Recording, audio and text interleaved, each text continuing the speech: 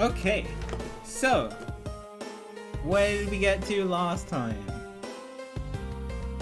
Last time we made a start on case 5, the final case in this wonderful game. And a lot happened. Oh boy, did a lot happen. So, to start off with, this takes place right after the end of case 4. So we exit the building. And as we exit the building of case 4, we get called over to this area outside of the Grand Tower in what we later discover as a film lot. And we see the body of the president, Dijun Huang, who, as you know, was the president from the first case who was almost assassinated, the president of Zhengfa. And his body was found at the film lot, and we have a picture of his body, I think, in evidence of exactly where it was found. Body surrounded by pieces of concrete, yellow stain on the clothes. So yeah, you can see it. It's right in the footprint, which you can see behind Lotta's hair. So we investigated the crime scene. So we're with Kay. We investigated the crime scene a bit. These two are evidence from the first case, and we find out that what's happening is they're shooting a movie here. So a temporary film lot, and the movie is called Mighty Moozilla versus Gordy. So Gordy is a callback, is a throwback to Ace Attorney 1. It's been a while. First new movie in 12 years. So there's also this theme of 12 years ago. The Battle of the Century. Mighty Moozilla versus Gordy. So this is a picture of like a poster. This picture. Oh boy. So they're shooting the movie here, and that's what these giant, or what they look like, footprints are like.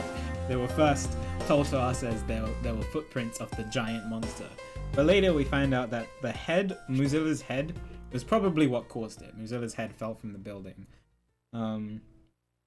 It fell from the studio roof and probably fell on the president himself, and that's what caused the giant hole. And we don't know why there are other holes here yet. We haven't fully investigated that. So this ties into like the previous case as well. So like we have the Grand Tower where the black market auctions were held. That's right next to the building, so it's over to the right. I'm not pointing to the left, but it's my right. It's over to the right of where we are right now. So initially we thought that he might have fallen, or I think Lang was saying that the president fell from. So Lang was also in this case too. We met up with him, and he's blaming Justine. I don't think we have the piece of evidence with us, do we? As to why he's blaming Justine, we don't. But I can.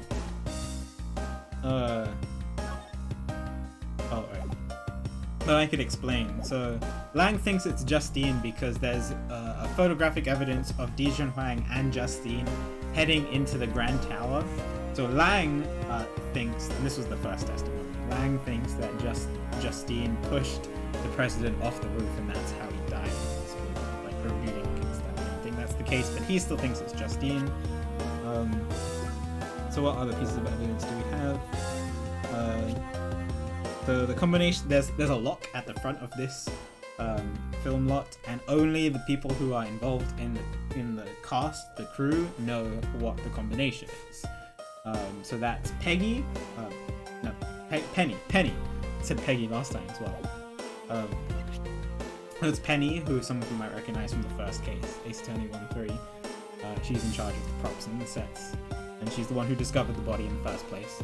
Called us over here. And then you also have, you also have Will Powers. He was the one who's playing the role of Moozilla, so he's also involved in the cast. And then you also have this little boy here, John Marsh. He's the lead actor in the movie. He is a bit stuck up, but as says, he's a bit annoying, but Yeah, he plays a part in the movie too, and there's some picture evidence of him practicing. And then there's a picture of him from Mozilla.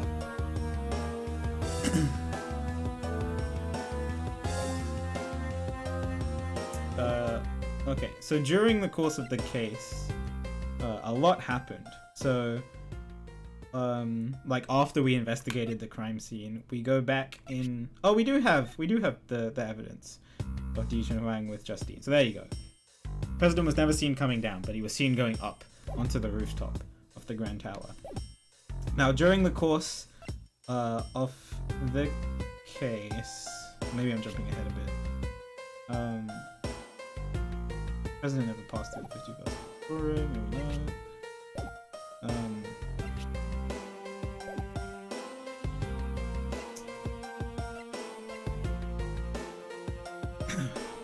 So yeah, during the course of the case, we go see Justine, and she is currently doing the trial of the warden from case 2 in this game. The defendant is, the defendant is a warden, and the defense attorney is Ray, and the prosecutor is Francisca, and they're supposed to have like clean evidence to show that the warden is the killer, but the evidence has been misplaced, and Courtney was about to rule that she wasn't guilty. And later, once we press her, we find out that she's going along with the non-guilty verdict because John Marsh, who's the lead actor in this, is her son, and she thinks that John is. Well, at the time, she thought that.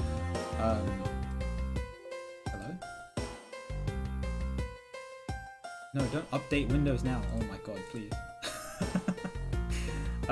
So at the time, she thought... Sorry about that. At the time, she had gotten a phone call saying that her son had been kidnapped. And John Marsh was nowhere to be seen. So when we go back to the crime scene and follow the evidence, like there are some witnesses saying that someone was taken away from the scene in a big box and was taken over to a picture of him taken over to the best house. And then when we go over to the best house and we search around, we do find a boy, but we don't find John. We find Sebastian in there instead, and it turns out Sebastian was the one who was accidentally kidnapped. So we talk to Sebastian for a bit. We get him to calm down, and what else do we tell him to? I'm trying to remember.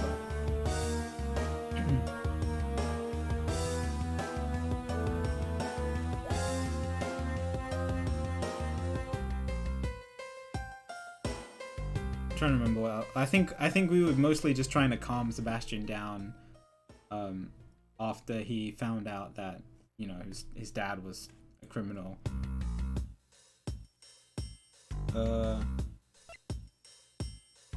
So then we go back to the crime scene to try to because it helped him find his way. Then we go back to the crime scene to try to find out where John was in the first place, because he was still reported missing.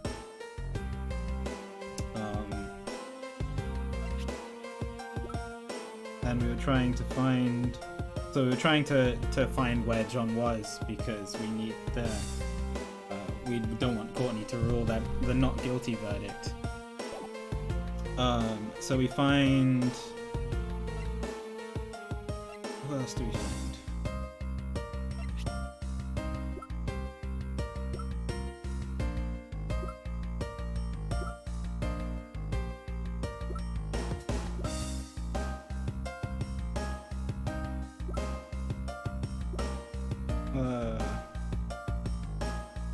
Trying to remember exactly the process that went on.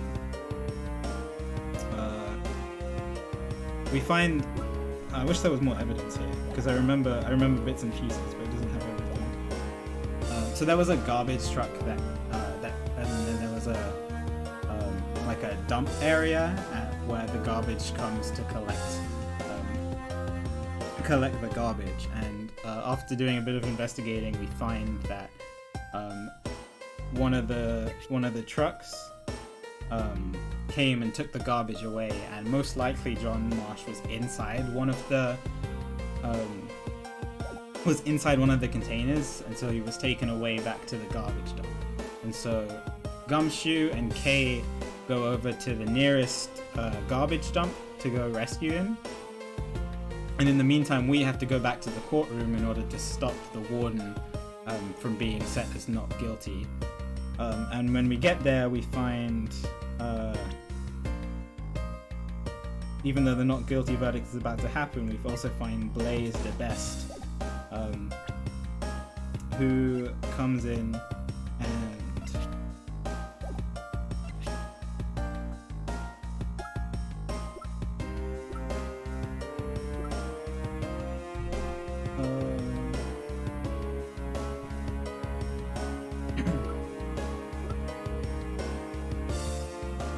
I'm missing pieces of evidence, I swear. Maybe it's because they're not useful anymore.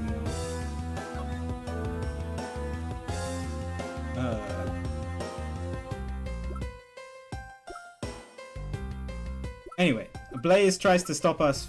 The long and short of it is Blaze tries to stop us from convicting Patricia Rowland, and so we have to try to find a link between Blaze and Patricia, and as to why he was the one who could have taken John in the first place, which we eventually do with the help of Sebastian. And I think that's basically where it ended.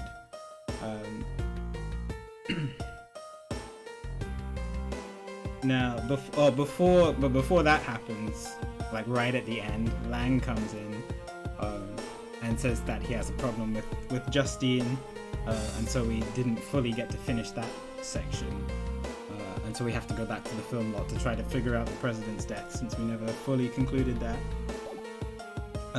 Now, throughout the course of that, we know that the mastermind had planted a bug on Kay, and we got to talk to them a little, but we still don't really know exactly who the mastermind is.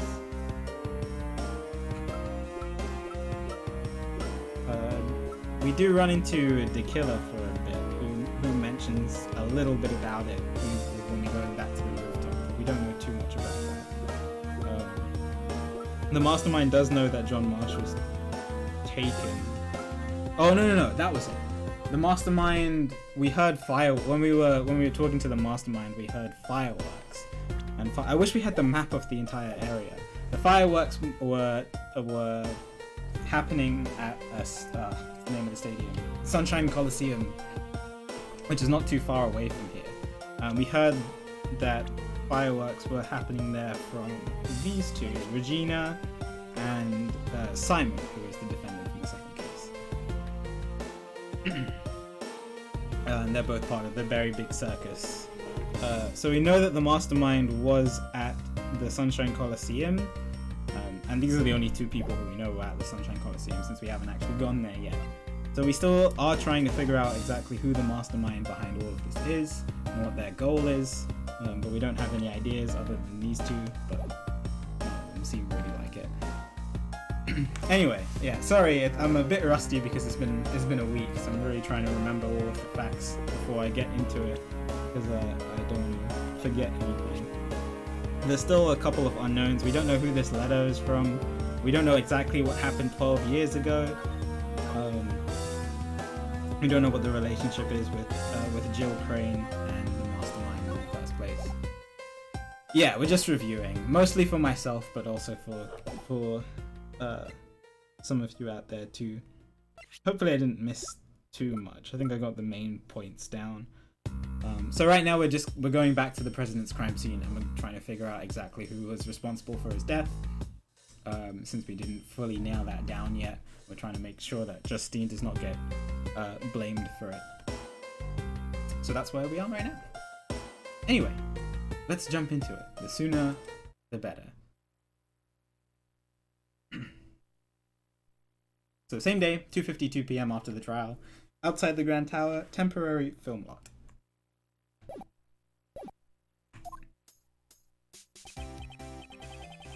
Oh, best theme. Could you please give it a rest already? The heck? I'm telling y'all, it's best for y'all's sake to come clean. The staff has their lips sealed shut as the reporters continue their tenacious negotiations. If you're not here to cooperate with the investigation, I must ask you to vacate the premises. What is happening? Put a sock in it, copper! Y'all couldn't even stop Mozilla's invasion! Not only did they secretly raise the giant monster, but now the staff is trying to cover it up. Oh yeah, and there were a couple witnesses saying that they saw Mozilla last night, and he was the one responsible for killing the president. But that's one of those people is Lotta, so we don't know exactly what's going on there. We still have to figure out that mystery. You said we haven't been raising any monsters here at the film lot. But ain't you said you done saw Gordy yourself? Sure, I saw it, but it's not like we were keeping it at the film lot.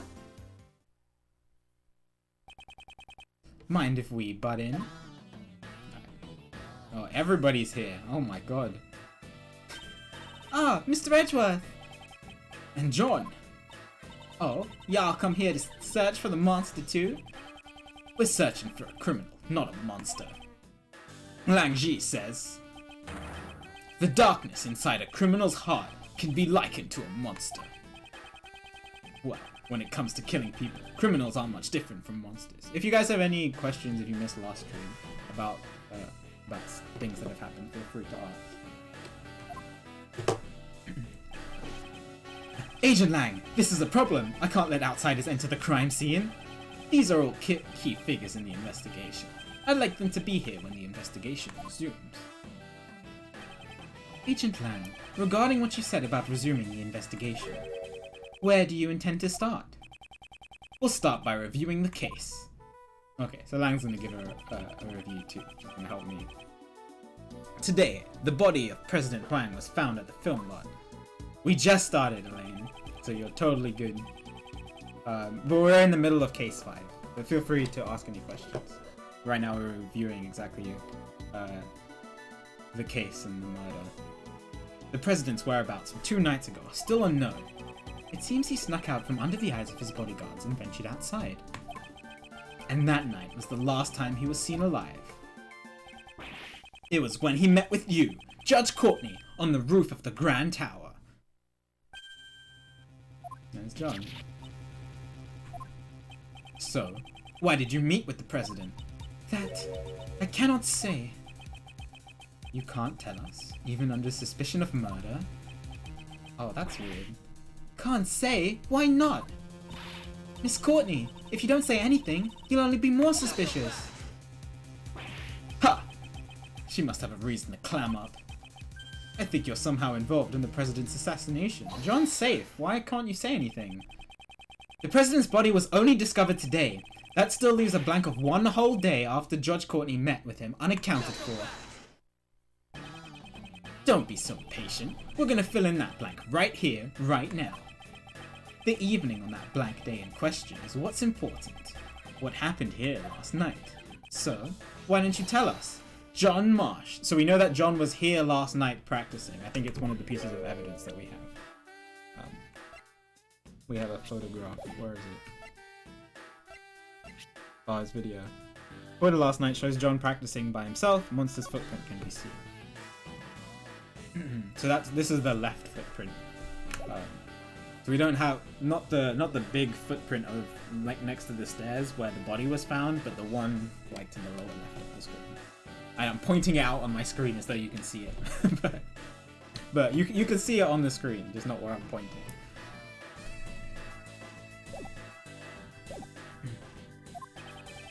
We know you were here last night. What? John was here? Between that little missy's testimony and the footprints we found, we can easily prove it. We also have video evidence too. I guess Lang is too good for that. John, you were rehearsing here last night, right? You were spying on me? I'm sorry, just came to check up on things. You really shouldn't be staying up so late, you know. Mind your own business!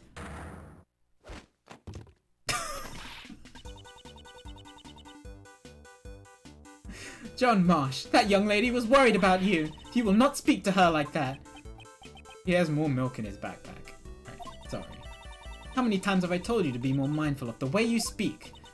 Is it just me, or does Miss Courtney's personality seem kind of different? She seems to be as strict with her own son as she is with those who violate the law. Are you listening to me?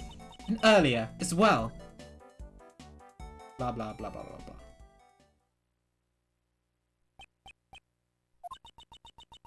You should always bear that in mind, no matter the occasion. What did they talk about? Can we get on with the investigation already? Pardon me. For Judge Courtney to get carried away like that. This must be her motherly side. Agent Lang, do you suspect John? All I want is the truth. Why was the president killed? And I want to know who killed him. I'll do whatever it takes to find out. It seems the president was like family to him. John, would you be alright if we asked you a few questions? Yeah, sure. It's fine, but nothing to hide anyway. Alright. Straight into the testimony. I wasn't feeling too great during yesterday's shoot, so I made a few bloopers. Oh my lord. They were shooting the scene today, so... Well, I decided to rehearse a little on my own, that's all. I do it all the time. There wasn't anything out of the ordinary. Okay, apparently a giant hole in the ground isn't out of the ordinary for him. You were rehearsing alone that late at night? John, when I called you last night, you told me you were at the hotel. You called him? About what time was that? I believe it was around 11 PM. I require him to call me every night. That's our rule whenever he stays away from home. Oh, what a good mom. The truth is, I was at the film lot during that time. So you lied to me? I'm sorry. Miss Courtney sure is angry. I think it's admirable that he practiced on his own, even if he hid it from his mum. I'm sure she was simply worried. Who knows what could have happened to him, out alone so late at night. And in reality, he did get caught up in yesterday's incident. Yeah. But John said there wasn't anything out of the ordinary, right? Is that really the truth? There's a giant footprint on the ground. I think that qualifies as out of the ordinary.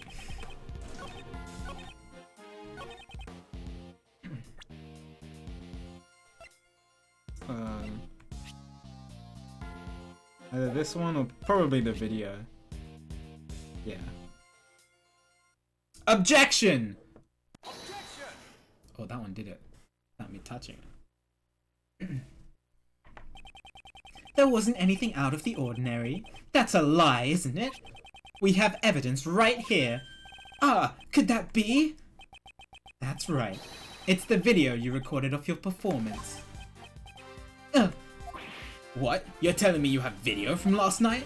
Exactly. Oh, Lang didn't know about the video. Okay. That makes more sense as to why he didn't mention the video when he said we can... John was probably here last night. And in this video, there is clearly something that is out of the ordinary. Is that the sound of the video being played? This is a monster's footprint. Would you say that monster's footprints are commonplace on a film set? Well, I mean, in this movie, you know, maybe it's not super out of the ordinary, but...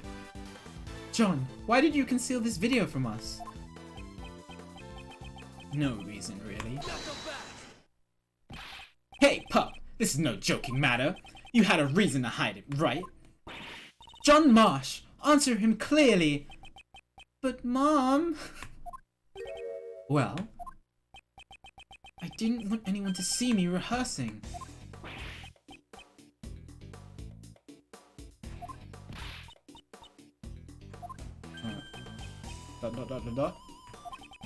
In other words, you're embarrassed about others seeing you practice.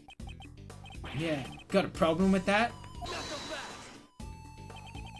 You're saying that's why you hid the evidence? John! Quit nagging me! You've already busted me. What more do you want? Oh my god, don't talk to your mom like that. Yeah, the footprints were there, but I just practiced and headed home. How come you're so calm after finding these footprints? It's a monster, you know. A real live monster. I thought it was just a part of the set. Besides, there's lots of other weird stuff around here too. He's suspicious, Chief. That kid's really suspicious. Yeah, right. The smell of a scoop stinks to high heaven. Shut up. We're done talking. We're not done here yet. What now? The monster's footprints weren't the only unusual things that happened last night. Besides the monster's footprints, what other unusual things happened last night? Oh, okay. I was testing my knowledge from last week. I didn't know this was going to be on the test.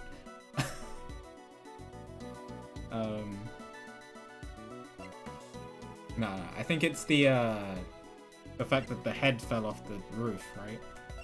Did that happen last night? I think it did. Yeah. Okay. Thankfully Edgeworth takes good notes, and it told me. Take that! Cheating off Edgeworth's notes. A monster's head fell from the roof of that building. Surely you must have known about that. I don't know anything about it. Is that true? I told you, I just practiced a bit, and then I went back. I don't know anything about Mozilla's head falling or anything like that. Or do you have evidence to show that I know something? Certainly isn't any evidence of that. Hi, Nesta! It's also possible that it fell after John had already gone back. If there's no evidence, then like I said, we're done talking. Seems that John doesn't really want to talk about last night. Could he be hiding something after all? Waiter! Agent Lang? It's as I thought. Thank you, Mr. Prosecutor. This video backs up my logic. Huh? Is there something in the video that's related to the case? Yeah. Take a look. Take a good hard look at the monster costume in the top left. Yeah? The Mozilla costume? What about it? Try comparing it with the one over there right now.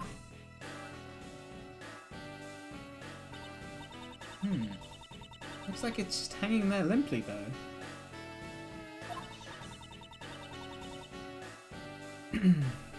And the zipper on his back is zipped up tightly. What?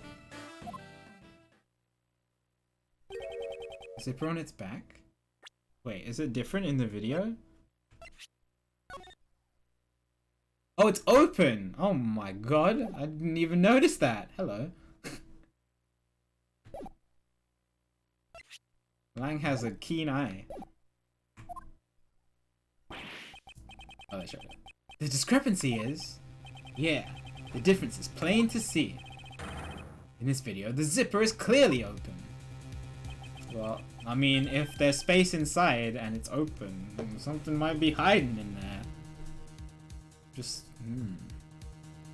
That's right. Someone was inside. What? Oh, someone was inside? Someone was inside?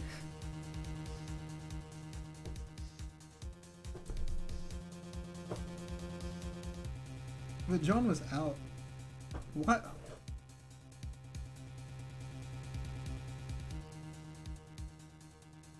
I don't know what Lang is trying to get at. Oh, maybe the body? Maybe that's why John didn't see the body. Because if... Oh... This is how he's gonna blame Courtney. Wait, but how would Courtney have put the body in there if she was on the roof last night? Unless she ran all the way down from the roof, put the body in there, and then ran away before John got on the scene?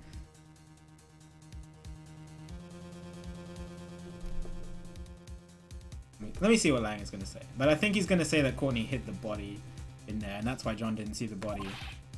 Mr. Powers, is the costume zipper usually? It's always zipped up tightly when it's not in use. Mr. Prosecutor, Do you remember?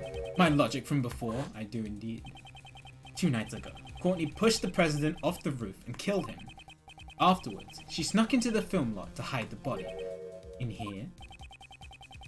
Wouldn't it be easy to hide a body in a costume or behind all this equipment? Then, all she had to do last night was retrieve the body. You're saying the body was hidden inside the costume? Yeah, that's right. Judge Courtney, 2 nights ago, you pushed the president off the roof of the tower. You then hid the body inside the monster costume. I did no such thing. Say what you want, but you're the only one who could have done it. That should have already been proven impossible. The film lot was locked at the time. Yeah, how could Courtney have even gotten in here? Judge Courtney could not have entered this place. And what if there was an accomplice? What? What? I'll tell you my reasoning, so listen up. Alright then. Who's the accomplice? Oh my god. No, dude! He's the 13-year-old boy! Lang, please!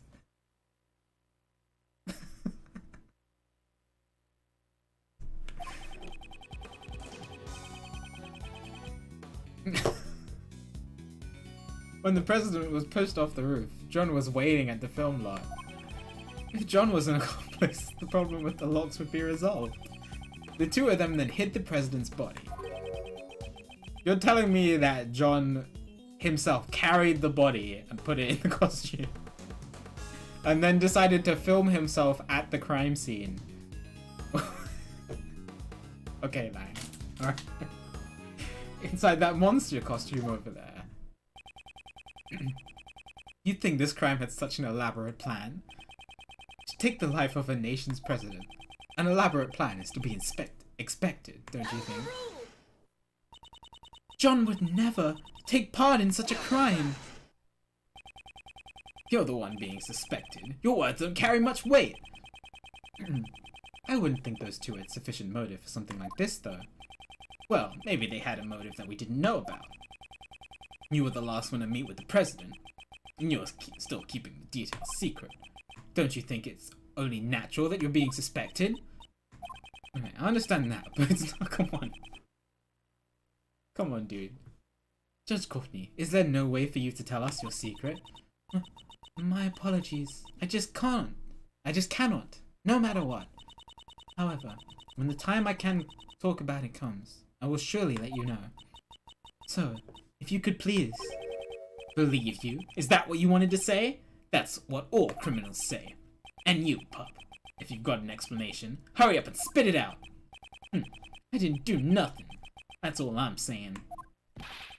Both mother and son won't talk. You still gonna defend him like this? It's true. Judge Courtney's actions are a mystery. However, we still don't know whether or not that ties in with a motive for murder. Yeah, that's right. Their motive for murder can wait. For now, let's talk about the situation surrounding the crime. And the fact that these two are the only ones who could have done it. Alright.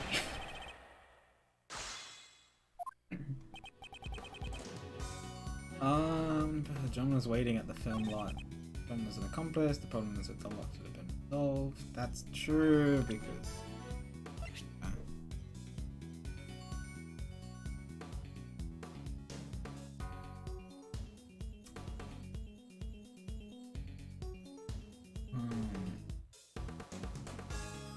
But why would the rear entrance be forced open if John could just get in the front door? Or the front entrance?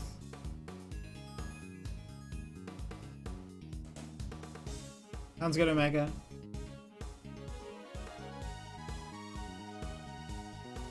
Yeah, that doesn't... I mean, that doesn't add up. Let me press this first, so I'm 100% sure. Hold it! How would that resolve the problem? Figured you'd ask that, Mr. Prosecutor, but you know, it's actually quite simple.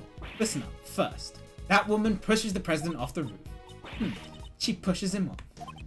Then, that brat, who knew the combination for the lock, unlocks the film lock. I see. The combination unlocks the... Okay. Please be helpful. The combination unlocks the brat. Okay, it's the opposite. That's all it takes. With this, the problem of the lock is solved. Your theory that she couldn't get in because she didn't know the combination no longer flies. Regarding the lock, that certainly is a plausible explanation. Right, but why would the rear entrance be broken into?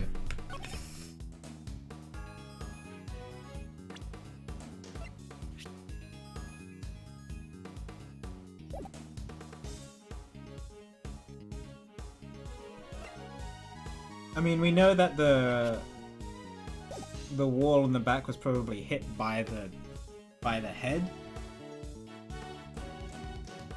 but the rear entrance being forced open is different, I think. Let's try it. Objection!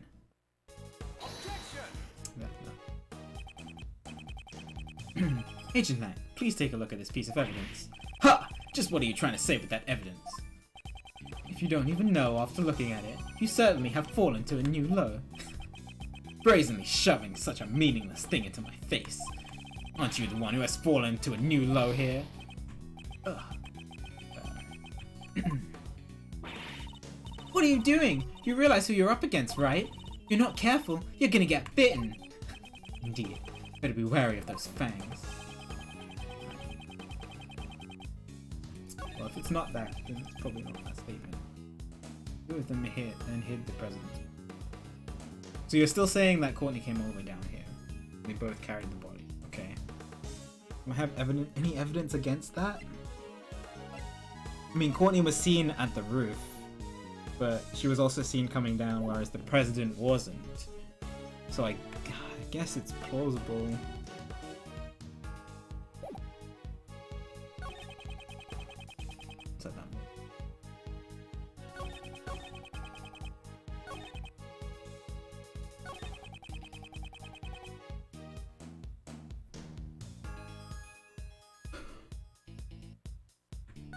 I'm gonna press on this one.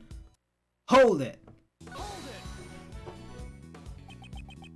Supposing those two were accomplices, why would they have needed to leave the body hanging there for an entire day? Why don't you give it a rest? Take a good hard look at reality. Thanks to their trickery, our investigation has been confused up until now. Doesn't that about answer your question? Got it? Those two hit the body. Alright. I thought the contradiction might have been in Courtney's way down, but it doesn't look like they want to talk about that. Alright, maybe it's about how they hid the body inside the costume. Hold it! In the video, we cannot see the inside of the costume, so can you really say for certain that the body was placed inside? Yeah, I'll give you that one. In that case, why don't we try examining it? Yeah, let's look at that. The inside of that costume. There might be some traces left inside. Mr. Powers, may we examine the inside of the costume? Sure, go ahead. But it might be kind of stinky. That's... Okay. Thanks for the heads up. Since I sweat a lot in there. Oh, hello. This is incredibly dirty. Ugh. That's strange. Always make sure to clean it after using it, so that the sweat doesn't damage the costume. Looks like it was set on fire, maybe? Isn't this just proof that someone besides you used the costume? I'd say that dirt from the body probably got into the costume. The president's body did fall on top of the monster's footprint. That must be where the dirt came from.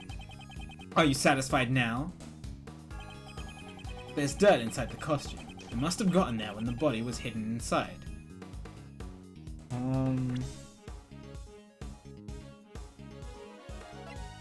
That right?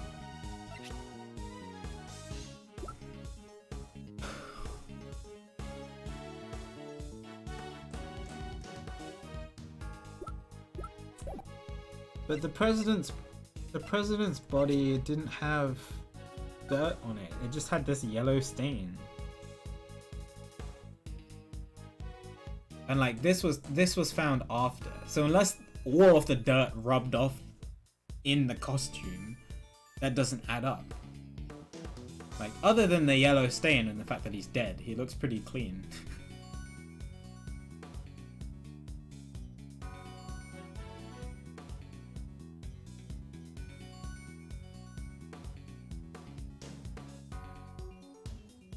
No, mustard's a heck of a stain.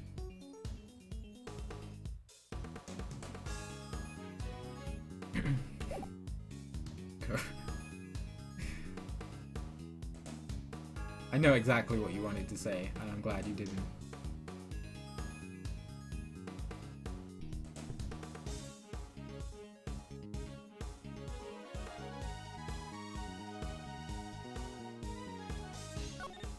I think that's right. Yeah, there should be more dirt on the body. Objection!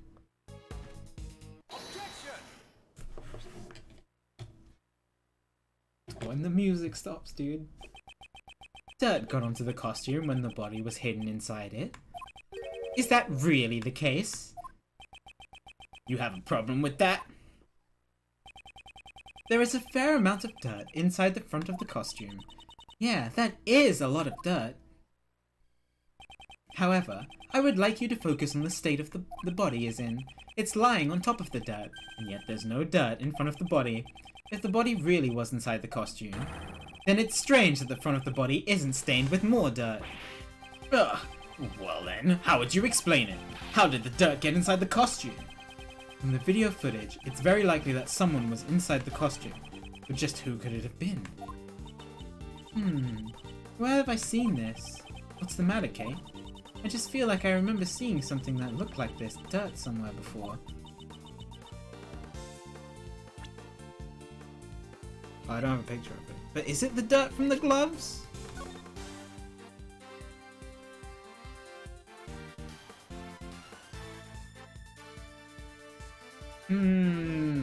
Is that what she's trying to get at?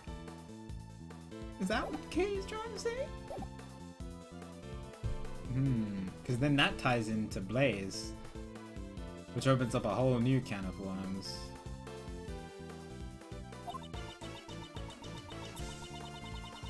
There were these bits of grey fragments mixed in with the dirt. That was my first thought as soon as I saw the dirt. I went straight to the gloves. Then I was like, that doesn't contradict his statement about the body. Grey fragments? There does seem to be something other than normal dirt mixed into it. Something must have gone stuck onto it, and lots of it, I might add. Oh, let's not go there again, actually. Something got stuck to it. This may merit a closer look. Where did we see dirt that looks like what's stuck on the inside of the costume? I think it's the gloves. No, I'm pretty sure it's gloves. Take that! Take that! This dirt has some grey bits mixed into it. Huh? What of it? We found an item belonging to a certain man that was covered in the same type of dirt. That is to say, these gloves. Those dirt stains certainly look the same, but tell me, just what exactly is this grey substance? This grey substance is...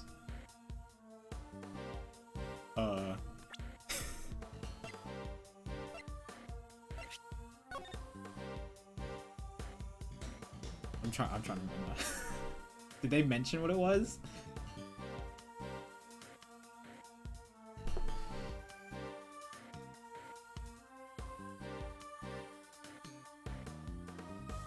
I don't remember.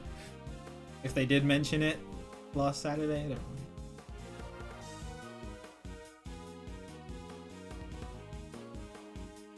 Oh, I have a 1 in 3.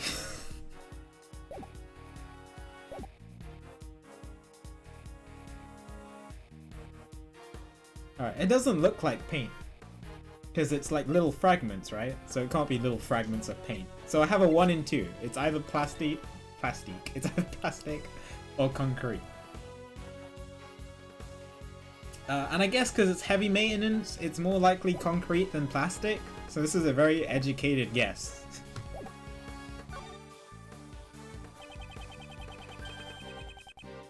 This grey substance must be fragments of concrete. You mean the stuff that was scattered around the monster's footprints? Okay, okay. Exactly. I'm not sure if they mentioned it last time or not. Meanwhile, who do these gloves, which are stained with the same kind of dirt, belong to? Oh, I remember! We found it at Blaze's place! Earlier today, we went to Blaze's garage. There, we discovered these dirt-stained gloves. Come to think of it, there were also hammers, shovels, and other tools placed inside as well. Why would mechanics' gloves, intended to be used on machines, be covered in dirt? What's up, Golden Witch? If he broke the concrete with the hammer, and then dug into the soil with the shovel, and it's only natural for dirt like that to get on the gloves, then maybe... Yes, the true nature of the monster's footprints has been made clear. It's possible that these footprints were dug up by Blaze the Best himself. That's a pretty big brain theory. It's possible. It's possible, you say? Please do enlighten me. Cause I honestly have no clue. Why on earth would he do something like that? Why did he make the monster's footprints? Thinking about it, the answer must be...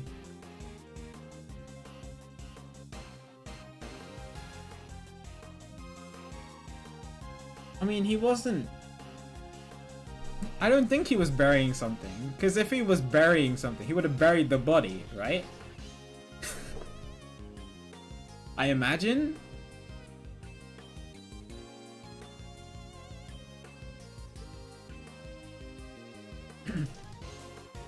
Edgeworth definitely is taking us for a ride. It's like case 3 all over again, when Edgeworth just big brain a huge theory from the case 18 years ago.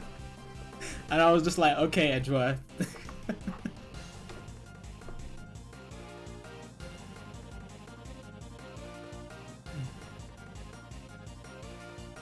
Oh yeah, I mean, I feel like if he was burying something, he would have buried the body, right? If he was the one who killed. So it makes more sense that he was digging something up.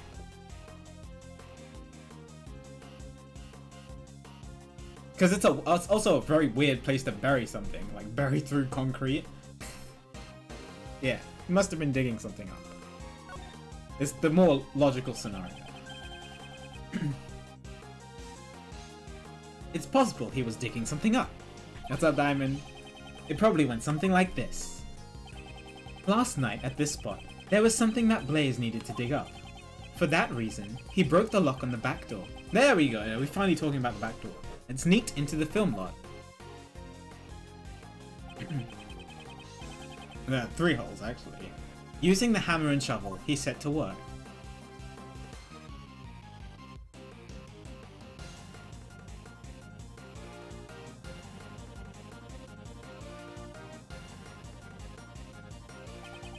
He placed the items he dug up into his bag, but before he could fill in the holes.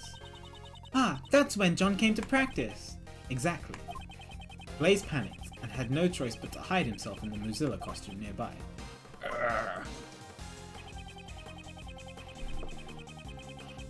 To think you would deduce so much from just a pair of dirt-stained gloves. However, all of this is merely a possibility. There's still no proof that he was the one who was hiding inside that costume. For all we know, he might have left the scene once he finished digging. On the contrary, such proof does exist, and can be seen in the video. When this video was recorded, Blaze was definitely inside the film lot.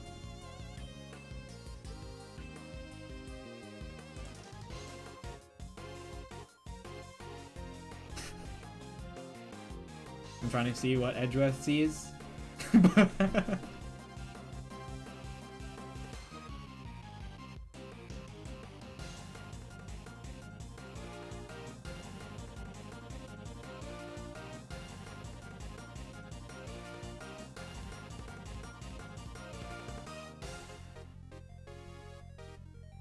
I'm looking at the costume. Unless that's Blaze's hair in the top left, but I don't think so. I think that's the costume.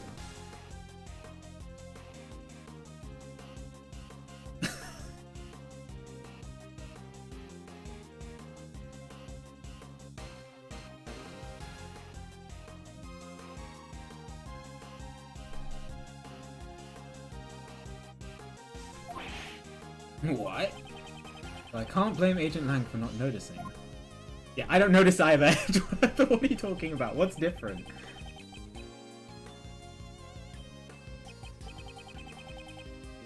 Oh, the bag?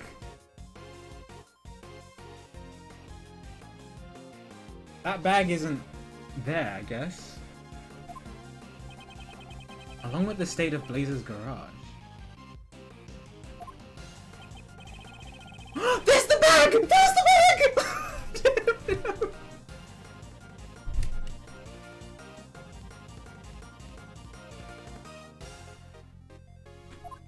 Okay, it's the bag.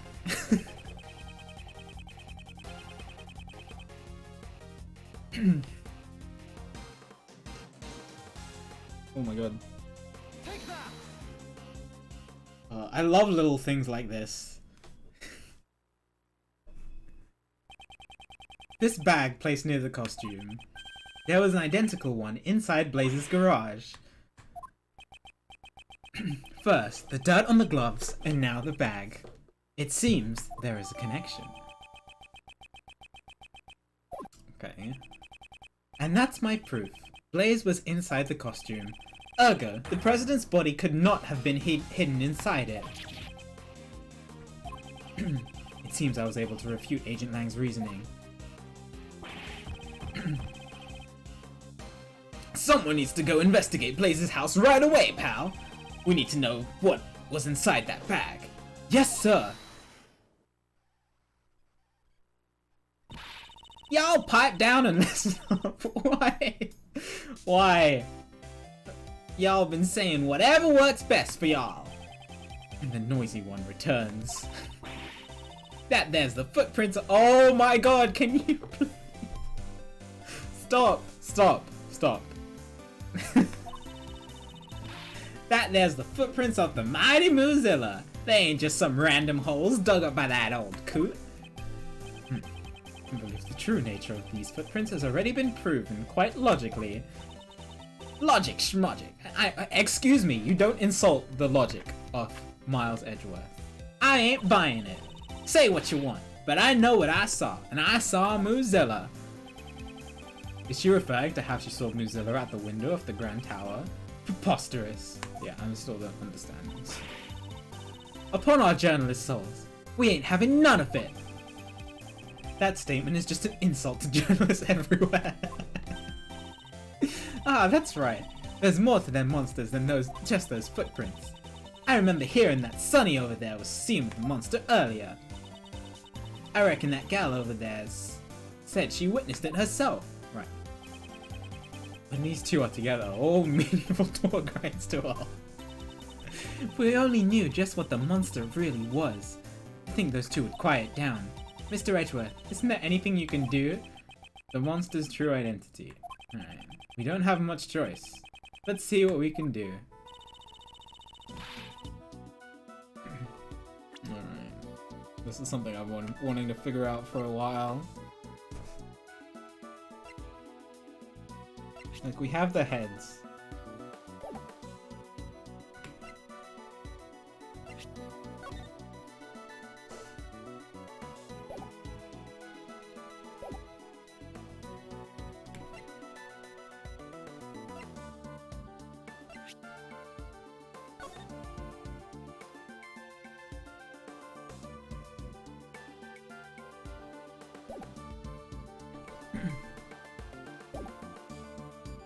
Isn't there something y'all ain't telling us about the monster?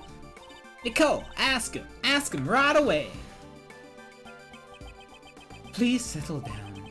Regarding the true identity of that monster, I already know what it is. Of course you do, Edgeworth. What'd you say? That's right. The video John recorded provided the hint that I needed. Okay. Hang on. Let me catch up, Edgeworth. I'm trying my best.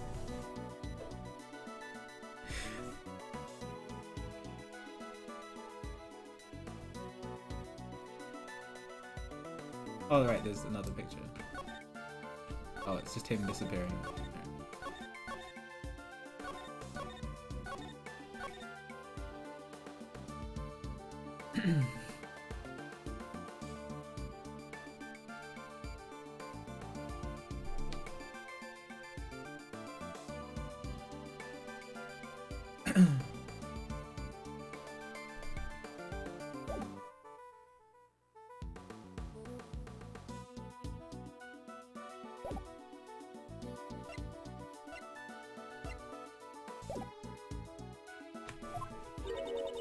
What you talking about? Miss Nichols saw Gordy when she went to check up on John's practice. At that time, she mistook something for Gordy. Something long and thin, right? The tail of the costume? No. What else is in here?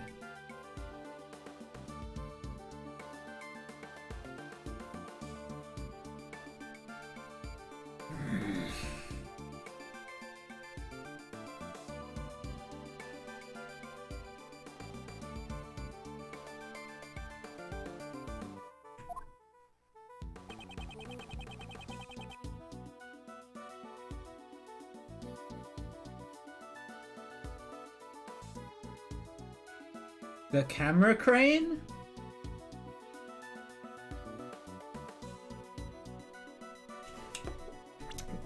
The camera crane was used to take this footage because of how high up it is. And judging by the position of the spotlight, maybe it created a shadow. And maybe that's what she saw? Or maybe she was just at a weird angle and she assumed that, that the camera crane was a giant monster. Either she saw a shadow or she's just very tired.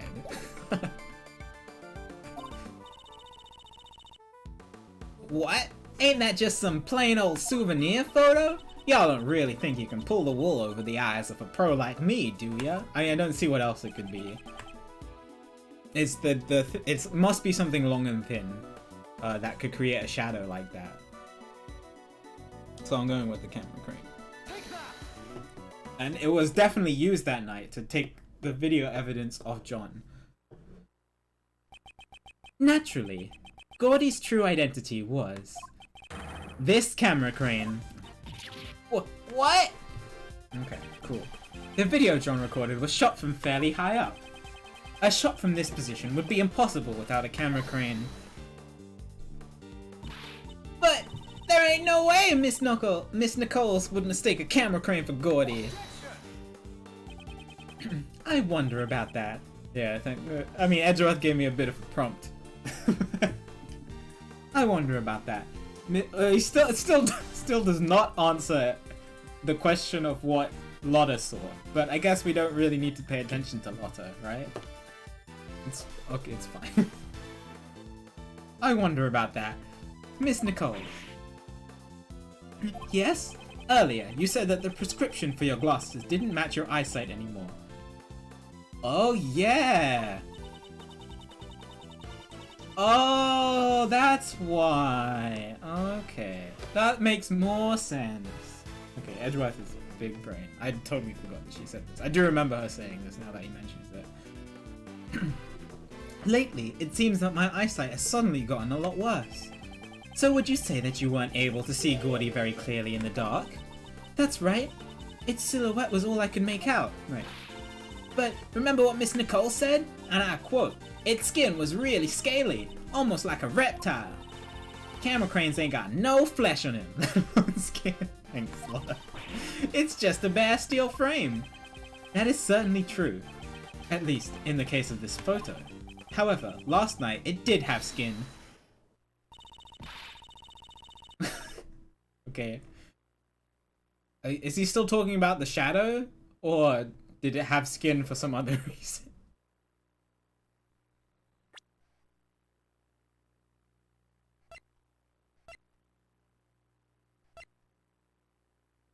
Y'all just doing whatever you can to get in the way of our big scoop, ain't ya?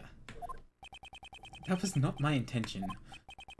But since I've come this far, it's time to put an end to your nonsense. Thank you, Edgeworth. Is it the bag, maybe? That bag that was used to cover the crane when it rains, right? I think that's what it was. It's been a while. It's the first investigation. But I think that's what it was.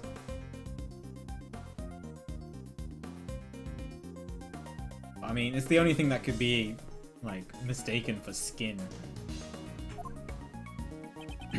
This is the skin of Gordy that Miss Nicole saw.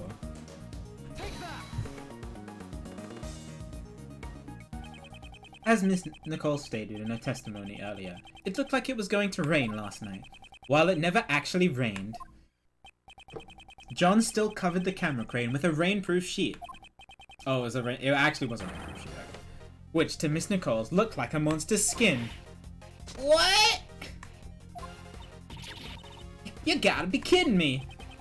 Isn't that right, John? Man, you saw through it all. Not bad, old man. Unfortunately, the Gordy that Miss Nicole saw was nothing more than an illusion. Not again. Looks like my dream has shriveled up and died once again. Mentor. Okay, can we get back to the case now? Seems like things have finally settled down. I really thought the boy was hiding something from me. Guess I had it all wrong. Now that we've figured out the true form of the monster, everyone seems refreshed. Actually, there's two people here who are totally bummed out. Agent Lang! Forensics is back.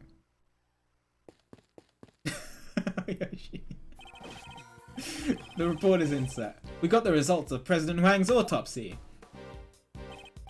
Good, show it to me. Contusions and bone fractures found across the body, resulting from tremendous pressure. So this was the cause of death. In other words, he was crushed to death. Yeah, by the giant statue head, right? That's what we assumed.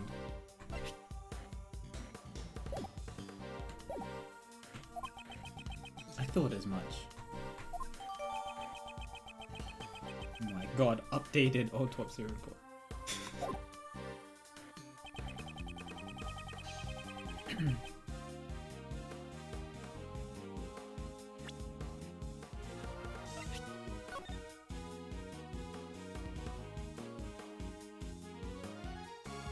Yeah, we still don't know what the other thing is. Stay at 11.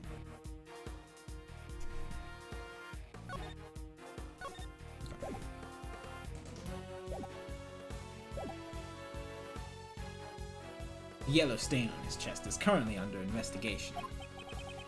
But it seems that gunpowder residue was found on his right hand. Did I just miss that from the report? I did, I'm blind. Okay.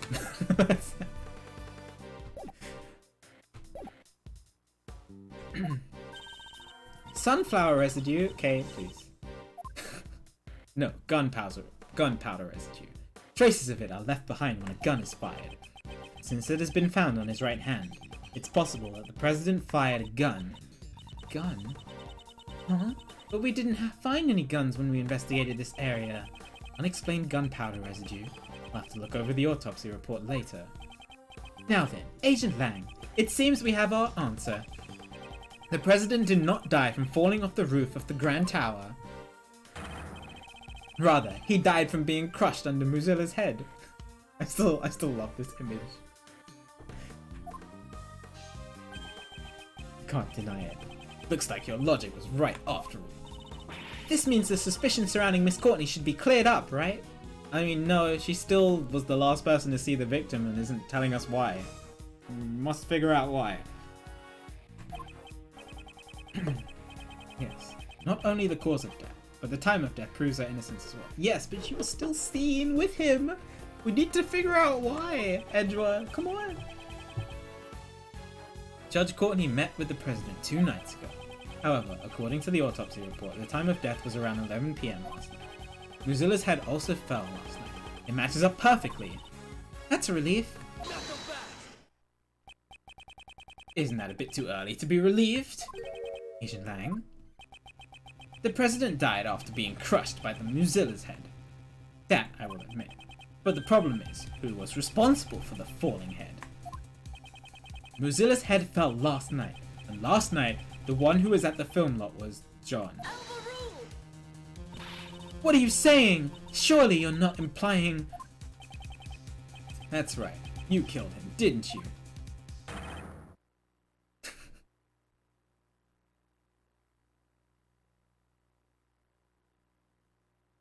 I'm just... okay.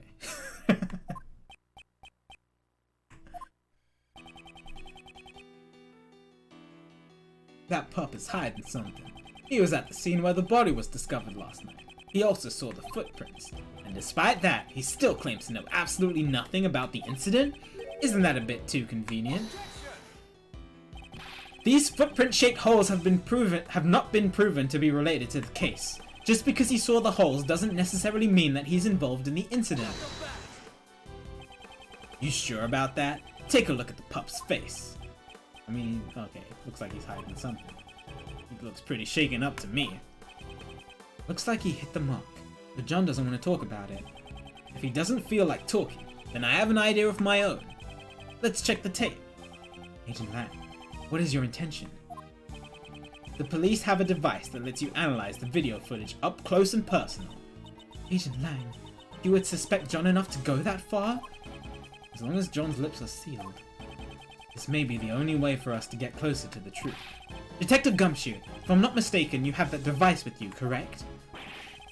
Mr. Analysis is oh my god, it's been ages. It's ready to go, sir. This is where we zoom. Now we're talking. Prosecutor Edgeworth, would you please perform the video analysis for us? She wants me to do it? Who knows what kind of faults that wolf man would find in it. Last time I had to do this, I had to look at I had to get super close to my DS. Oh yeah, last time I got so close to my DS, my nose touched the screen and it pressed for me. I remember that. This isn't exactly my strong suit, but I suppose I have no choice.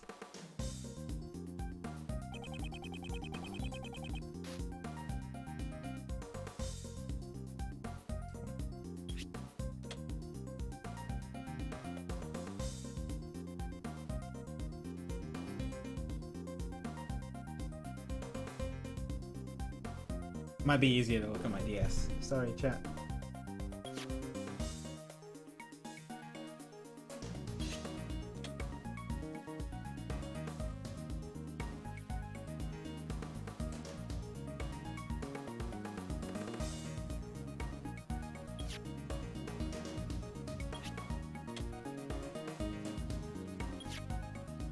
This part is way too dark to see. Oh my god!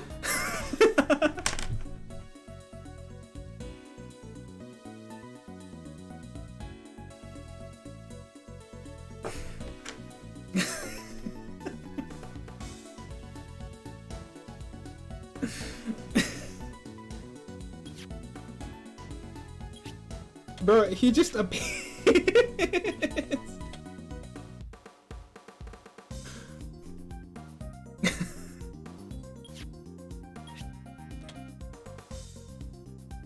I wonder what the new clue is on the video. This is... What's the matter? I want to see too. Ah! Hey, what's wrong? Show it to me. Prosecutor Edgeworth, I request you submit the evidence to the court. So, the president was alive? Or somebody propped up his body? I don't know. Please take a look at the top right corner of the zoomed in video. This person is... The president! Impossible! Huh? No way! It seems we finally found it at last. The evidence that points to the true killer. This video places John at a major disadvantage. You're wrong! That's not right! I didn't know anything about this! That's not gonna cut it. It's clear that you and the victim were together at the same place where his body was later found. That does look really bad. John Marsh, there's no doubt you killed the president. No, this can't be! Why? Why would you... John, please don't tell me! Did you really kill the president? Mr. Edgeworth, is this really decisive evidence? Mr. Prosecutor, looks like even you can't object to this. That pup said he didn't know anything, right? And yet, the president's right here in the video. John, what are you hiding? John, please tell us the truth. The truth is, it's all my fault. What? John Marsh, what did you do? Mozilla's head falling was all my fault. Uh-oh. Uh-oh. What happened? Oh my god, presto. Is this it? Is this the end of the game?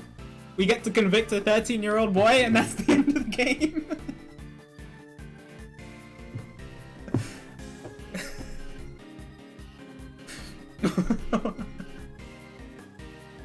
While I was setting up the equipment on the roof, I used the heater. Uh-oh, that's how the fire started. After that, I went down to practice, but I forgot to turn it off. Then my mum called me, so I left the film lot. When I came back to the lot after the phone call was over, Mozilla's head that was on the roof had fallen. Right next to it was the president, lying dead on the ground. Oh. Okay. How can that be? You see, there were indeed traces that something had caught fire on top of the roof. It was just a small fire, so I was able to put it out by myself. So, the president's death was John's fault? But wouldn't that make this an accident, sir? And then, what did you do with the fallen head? I took it apart, brought the pieces up to the roof, and put it back together.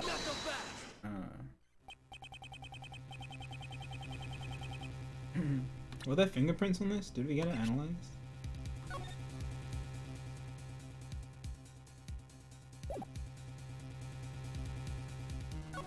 We have a chunk of it. So he put it all back together, but apart from this part of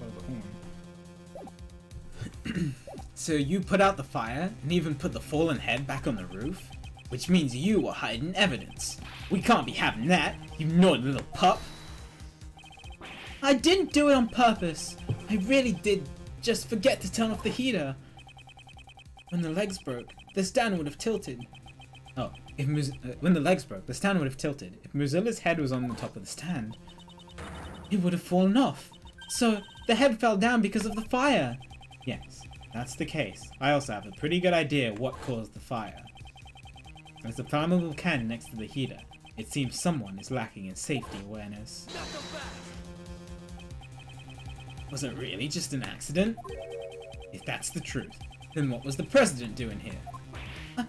I don't know. There was no one else around when I was there. You expect me to believe that? The president wouldn't have just come to a place like this without a reason, you know. Indeed, the president's reason for coming here is still a huge mystery. 2 nights ago, he met with Judge Courtney on the roof of the Grand Tower. And last night, he was here at the film lot. Did he meet with John?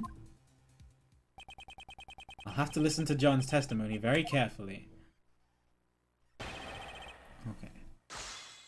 I don't know how we're gonna rebuke this one. We have to prove that somebody else was there if we're trying to believe that that it wasn't his fault. Well, setting up the equipment on the roof. Let's forget this. Press the I used the heater. After that, I went down to practice, but I forgot to turn it off.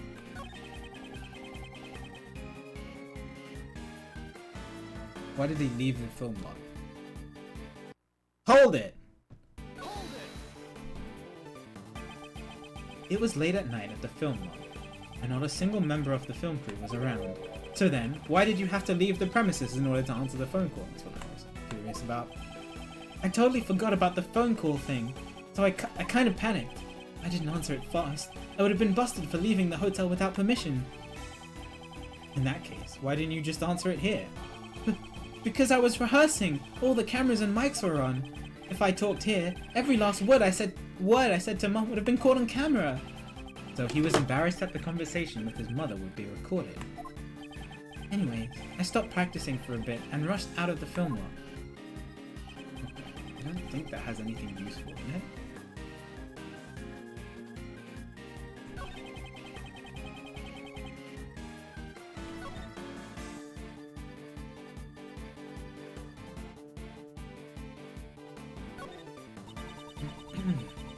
It'd be pretty scary to see a corpse just suddenly appear out of the blue like that, not to mention the fallen monster head lying next to the body.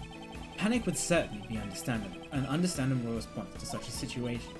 But still, all things considered, this was just an accident, right? Indeed, that is, if we decide to take John's word at face value.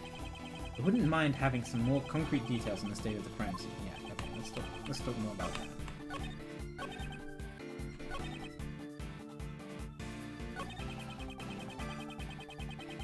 Let's talk more about it. Explain it. Tell us more about the crime scene. Hold it! What was the state of the body? I didn't get a good look, because it was dark. He suddenly became as quiet as a mouse. Guess John doesn't really want to remember anything about the body. Is that the only reason why he's gone so quiet? Should I press him for more details? Heck yes. We need to figure this out. It was dark, okay. You didn't get a good look. Then how did you know he was dead? Well... He's clearly shaken. He must be hiding something. Wouldn't you normally call for help if you see someone collapsed on the ground? However, you did nothing of the sort. But he was already dead. If that's so, you seem quite certain that the president was already dead. Now, is there a reason for that, I wonder? The guy was collapsed on the ground, and right next to him was the fallen monster's head. I'm not stupid. It wasn't hard to imagine what happened. You can imagine whatever you want. There's no way for you to know that he was dead. Edgeworth doesn't care. He just wants the truth. But there was no way for you to know that he was dead. You actually checked to make sure the president was dead, didn't you? Yeah, that's right. I was scared, but I got up close to the body and checked to see if he was breathing. Thought as much. However, why would he hide that? There must be a reason. Please tell me the state of the body at that time. At first, I didn't know he was dead. I would have realized sooner if there had been any blood. There was no blood. But there wasn't a single drop, and his clothes were completely spotless. Either way, he wasn't breathing.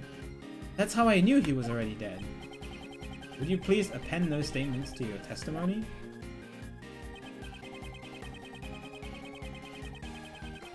His clothes were spotless! Oh my god! What about the mustard stain? Objection!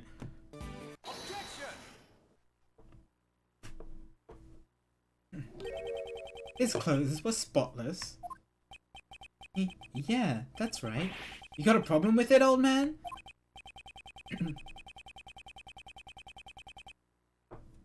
Yeah, I gave him a higher pitched voice because he's panicking at the moment. It is painfully obvious that you are desperately trying to hide something from me. What are you going on about? I'm not hiding anything. You are hiding something about this yellow stain on the president's clothes, correct? Oh my god, what if it's like milk and it just expired overnight?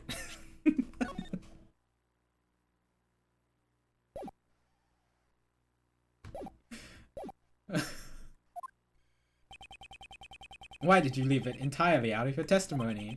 The fact you made no mention of it only serves to cast more suspicion upon yourself. That's because... I hope you have a convincing explanation. What? What's up, Courtney? Judge Courtney? Allow me to explain.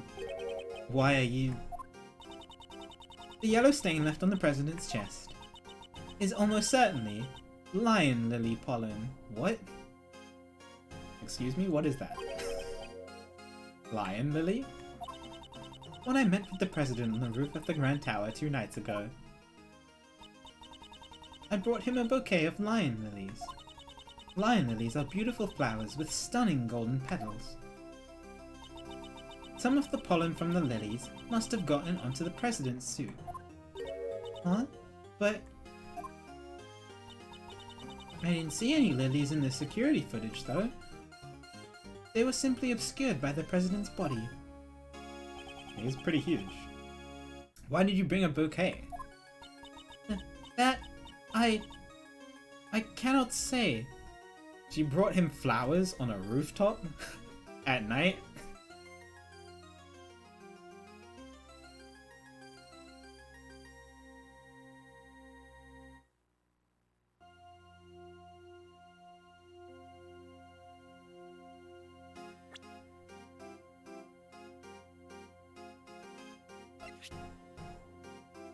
Are they involved in some way?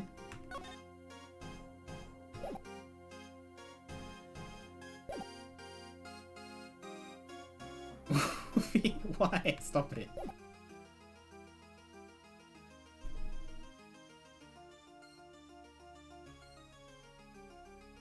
I mean, it's just kind of strange. Her at night to bring in flowers on the rooftop, really big, like tall rooftop, where like there's a romantic garden area. Hey! You're keeping way too many secrets. You won't tell us why you met with the president or the reason you brought him flowers? My apologies. However, I did give him the bouquet. That much is true. But when the president's body was discovered, we didn't find any flowers. I honestly don't know how that could be.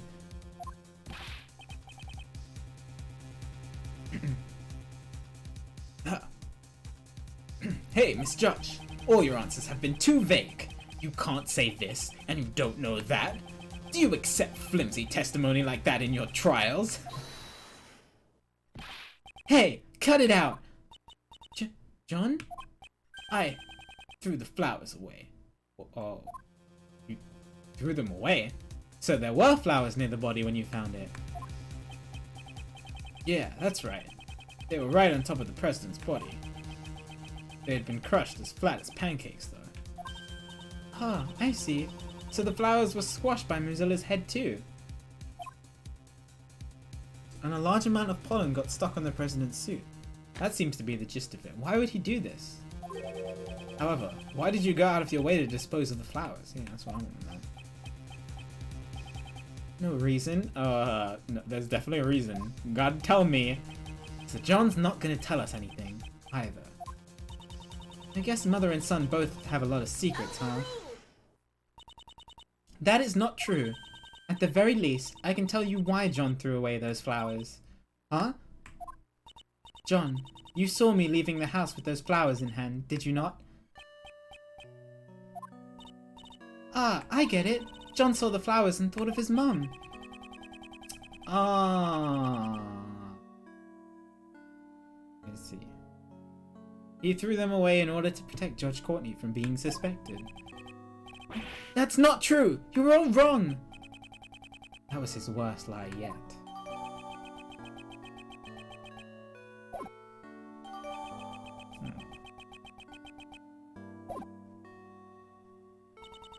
I often decorate our house with those flowers. The bouquet must have reminded him of me.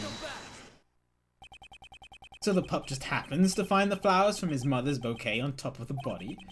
That's why he threw them away and kept silent about the body? Huh, that's a tidy little story if I'd ever heard one. And what's wrong with that? I suppose you prefer untidy, messy stories, Agent Lang. Oh snap, okay. Don't tell me you've forgotten already, Missy. That pup confessed that he caught the monster's head, that he caused the monster's head to fall last night. Oh, that's true, but he's currently the only suspect in the president's murder. It is true that there are many reasons to suspect John. However, there is something other than John. Oh, someone other than John who is far more suspicious. What'd you say? John himself was kidnapped by that very person not too long ago. And we rescued him from the refrigerator warehouse near the harbor. A refrigerated warehouse? That's right, pal. Oh, it was Gumshoe's talk. Yeah, I want this this picture is what I want in my organizer. The refrigeration wasn't turned on, so he wasn't about to freeze to death.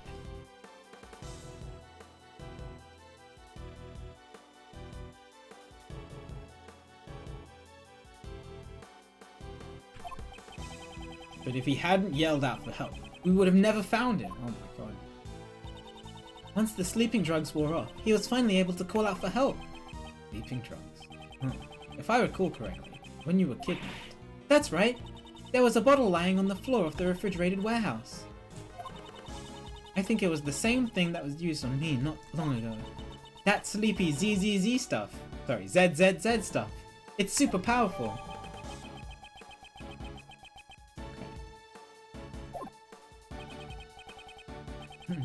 How about it, Agent Lang? John is clearly a victim.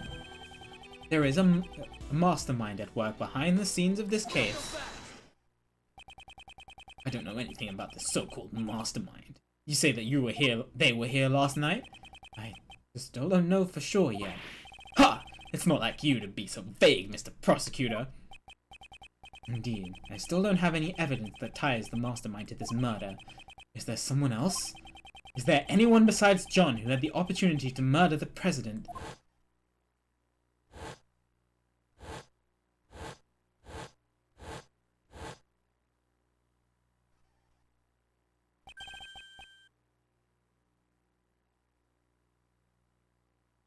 That's it? As I thought, in the end, that pup is our only suspect. Isn't there one more suspect, Agent Lang? What's this? Didn't we prove it earlier? Last night, there was one more person here.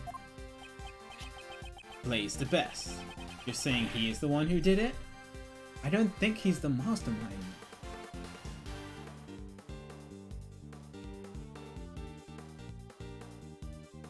He wasn't at the Sunshine Coliseum when we were talking to the mastermind.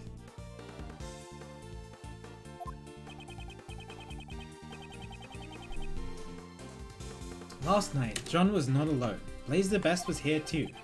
Shouldn't we consider him to be a new suspect? Blaze the Best killed the president? It's entirely possible. Blaze the Best.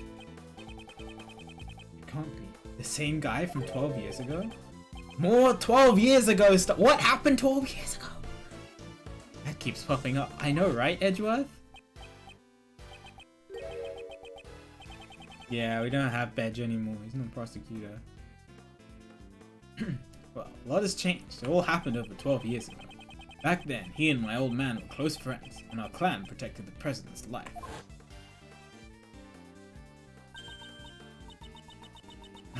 Don't tell me you're the one from 12 years ago. You got it.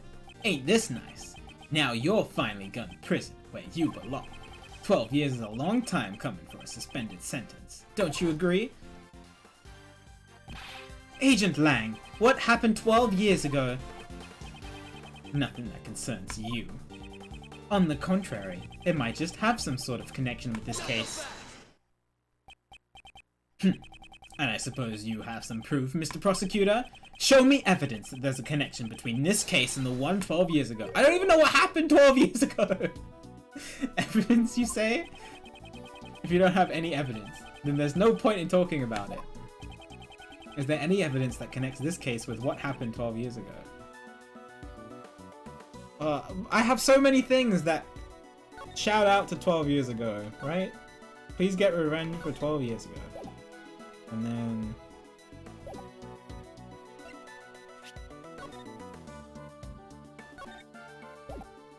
wasn't it? I think that was something else, right?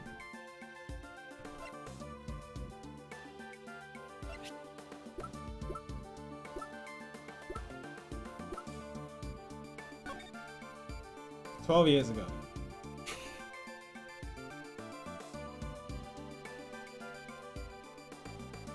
Wait.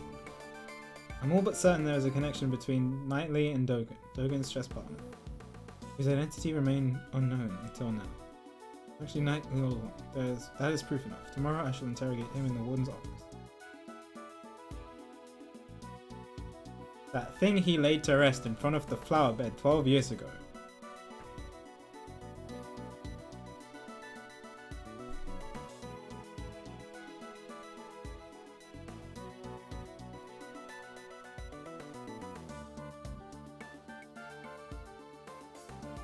I mean, this was sent to Blaze, right? The thing he laid to rest in front of the flower bed 12 years ago. I really need to know more about this, but this is the connection. I'm just confused as to what it could be in more detail. Take that! Take that! This is a report written by Patricia Rowland to Blaze the Best regarding Knightley. Please read this part here. That thing he laid to rest near the flower bed 12 years ago?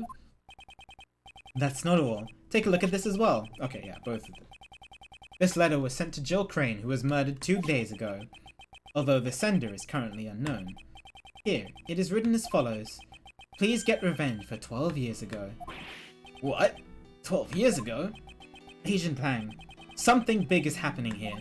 Jill Crane's murdered 2 days ago, and now the president's murdered today.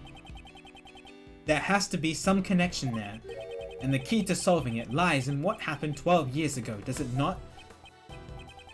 You're asking me to reopen the old wounds of the Lang clan? Agent Lang, I beg of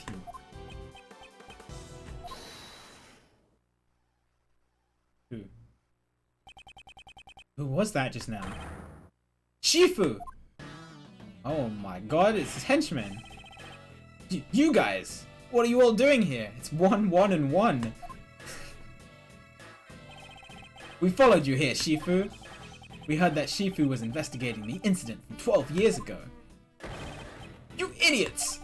I'm not your boss anymore. Get back to your own posts. Sir, we can't do that.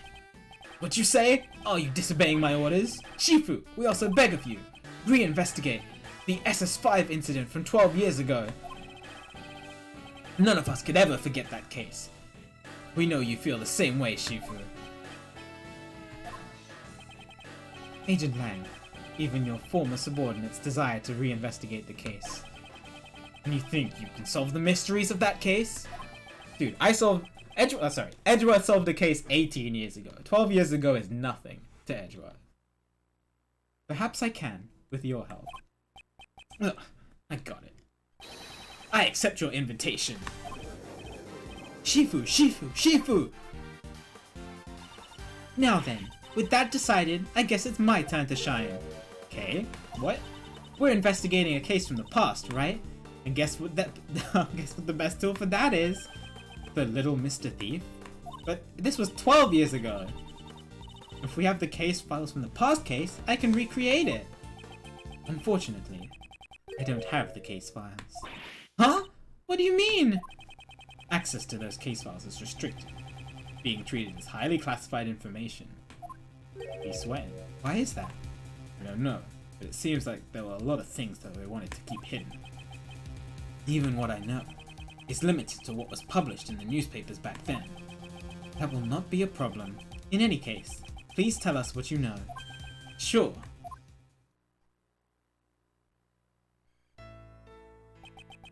The SS5 incident. The incident occurred on a winter day, 12 years ago. It was the 10th of February. The police department in this country received a call from a group of kidnappers. We've kidnapped President Huang, they said. Kidnapped? The SS5 incident was the case of President Huang's kidnapping. They demanded a ransom of $100 million. Oh my god. 100 million? Wait, just how much is that? It's such a large amount, she's having trouble visualizing it. That night, my old man was the last person to meet with the president. They were together at the Zhengfa embassy until midnight on February 10th. After that, no one knows what the president was doing up until he was kidnapped. With the president's life at stake, the Zhengfa government frantically gathered the money. After that, the ransom was delivered, and the president was returned safe and sound. So, President Huang has been president since 12 years ago. That's really amazing. Well, being in office for so long is just a small part of how amazing the man is. Lang seems a bit happy when he said that. And what happened to the kidnappers? Well, top secret covert investigation was carried out. Then a secret trial was held. A trial? Does that mean the suspect was caught? The suspect was Patricia Rowland. Then, The reason you came to the prison a few days ago. Ah, that's why he was here. Interesting. So I decided to go back and reinvestigate what happened 12 years ago. First, I had to get a good look at the face of my target. So the trial 12 years ago ended with a not guilty verdict. Yeah. Back then, my old man was in charge of every aspect of the president's security. He took responsibility for the kidnapping and was relieved of his post as bodyguard. But he continued to investigate as a regular police officer until he finally found the culprit, and it was none other than Patricia Rowland. There was no way she could be innocent. However, the result was a not guilty verdict. In the end, the case went unsolved. Crushed in both body and soul, my old man resigned from the police. What was the basis for arresting Patricia Rowland? There was a lot of evidence, at least that's what I think, but I can't see those documents for myself. So that's where my story ends. What should we do? Only this much information. Even the little thief would have a hard time producing a recreation. Can Courtney, like, unseal them? She's pretty high up, isn't she? Ugh. Is there really nothing we can do? Looks like you could use some help. Oh, who's coming? Who's that? Oh, hello. I was wondering when they were going to join us. Francisca? And Mr. Shields, too! We finished up with the trial. Finally managed to catch up with you guys. Here, take this. Thank you. This is... Ah, it's the case files for the SS5 incident, sir. Oh. How did they know? Okay. Oh my god, Francisca's psychic.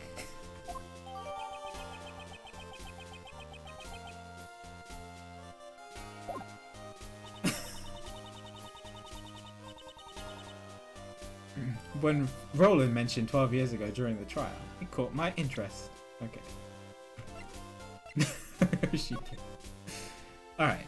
The president of Zhengfa, Di Shenhuang, was kidnapped on February 10th, 12 years ago. The kidnappers demanded a ransom of $100 million. Dai Long Lang confirmed that on the evening of the incident, the president was at the Zhengfa embassy until midnight. The prosecutor was the best? Oh my lord. No wonder there was a not guilty verdict.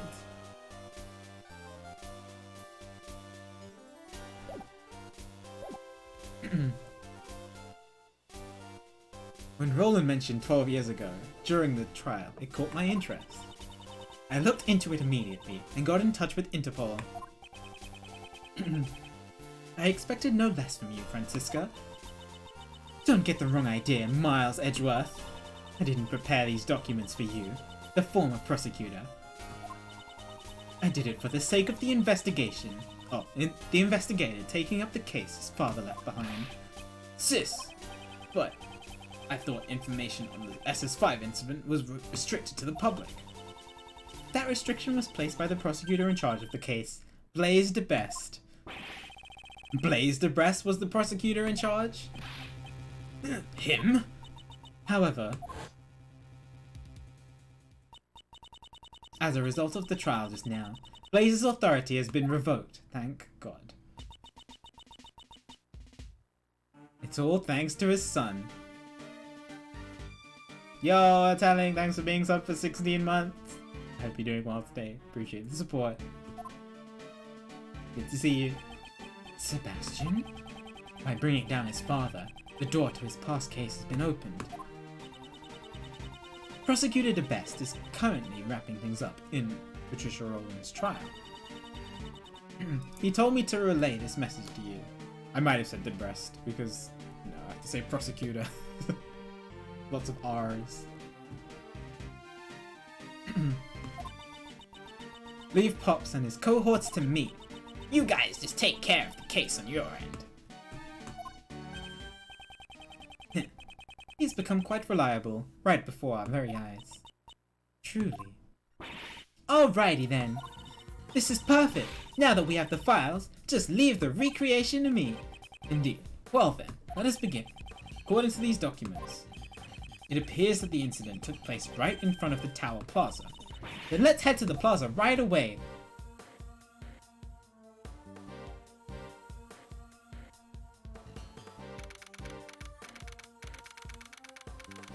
Inside the Grand Tower Plaza. And look how many people are here, dude.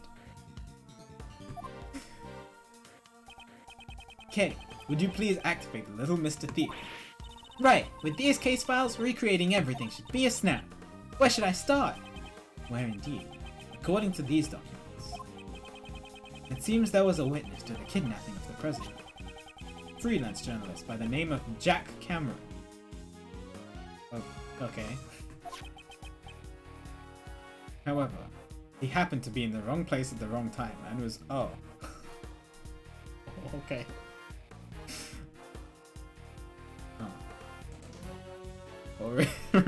Dude.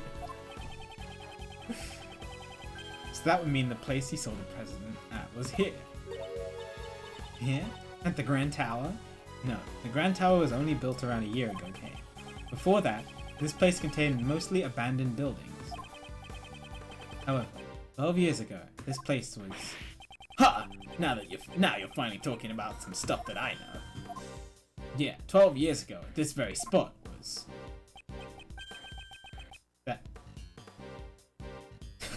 the Happy Family Home?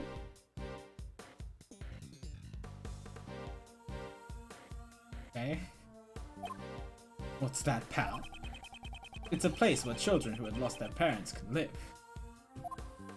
Put it simply, it was an orphanage. Okay.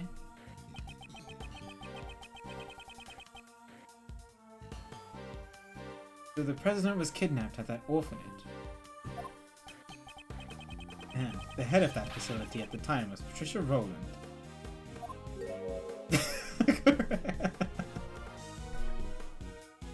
Please. Apparently, Rowland always referred to it as her home. It seems that suspicion would naturally fall upon her. Orphanage. Patricia Rowland blazed the best on President Hyde. The darkness that remains from the SS5 incident still casts a shadow on the present case. Kay, I'd like you to input the investigation data from Jack Cameron's murder case. We can probably assume that he was killed by one of the kidnappers. So if we solve the murder case, we'll know who the kidnappers were, right? Precisely. I'm counting on you.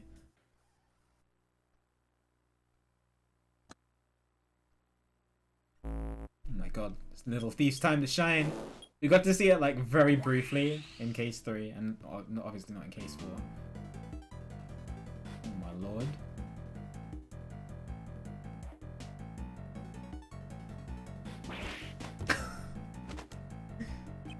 It was in case 2. Yeah, the very big circus for a bit. What the heck is this? Everything's green! I've come to expect such reactions. This is a recreation of the grounds of the facility that stood here 12 years ago. Based on the documents from the police investigation, I've recreated the scene to show what it looked like when police arrived at 7 AM the next day. It appears a fair amount of snow had piled up here. Yeah, I heard that the footprints in the snow were prime pieces of evidence. The snow fell during the day, on the day of the incident. So the snow only fell before the crime took place, which means the footprints wouldn't have been erased by any further snow. I must make sure to pay close attention to those footprints. Did somebody say footprints? Where's Emma?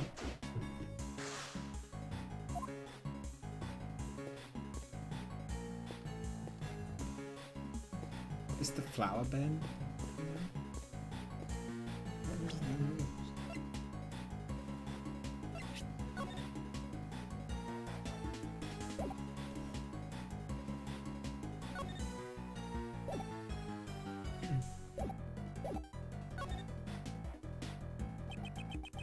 So this is the eyewitness of the president's kidnapping, Jack Cameron. What exactly did he witness? I've recreated the state of his body based on the photos taken by the police. Here's he was struck in the head from behind. That must be the lion lily, right? The murder weapon was a brick. Oh my god. Well, I mean, it's a flower. This must be the flower bed that Patricia is talking about.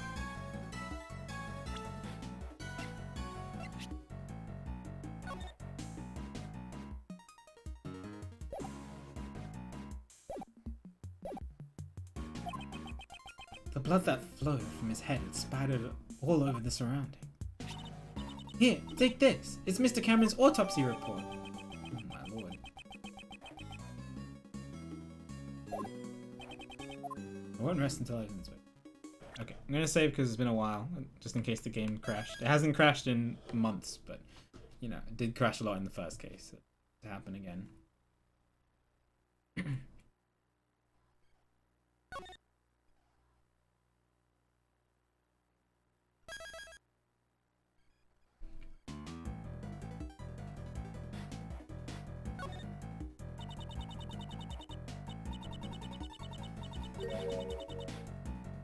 Yellow flower has fallen here.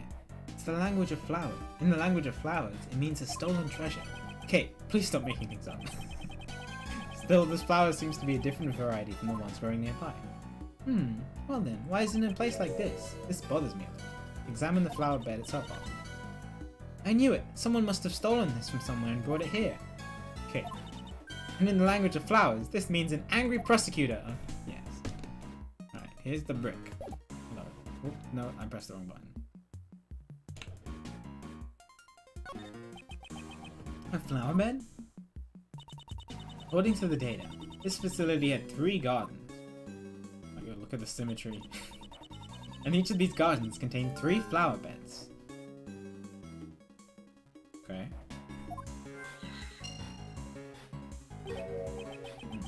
And the way these flower beds are lined up. Have I seen this arrangement somewhere before? Oh my god, what are you talking about, Edgeworth? What?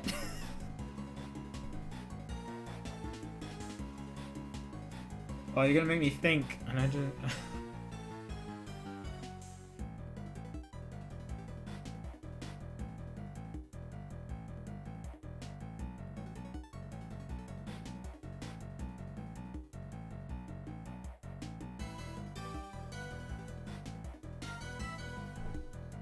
What, me thinking?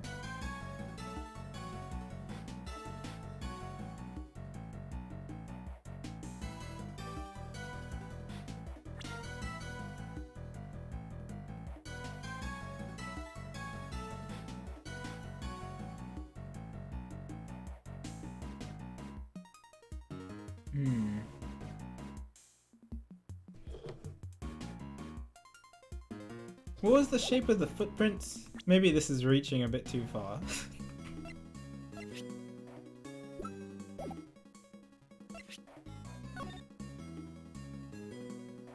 I think I'm reaching a bit too far.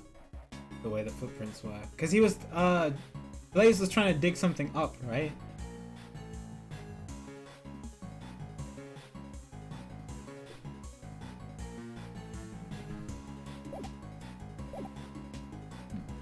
Anyway, we'll keep it going. Because I know there were 3 footprints, 3 flower beds. Dave is trying to... Dave? Who's Dave? Blaze is trying to dig something up.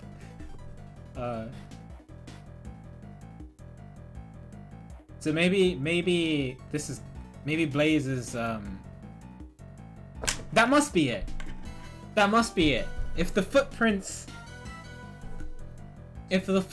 correspond to the flower beds... Oh, I'm getting excited. If the footprints correspond to the flower beds, and Blaze mistook that place as the crime scene instead of here, he might have been trying to dig up something. Because there was a letter from Patricia saying, you simply must retrieve it, right? That thing he laid to rest in front of the flower beds. So he knows, if Blaze knew the position of the flower beds and he knew like it looked like that, that would explain why he was digging in that way, right?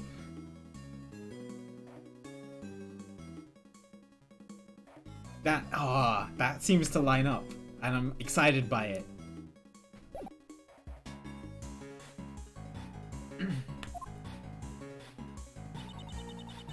Since it was during the winter, there were no flowers in bloom. What a shame. What's this yellow flower? Why is there a single flower here? That is a lion lily. It is a very rare type of lily. Did you just say lion lily? That's the flower Miss Courtney gave to the president. What's it doing here? Could it be just a coincidence? If I recall, the lion lily originates from Asia. In the language of flowers, It means the bond between parent and child. I never knew you were so familiar with flowers. That much is common sense. You're simply lacking in your studies, Miles Edgeworth.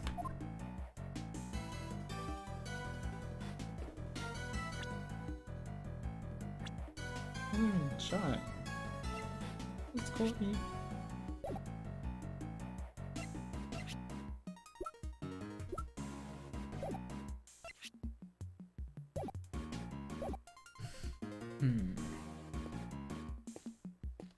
Oh, I'm excited about the flower beds and the footprint connection with Blaze.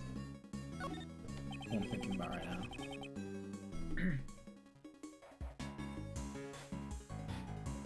Footprints stop near the body. It must be Mr. Cameron's footprints. He sure has some big feet. They look like a size 11. According to the data, his shoes match these footprints. And then you have two sets here. Footprints here seem to lead to and from the body. These footprints were believed to be the culprits. The shoe size is about a size 7. It's fairly average. Seems we won't be able to tell who the culprit is from these footprints.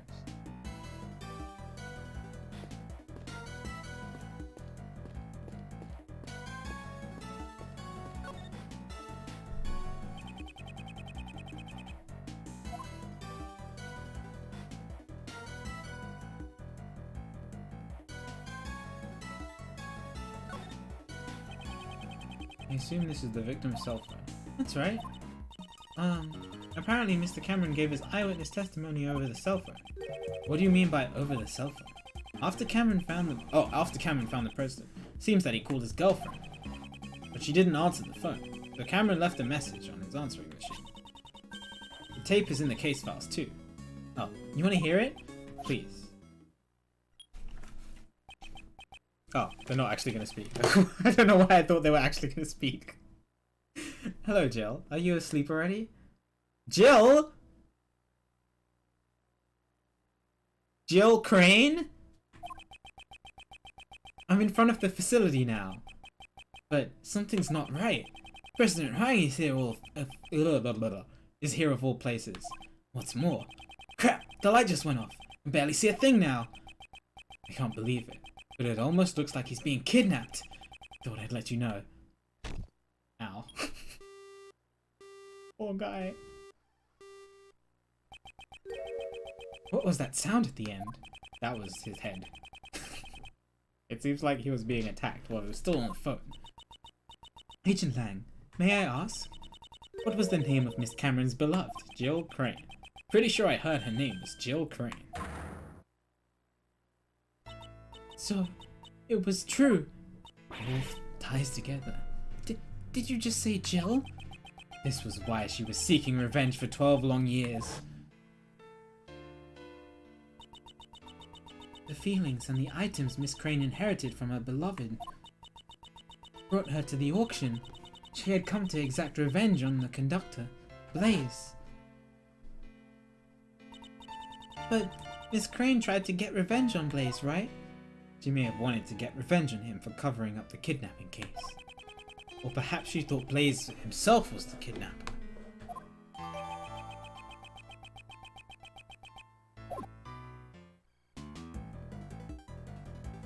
Okay, camera. Did he take any pictures? Before he died? The victim was carrying a camera.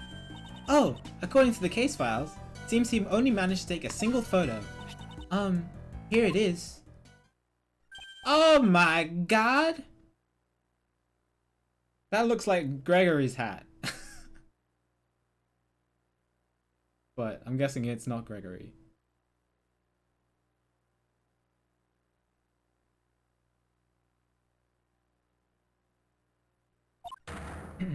Isn't that the president? He's being held at gunpoint. Trying to see if there's anything else weird. Oh, the handprint on the snowman? Is that a snowman? A very weird snowman. He's being held at gunpoint. Must be the scene the victim witnessed. So the person in the coat must be the kidnapper. Indeed. Looks like some sort of disguise. The logic of Adrian Lang's father is correct. And this person should be Patricia Rowland.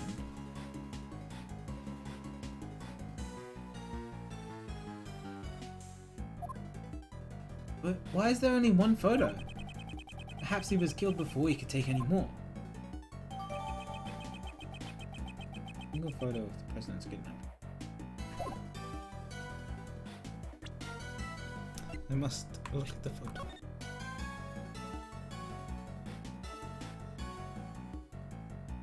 Okay, well I mean there's definitely a handprint on that snowman. But that doesn't have to mean anything. This happened at night, right? I get maybe the camera had a flash. Wait, but if the camera had a flash, they would he would have been seen? Question mark? But the lamp is off in the back, but the lamp is on the top right.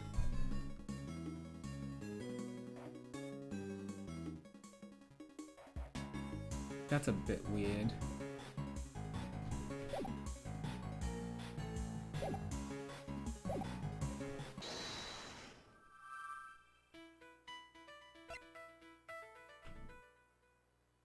Oh, I still have the 3 footprints logic. Oh my god, let's connect this.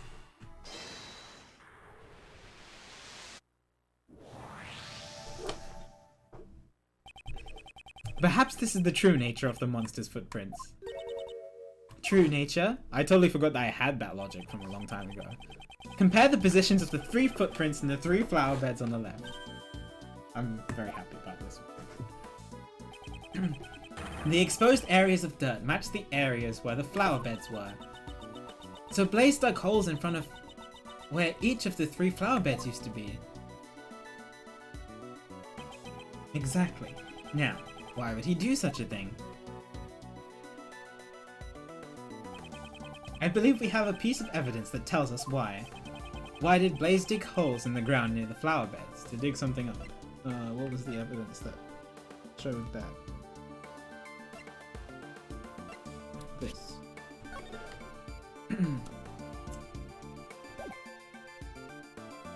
Take that! The report from Patricia Rowland to Blaze the Best. It said that something was laid to rest in front of the flower bed. So Blaze was following Miss Rowland's instructions to dig it up? But why would he dig up 3 holes? The report didn't state which of the 3 flower beds the item was in front of. Oh, so Blaze didn't know exactly where to dig. That's why he had to dig up all 3 spots. Most likely, yes. I'm sure Blaze himself was none too happy about that. He went through all that trouble. I wonder what he was trying to dig up.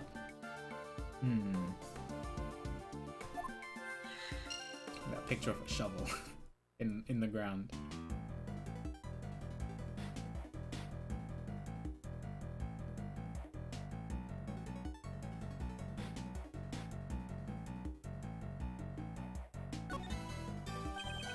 This is the brick that was used as the murder weapon. Is this what he was trying to dig up? Did they find? Unless they found it. They must have found the murder weapon, right? You can find bricks like this all over the garden. They must have used one of them as a weapon.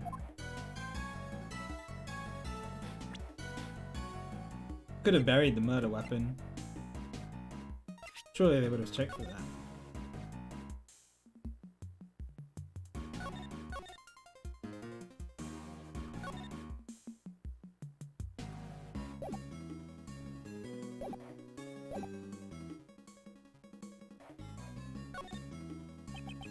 Jack Cameron was a freelance journalist. He witnessed the kidnapping. Blood really stands out in the recreation. It's giving me the heebie-jeebies. Even in the original photo, it looks brutal enough. A lot of blood was spilled. The back of his head is covered in blood. That must be where all the blood spilled from. According to the autopsy report, he was struck in the back of the head with a brick. Indeed, it's likely that the killer approached Mr. Cameron from behind. The victim holding something in his right hand? Oh. It's also written in the case files. Seems he was holding onto a button. Button? button. Did he tear it off the culprit's clothes? He died instantly in the back of the head. No way he would have seen what was happening.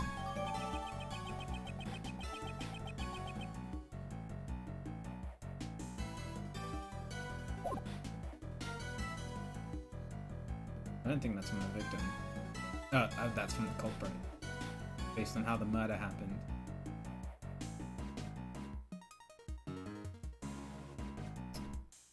I think that's everything. Right? I've looked at the lily and the footprints. Oh, I guess I haven't looked at the footprints up close. Oh, I can't. Okay.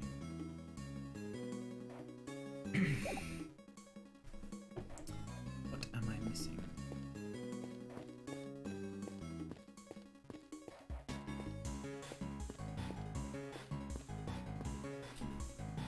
So maybe he was trying to dig up the murder weapon? Or like they didn't...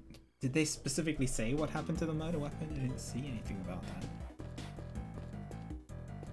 I can try it. There's no harm in trying it.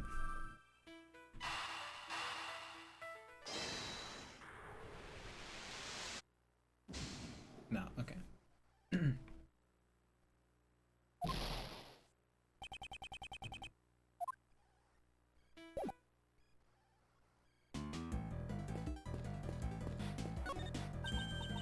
This door! I remember seeing it from somewhere. Of course you do. Looks exactly like the Grand Tower door we saw earlier. But this is a recreation from 12 years ago. That means the door has been here since then. It seems when the Grand Tower was built, they decided to reuse the door, rather than destroy it. It's like the old saying goes, discover something new by heating up something old. Okay. Oh, seems she understood the correct meaning for the saying. Is that an actual saying? I've never heard that before. But if you're using a microwave to do it, don't heat it up for over 5 minutes. Hope you're doing well today, Dawn. I've never heard of that saying before. Oh, this is the snowman.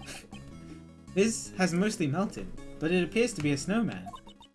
It has a scarf and a hat. It must have melted since it was dressed so warmly. Poor thing has even lost one of the buttons that was used for its eyes. The temperature reaches its lowest point at dawn. Perhaps it would have refrozen later. Hee. Not so fast, Mr. Edgeworth. Once a snowman melts, even if it freezes up again, it becomes an iceman instead of a snowman. Ugh. What?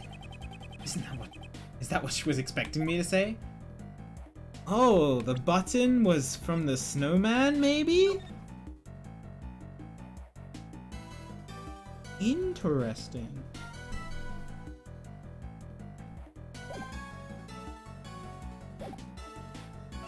Interesting. What am I missing? Do I have to talk to people?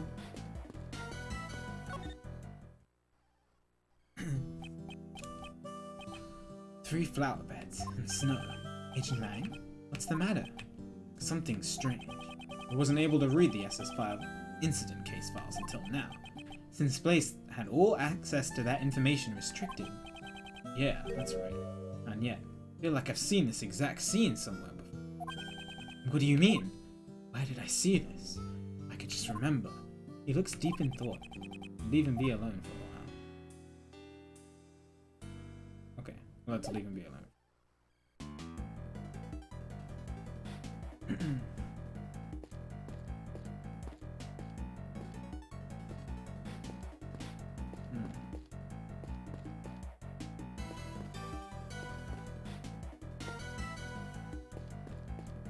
Oh, I thought this was just where the snow wasn't, but it goes up to the pillar? What is this? Why is it black? The pillar appears to be burnt. Ah! Burnt. Okay. According to the files, it seems there was a fire on the evening of the incident. A fire?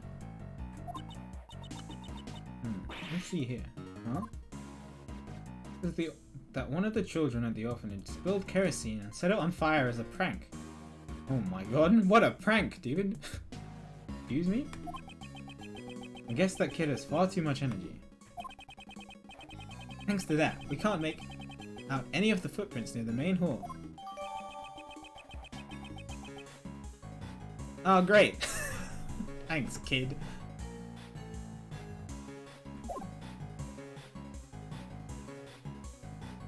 What's happening? Is that everything? Oh my god. We pretty much learned all about all that we can about the situation at the time of the murder. Oh, in that case, is there another scene you'd like to recreate? Yes. Would you do the honors? I'd like you to recreate the scene when the victim witnessed the president's kidnapping. Right, I'll recreate the scene based on Mr. Cameron's photo. Oh boy. Scene within a scene.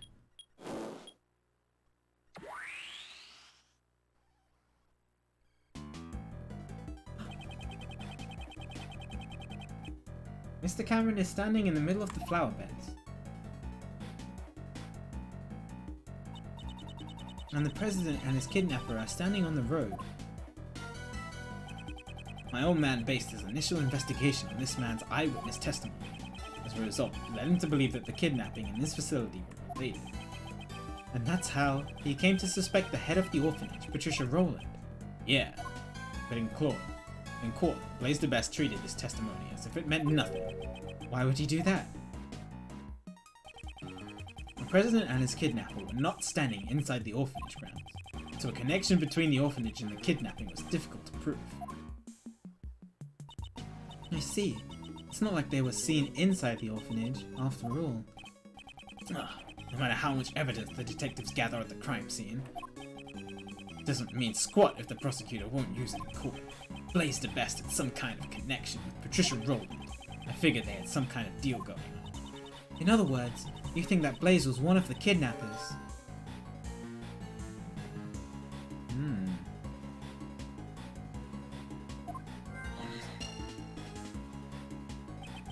However, your father was convinced that Patricia Rowland was the culprit. Your father was a highly capable investigator, I presume. Might he have had some other basis for his conclusion besides the eyewitness testimony? Yeah, I figure he did, but I have no idea what it was. My old man never really talked much about this case. Agent Lang's father, Thai Longman, President Huang's most trusted confidant. The truth he discovered was suppressed by Blaise the Best. First, we must find that hidden truth. 115. Alright, the snowman is no longer melted. This is important. I won't rest until I've inspected every suspicious looking nook and cranny. Alright. First thing. About the snowman. When we recreated the scene when Mr. Cameron was killed, it had already melted. Its scarf was all soggy, and one of its eyes was missing. Indeed, at this stage, it appears that most of its original form was still intact. Although, there's one spot that looks unnaturally lacking. Poor thing. I bet some naughty kid must have plucked it off.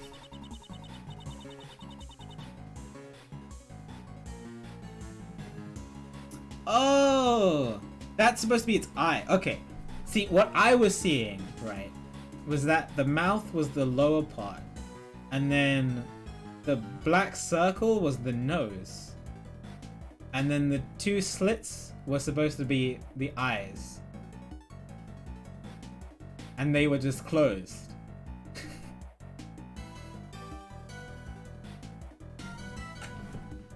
Do you not see that? That's why I was confused for a while. Look. I'm gonna draw it. I'm gonna draw it, alright? This is... I'm telling you. This is what? Like Brock from Pokemon. Yeah, exactly. That's why I was confused. I was like, what are they talking about with the eye? No, I'm not crazy. This is what I saw.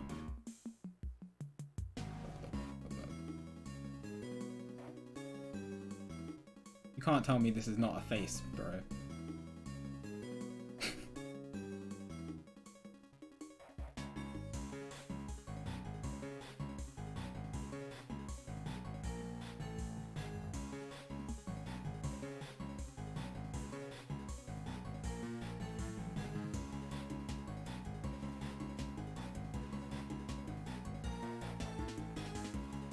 This is like really hard. I wish I had my tablet.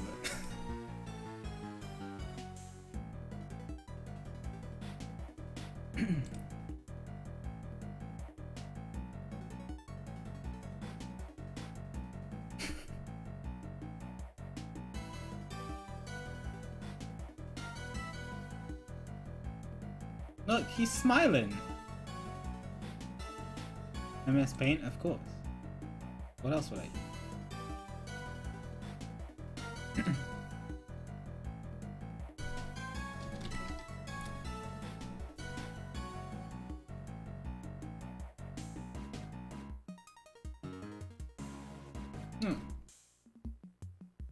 Oh, maybe I should label it. Alright. Get some arrows. How do you use arrows in MS Paint? Oh my god, this is terrible.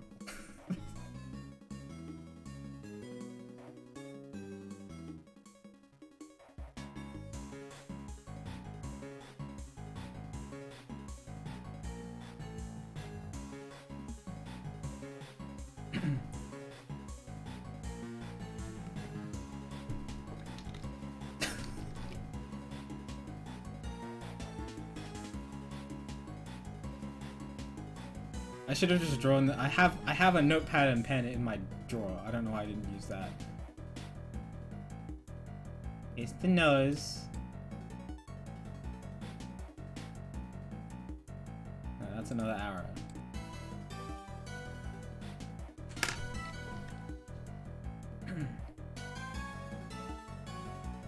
No, because I'm actually drawing this one on MS Paint instead of drawing it by freehand. But I should have drawn it by freehand. Why can't I move the text box? MS Paint, please. Can you not move a text box after you create it? Okay, well...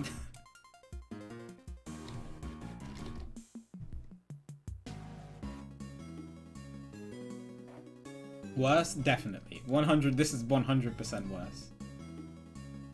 But you get the gist.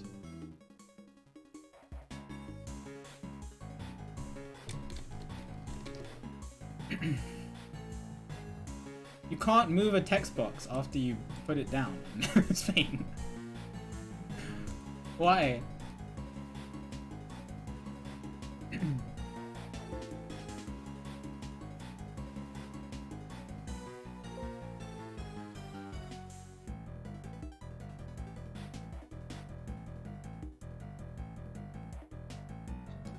It's fine. It's close enough.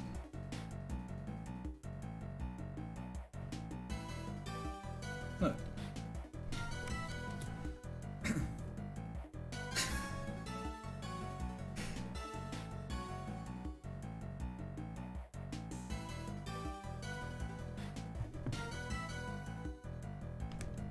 See?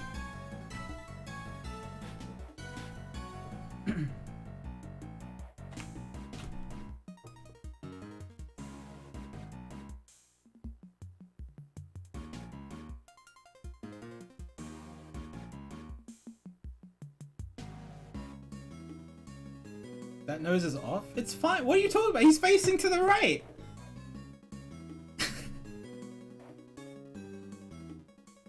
Missing that. Yeah, but the hand is not the... I'm trying to tell you what I was seeing and why I was confused.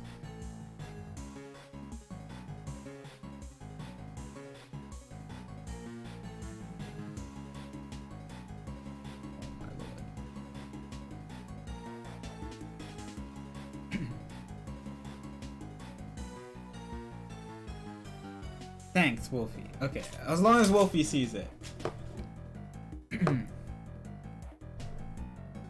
Okay.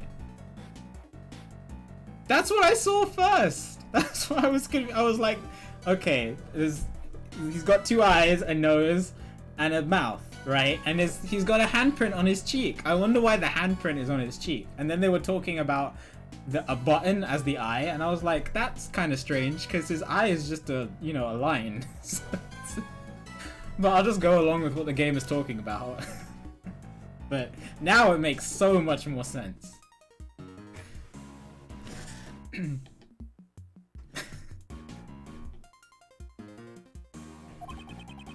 Okay.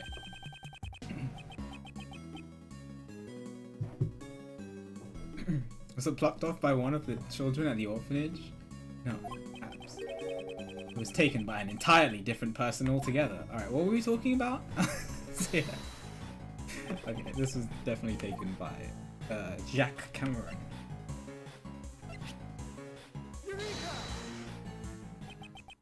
This snowman. Wouldn't you say it's missing something? Ah, its right eye is missing! Precisely. And what's more, that missing eye happens to be in our possession. The button Mr. Cameron was holding on to. It's got the exact same design as the snowman's left eye. If we assume this button was indeed the snowman's eye, a huge contradiction arises. If this button is the snowman's eye, what contradiction arises?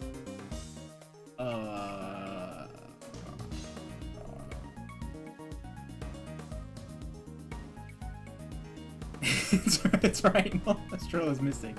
I know, right, dude?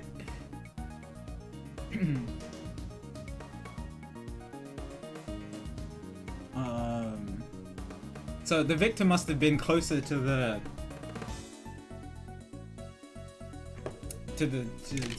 snowman. Just trying to.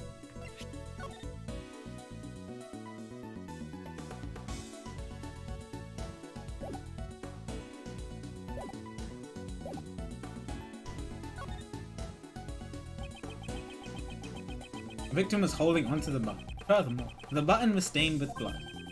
I'm definitely crazy, 100%. I know that, don't worry. In other words, he grabbed the button after he was attacked. For example, if we were to picture it in this way.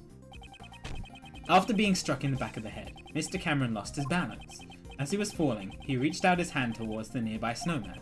However, it could not support his weight, and he collapsed while still grasping the button. Huh?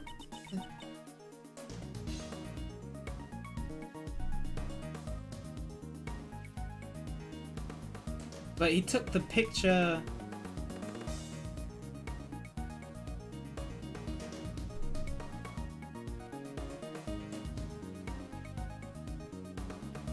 But he took the picture while it was missing. So unless he took this picture as he was dying.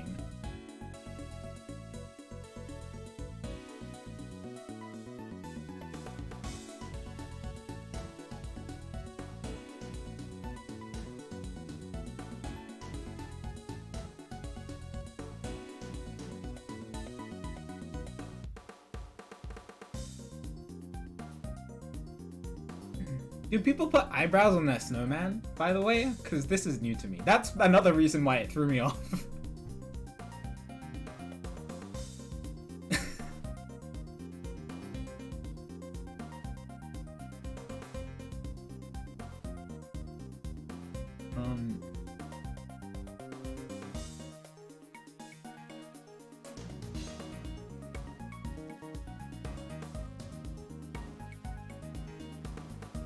Yeah, this picture was taken after the button. So yeah, unless he took this picture after he got hit on the head. But it said he died instantly. So I don't... Unless it was like a reflex, something doesn't add up here. Mr. Cameron was near the snowman when he was attacked. Indeed, at the very least, he must have been within arm's reach. However, it's quite clear that he would have not been able to reach it from his current position. But Mr. Cameron's footprints only lead toward the flower bed. Can we be certain that those footprints really are Mr. Cameron's? It seems we'll need to investigate them one more time. Understood. I'll recreate the time the body was discovered scene one more time.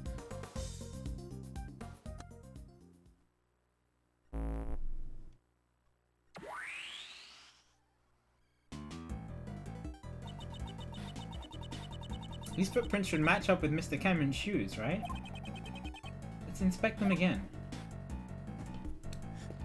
Alright, we're gonna go look at his feet.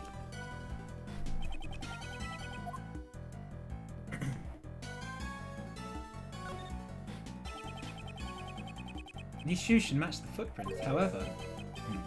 These shoes. It seems they were not the ones originally worn by the victim. Oh my god! What do you mean? If you look closely, you'll see the laces were tied up strangely. And the size doesn't seem to fit quite right either. Ah. That would mean these huge footprints leading up to the victim's feet. were most likely made by someone other than the victim. So then, the footprints leading to and from the victim's head must be Mr. Cameron's. No, not necessarily. They seem to be a little too small to be the victim's footprints. So none of the footprints are his? Then, which way did Mr. Cameron walk from? It's quite simple. The victim did not walk here on his own accord, but he was carried. He was carried here after he was murdered by the culprit. The question now becomes, where he was killed and carried from. Perhaps it was near the snowman after all. Can I switch back scenes? I can't. Yeah, what's up? I want to change. So you want to recreate the scene based on Mr. Cameron's eyewitness testimony? This is the moment of the incident, when the president was being kidnapped. I'm going to save this picture for when other people play this case. So I can show it to them. Can't wait for Semi to get here in a few months and be like, tell me you see this too. I've recreated the scene.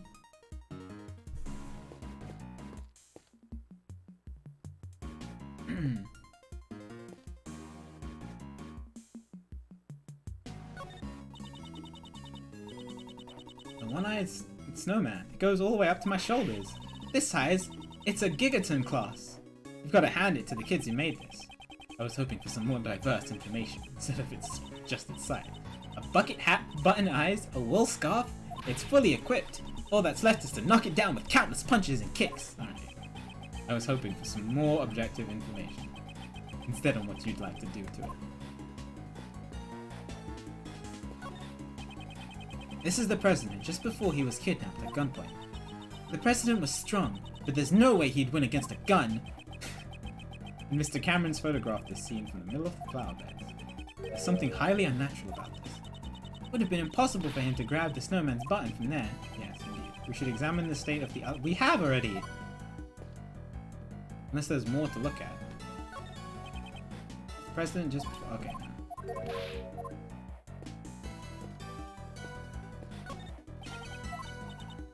He also killed Miss Crane, right? At that time, the killer was already behind him, holding the murderous brick.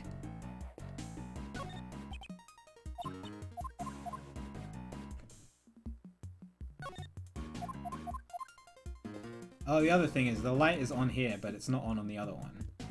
But I don't think they're gonna... And the flower is still here too. A flower bed? According to the data, this facility had 3 gardens. You already know this. And each of these gardens contained 3 flower beds. Yeah, this I already know. Why can't I skip this?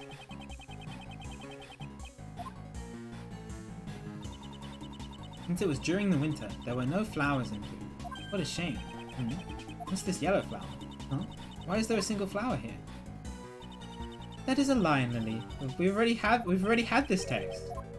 Why isn't it letting me skip this? Is it because I'm on a different scene?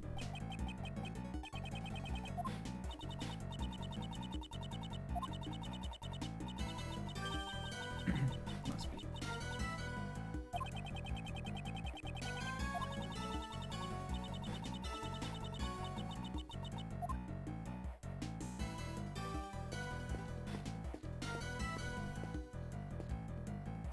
What am I missing?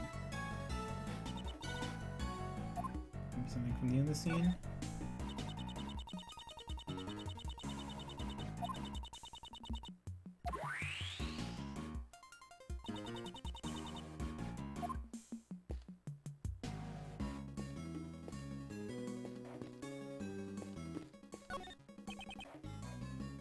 If we consider the button he was holding onto, it's highly likely that he was killed near the snowman. I should take a closer look. Aha!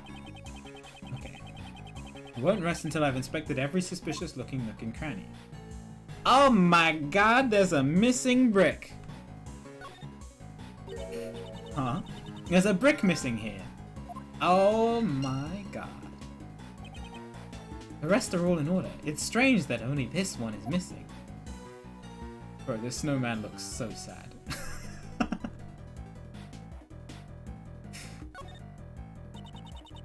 Snowman has become a sad sight to look at. It can't be helped. Snow and ice both melt away with time. Just like the mysteries of the cases you've solved, Mr. Edgeworth. As time passes, those mysteries melt away while you continue to keep your cool. That's fair. You do realize that I'm racking my brain trying to solve these mysteries during a case. It is perfectly removed. It does kind of look like 2 segments.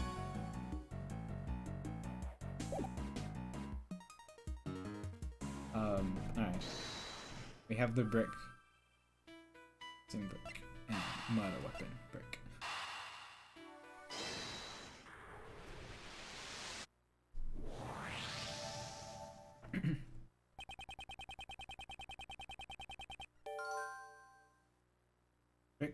Brick used to kill Cameron was from near the snowman. Ah, yeah, it seems to fit. It seems to be just the right size to fit in that gap perfectly.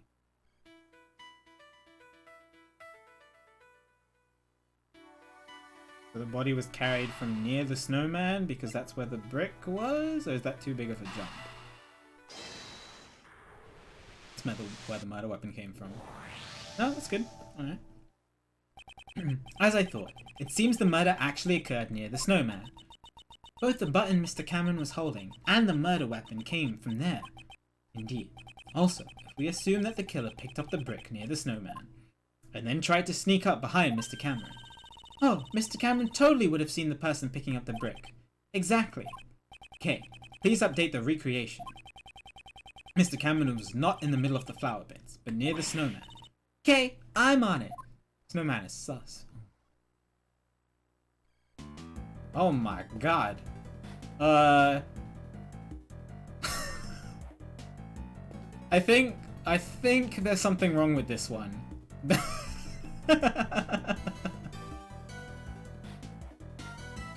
Just, you know, just a little inkling. No matter how you look at it, this is strange. All the people involved in this case are gathered in the same place. The imposters do a double kill. Did we make a mistake here or something? It's that picture is weird. Let me look at the picture again. This picture is taken at a different time from when he was murdered. That must be the only reason. One piece of evidence this recreation is based. If I had to choose which piece of evidence is fake. The picture. Well, this picture, it must have been taken before, right?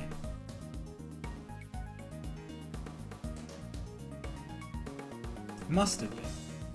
Because, like, the button is already removed. Take that! Take that! Was this photo really taken by Mr. Cameron? Huh? What do you mean? We have proven that whoever killed Mr. Cameron also moved the body. For what reason would they have to deliberately move his body?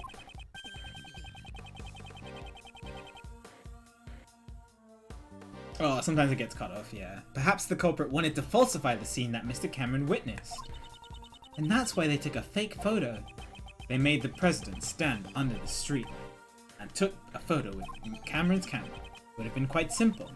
Now that you mention it, Mr. Cameron's camera only had one photo on it, right? Indeed.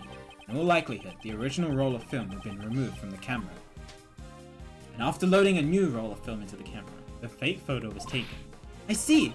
So, this photo must have been taken after Mr. Cameron was killed, right? Yes.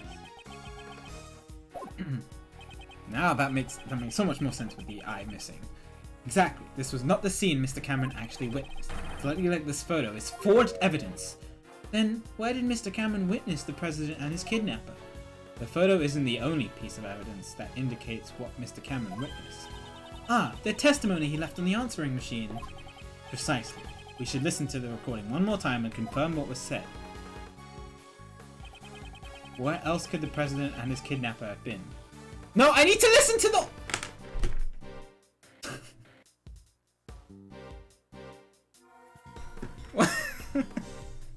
I can't. I needed to listen to the audio.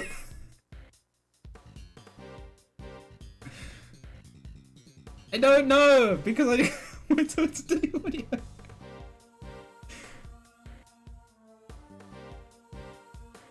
I don't want to guess this right by accident, so I'm gonna press. Take that.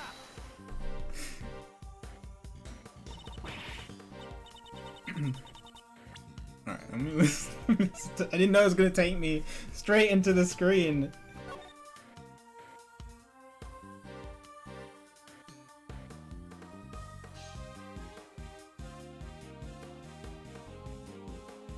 The light just went off. I can barely. I knew the light was important. I knew it. I knew it. The light just. Oh, sorry.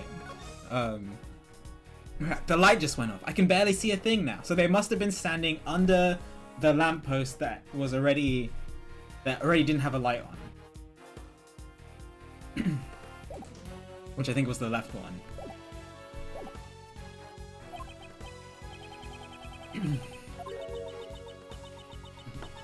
I do know. Just Edgeworth decided not to look at or listen to the recording again. Yes, I know. No, come on. I know. Don't tell me. I know. Yeah.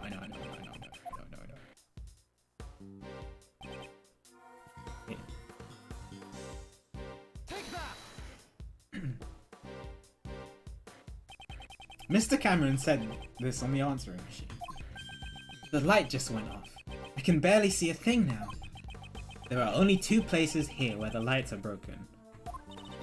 The light by the orphanage, and then the light by the snowman, but we know they weren't at the snowman. Okay, could you please update the recreation? Roger!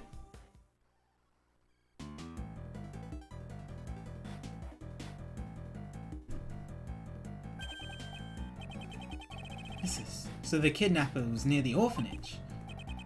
Indeed, with this, we've shown the connection between the orphanage and the kidnapping. So that's why they moved the body around and took a fake photo to create false testimony, in order to remove any suspicion towards the orphanage in court. This is really cool. Yes, the state of the recreation has changed completely. The time the body was discovered seems probably been greatly impacted as a result. Then let's go check it out right away. Preparations are ready. The state of the recreation has changed once again. I should press the Y button. And so, oh no, okay. Press the Y button. I'm going to use the touch screen.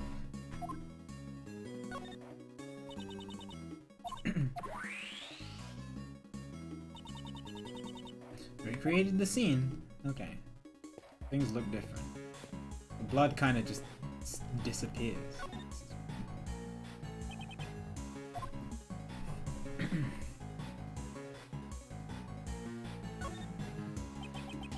The blood splatter above the snow certainly was a substantial amount. It's almost as if the murder was actually committed here. But Mr. Cameron should have been attacked. But in that case, this blood must belong to someone else. What? But the police report said that this was Mr. Cameron's blood.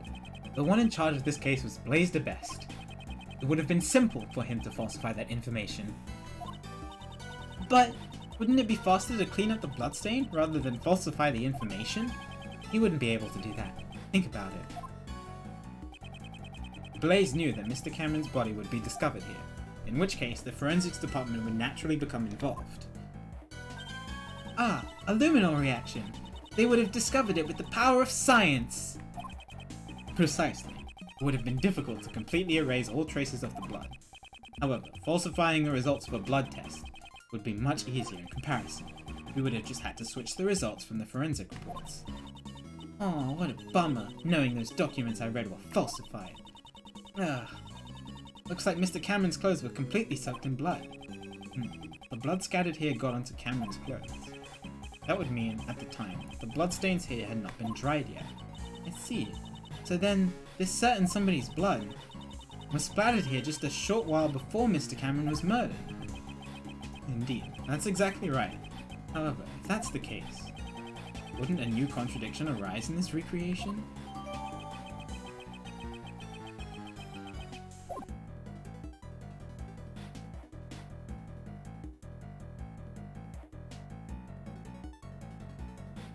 But this, okay, the blood just kind of cuts off here, but this The burn mark was, where is it?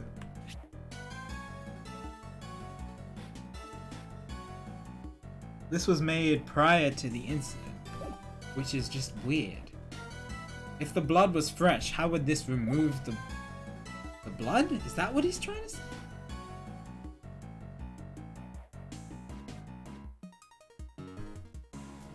Like that, like that's my thinking. Like this is, it looks too unnatural how the blood was splattered, that it just cuts off here like this. Which means the fire must have been done after the mysterious blood person had lost blood.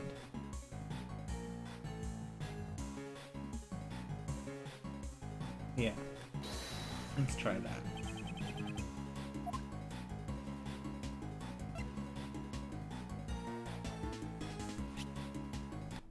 Eureka!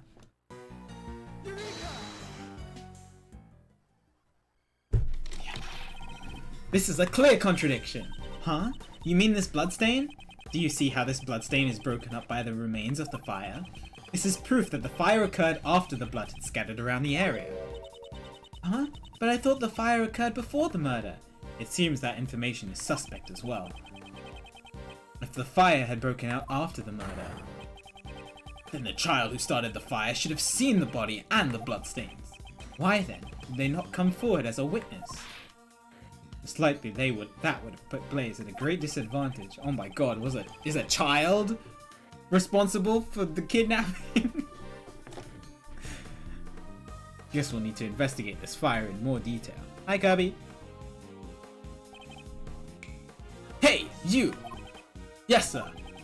There should be some records of the fire in the police department under a different case file. I want you to bring me every last investigative report about the fire. Understood, Shifu? Oh, one more thing. What is it, sir? Contact the House of Lang in Zhengfa. There should be evidence from this case in my old man's room. What do you mean? I just remembered why I recognize this scene. A long time ago, I saw a picture in my old man's room. It was a drawing resembling this scene. What did you say? However, I think it looked like something a child drew. A child? Then the artist may have been the culprit behind the fire. It should still be somewhere in my old man's room. Have them send it over here. Understood, sir.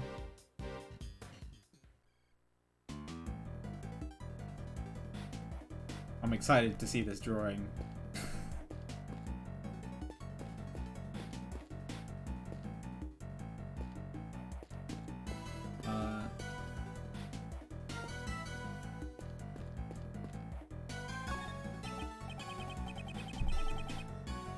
Originally used the camera's body. Yeah. System with a fake photo. Yep. Only one possibility. These footprints were probably left from when the body was moved to the flower beds. So these are the culprits. Oh no, these are the yeah, believed to be the culprits. And so there must have been two.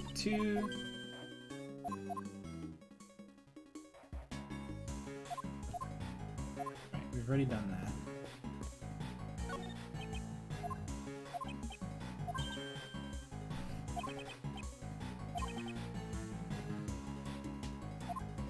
There are two culprits.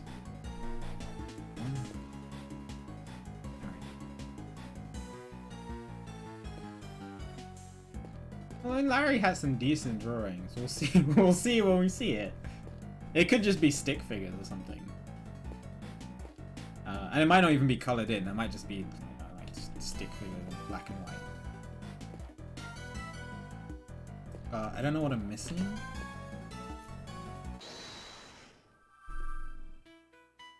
Just these two.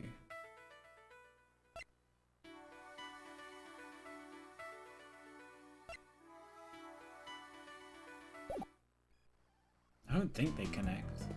And they both mention Blaze. don't understand. If he was a kidnapper, what would he be digging up other than the murder weapon? But the murder weapon we found, it looks like.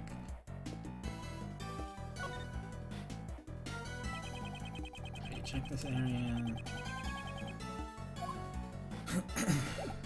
Here. Prince, we put to the snowman.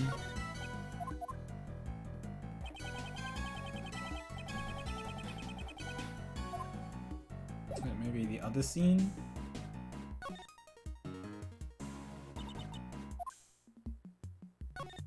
Okay, the real question is, will it be better than my drawing of the snowman's true identity? That's not a question, it will be.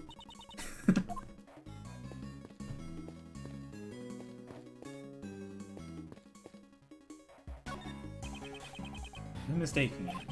Mr. Cameron was originally here when he took the photo. The killer took a brick from that flower bed and attacked him. Mr. Cameron was hit in the back of the head and grabbed the snowman's right eye as he fell.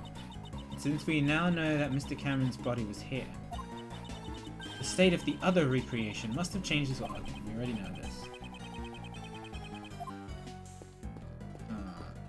Yeah, footprints were on here, but these ones were... These footprints, are they really Mr. Cameron's? They're from size 11 shoes, and these huge footprints match up with Mr. Cameron's shoes.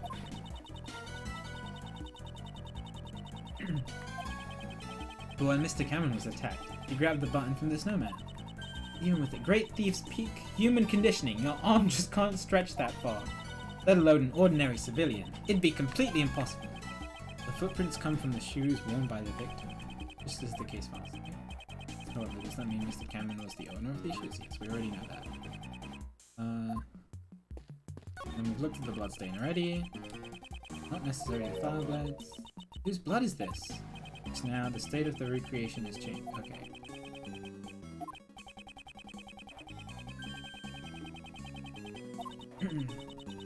It really wants me to point to the other way. Since the state of the recreation has changed once again. Okay, it looks like I'm missing something from here, but I feel like I've checked everywhere here.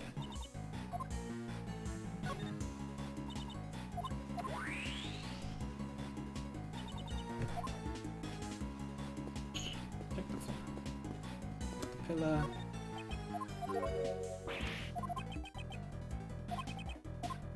Yeah. Both the lights are off. It's because it's 7 in the morning. Maybe these two do connect. What did Blaze dig up, and was Blaze a kidnap? They both mentioned Blaze, but what would he have dug up?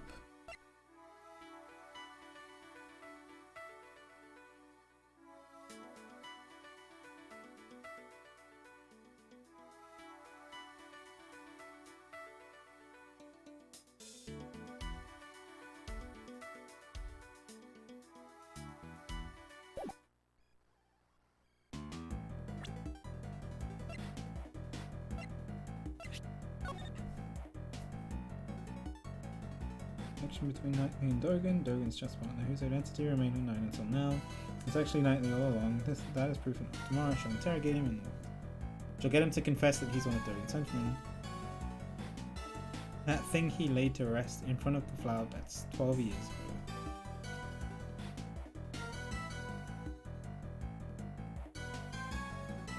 Why would being a kidnapper relate to this?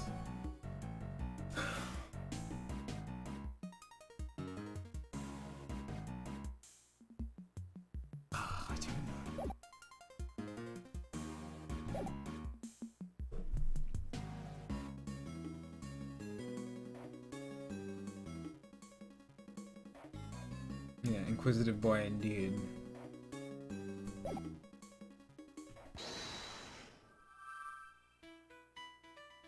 Like, I could just connect them and see if they connect, and then let Edgeworth tell me, but I'm trying to figure it out myself.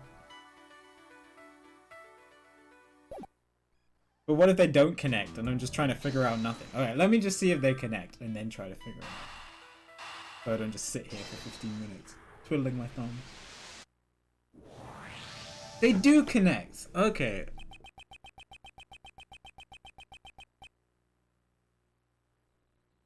What is he trying to dig up? Okay, if Blaze is one of the kidnappers, what could have been buried other than the murder weapon, which is like the first thing that comes to my mind.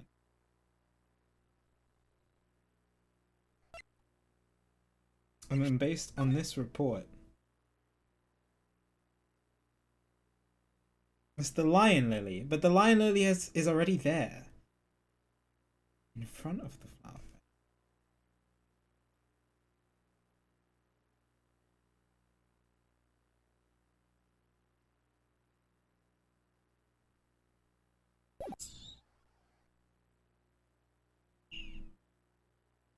Kidnap.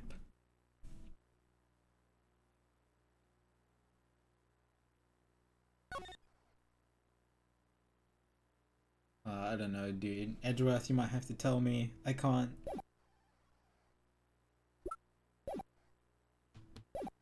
It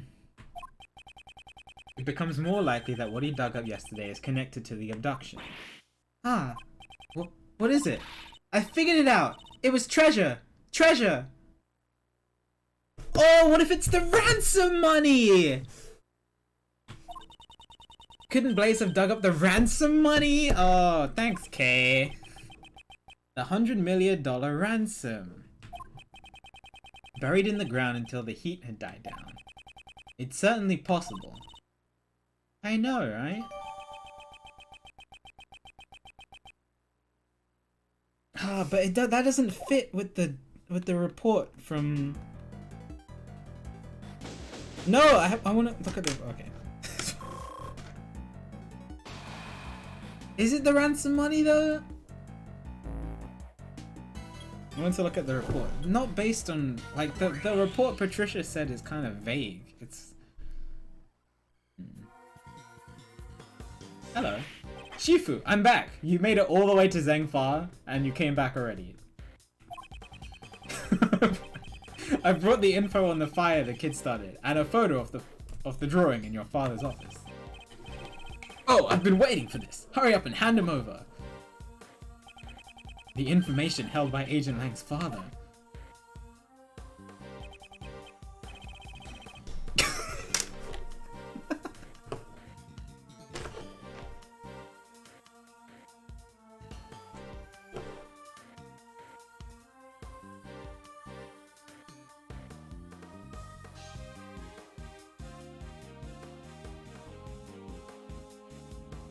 Oh my god, dude. I know it's a kid's artwork, it's just I wasn't expecting it.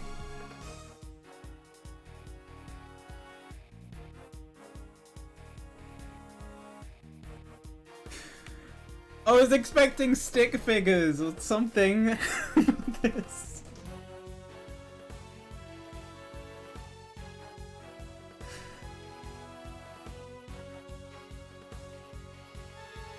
Alright, there's a lot of weird stuff that's happening in this picture.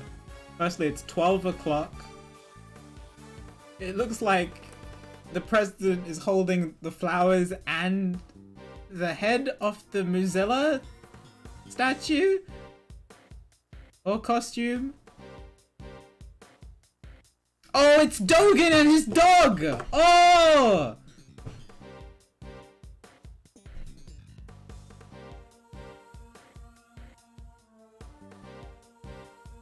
I was like, why isn't the kidnapper wearing a hat anymore? I was like, it's Dogen and his dog.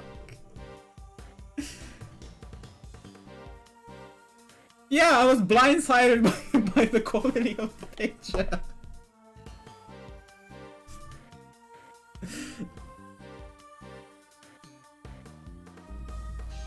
And then, is that a rabbit? What is happening in the bottom right? I can't tell.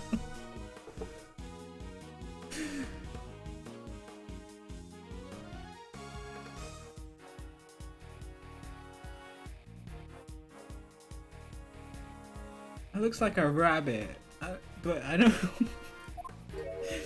This was the picture drawn by the child, depicting the night of the incident. It also happened at 12 o'clock and not 1 o'clock. It sure looks like it was drawn with a child's touch. I bet I want to meet whoever drew this image at Capcom. Because they did a great job. As I thought, the one who drew this is most likely the child who started the fire.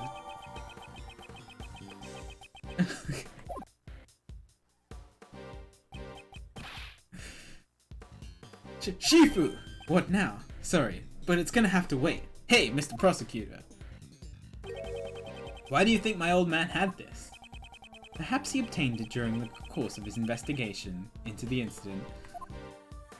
Although, I don't know why he would have concealed it. Agent Lang, might I be able to see the details of the fire? Yeah, sure. Allow me to read it, post-haste. The boy who started the fire snuck out of bed on the night of the incident. Do we have it as evidence? You just read it. It seems this boy went missing several days later. Oh. What? Don't tell me that he witnessed something he shouldn't have. That's horrible! He was only a child after all. While I'd hate for that to be the case, you can't rule out the possibility entirely. Huh? Apparently, the boy left some stuff behind at the orphanage, and it was taken as evidence. What's this? It's one of the horns. What's that doing here? Mr. Prosecutor, do you recognize this? Yes. I know one piece of evidence that's related to it. It's one of the horns from the Muzilla statue.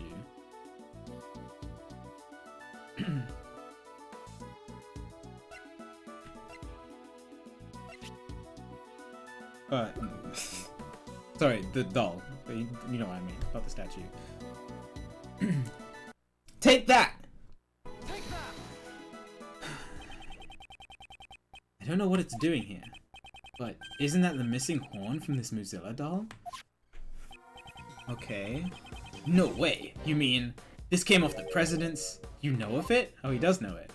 Yeah, I've noticed the president kept it close by as a decoration. Well, I mean, he is holding it in the... in the wonderful depiction.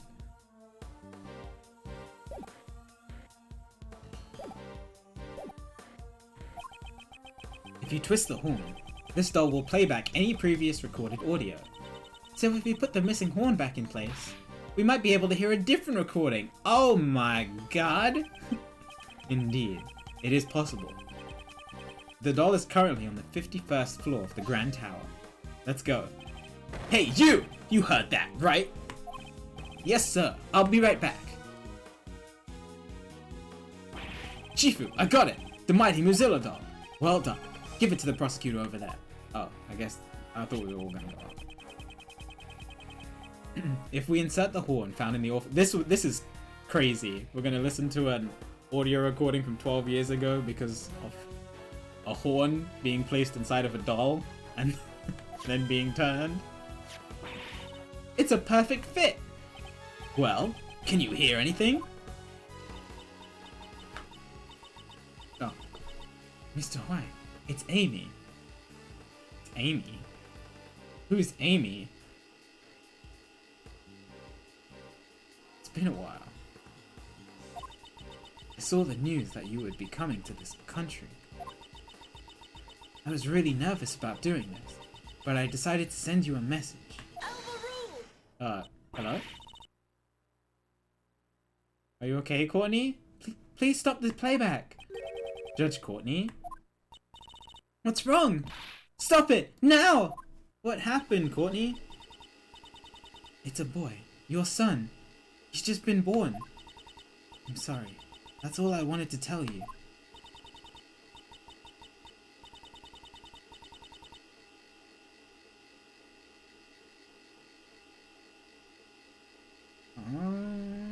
Okay.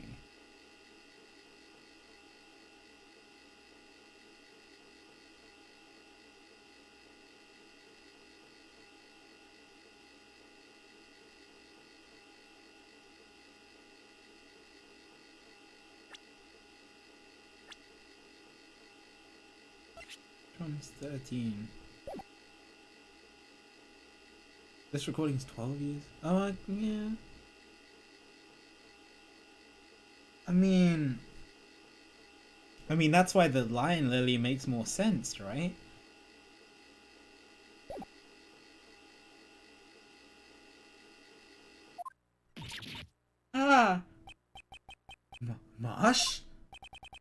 you just say John? I'll be waiting in the courtyard of the orphanage at midnight on February 9th. Even if it's just once, I want John to be able to meet you. I'm so sorry if I'm being selfish, but I'll be waiting. Who is Amy? No way! That was my... John! What's the meaning of this? Miss Courtney! John is not my biological son. He's adopted. Did John know about this? Of course he knew. It's Trucy and Phoenix all over again.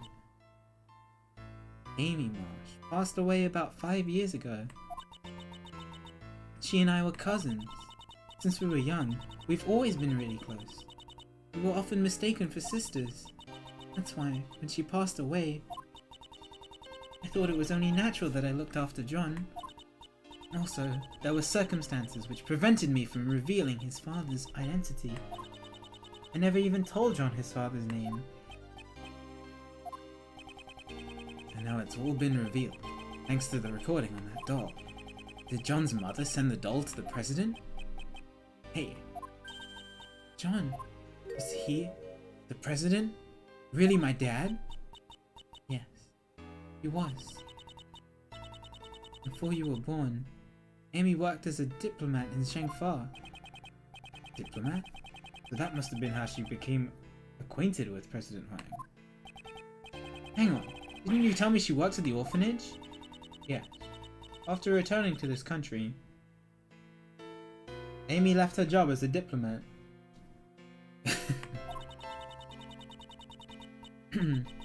She always had great passion for charity work, so she began working at the orphanage. Hey, Miss Courtney. So this Amy girl, she called the president there herself, but she never showed up at the scene of the SS5 incident. What's with that? Amy couldn't make it. Apparently, someone had been following her the whole night. Perhaps it was Blaze. Can't say for certain, but it's possible that it was his doing. After that, Amy never got another chance to see the president again. So, she died 5 years ago. This conversation must be painful for John.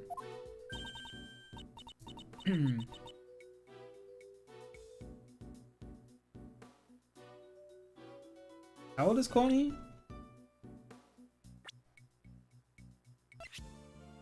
Oh, Courtney's only 26. I thought she was 36. Whoops, misread. Alright. Hey, John, you thirsty? What? How about I buy us both some juice? We can go together. He literally has milk in his hands. I'm a part of this too. I'll listen until the end. Besides, I can afford to buy my own juice. Oh, shut down by a kid. I didn't think Courtney was 26. I thought she was 36. For like almost the entire game. John, do you understand the reason I met with the president 2 days ago? The secret meeting from 2 nights ago. I wanted to tell him about Amy's death and you were alive as well. But I see. That's why you couldn't tell us your reasons for meeting with the president until now. I get it. She would have had to reveal his connection with John. I brought a bouquet of lion lilies, so that he would understand I truly did know about Amy. Those flowers are a dear memory to the president and Amy. The first present she received from the president was a bouquet of lion lilies. Hi Gab, by the way! But now, even he has passed away. If only he was still alive. Perhaps I could have introduced him to John.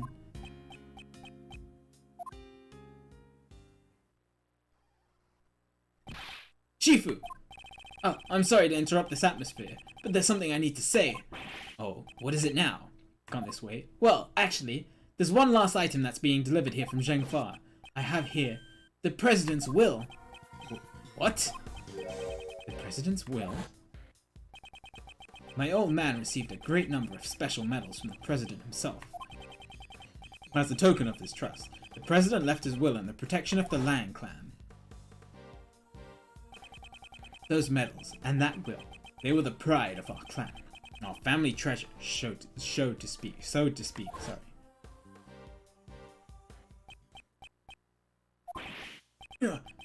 This is, what? Agent Lang, does that will have something to do with the current case? You bet it does. It says here, I hereby acknowledge John Marsh as my own son. What? John's name is in the president's will? Are you certain that will was written by the president? Yeah, he entrusted it to the Lang clan even before the SS5 incident took place. I'll have to appraise it back home, but by the name of the Lang clan, this is the real deal. Dijun Huang was the president of an entire nation. The existence of his son would have caused considerable controversy. However, he left behind a will, just in case. This makes it doubly sure. I still can't believe it myself. But there's no room for doubt. John Marsh, you are the son of Dijun Huang, president of Zhengfa. Gumshoe's just like, huh? What's going on? Oh, John! Somebody take him? Oh, he ran away again. John!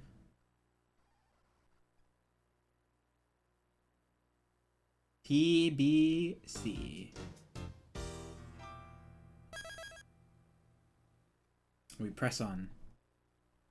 That's a good question, PQ.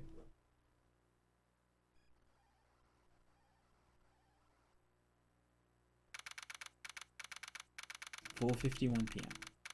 By Grand Tower. Temporary film lot. This has been a long day.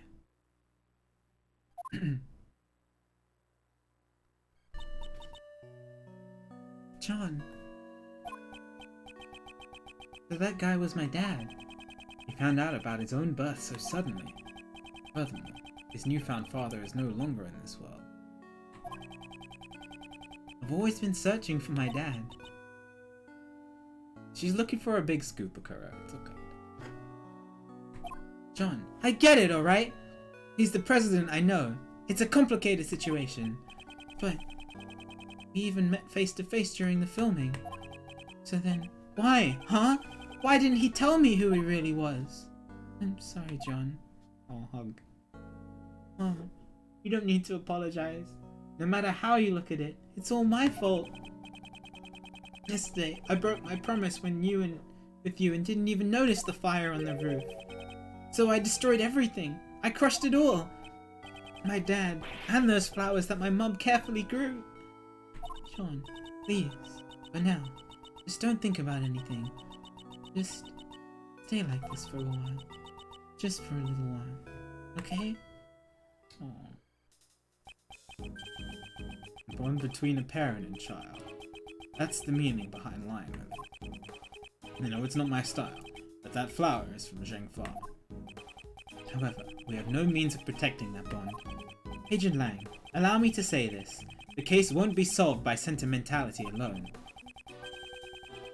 Therefore, we should do all that we can to solve. Shouldn't we do all that we can to solve it?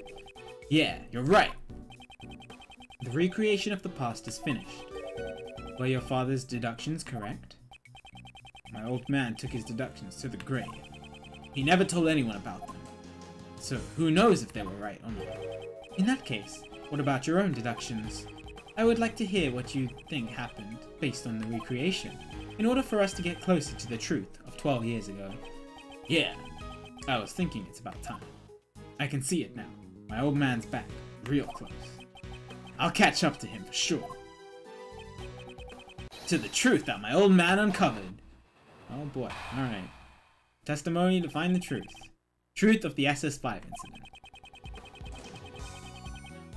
There's no mistake that the president went to the orphanage. That stuffed toy is proof of that. He was planning to meet with Amy Marsh. However, the president was kidnapped, and Cameron just happened to witness it. If Cameron hadn't been there, it probably wouldn't would have just been a kidnapping with no murder. Afterwards, the body was moved to the flower beds and a fake photo was taken. Was that what really happened 12 years ago?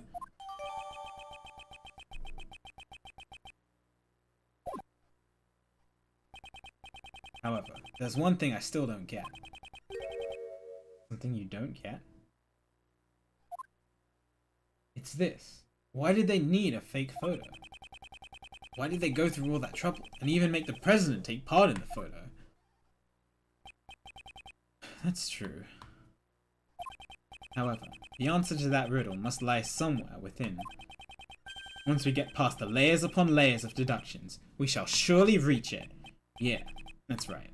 I'd like to hear your deductions as well. A rebuttal, even though we're working together. The president went to the orphanage. Yeah. Wait a second.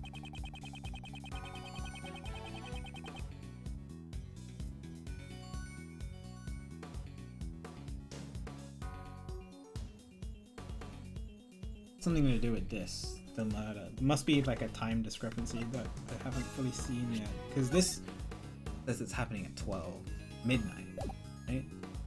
That's when the kidnapping is happening.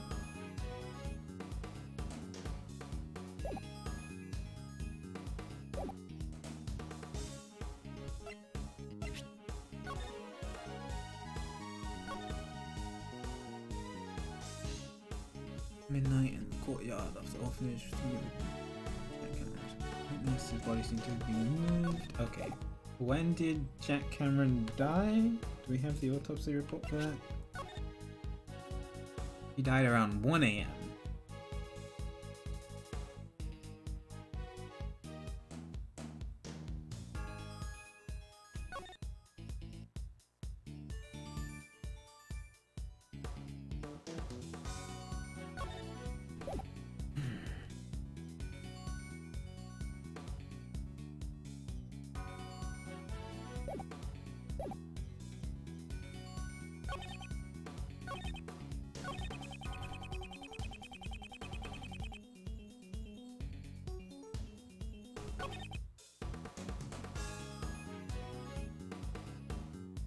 I'm trying to see. Must be a time discrepancy.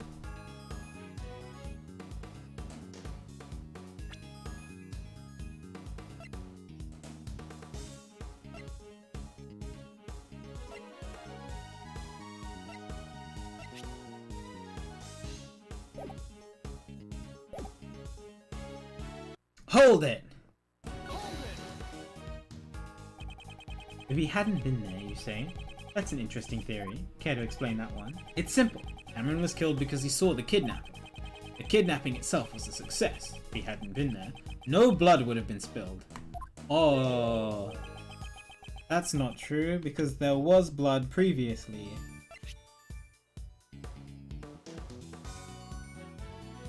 We still don't know where this blood came from. But the blood isn't in the child's drawings. So it happened between 12 and 1? Okay. Yeah, and that was the same kid who started the fire, right?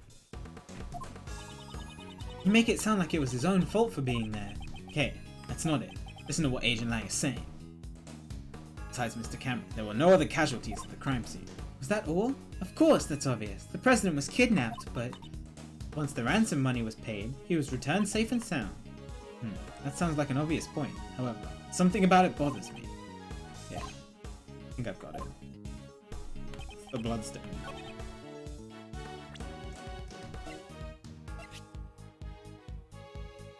Objection! Objection! Good, good, good, good. If the eyewitness, Cameron, had not been there, no murder would have taken place. Is that really the case? The criminal's goal was only to kidnap the president. If there were no witnesses, there would have been no need to commit murder, right? And what if Cameron wasn't the only one who was murdered? There was a large bloodstain near the flower beds. However, Cameron was murdered. Near the snowman. Ergo, the bloodstain could not have belonged to Cameron. Someone else's blood was spilled, and quite a vast amount at that. Hey, Mr. Prosecutor, do you have any idea what you're saying? I do. It's hard to believe. However, that is what the evidence indicates. On that night, 12 years ago, there were 2 murders. So it was enough blood for another murder. Okay. Are you saying that the other murder was covered up? Who? Just who the heck could have been killed? Murder that was cleverly concealed. All traces of it were erased, and the incident itself was completely deleted from the case files.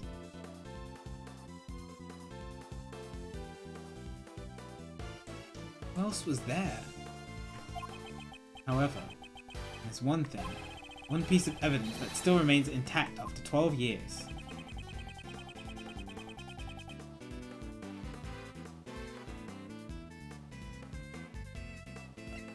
Talking about the picture that the child drew? But Dogen is still alive.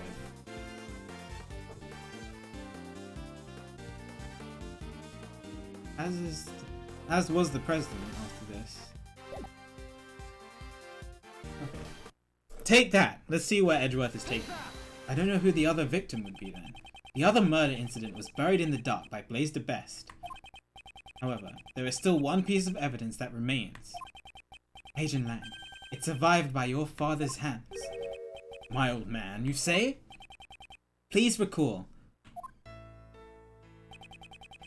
There was one more thing that was hidden along with the traces of the murder. And that is, the existence of the boy who caused the fire. Why did Blaze make the boy disappear? Because he saw something that he wasn't supposed to see.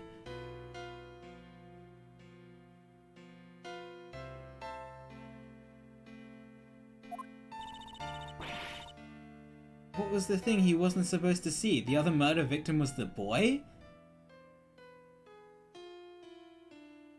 I thought he went missing a couple days after. Oh no.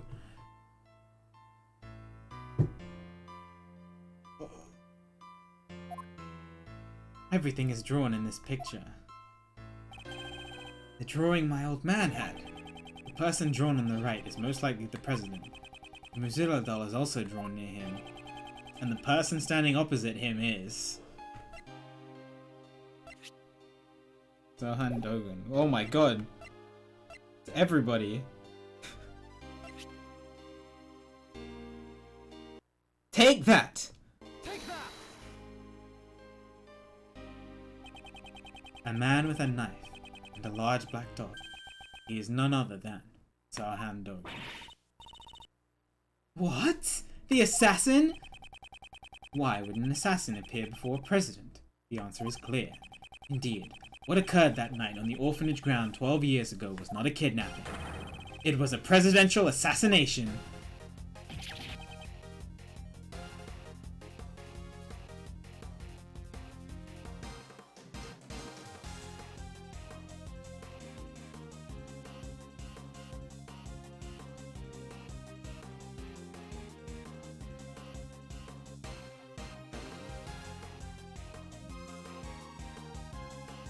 What?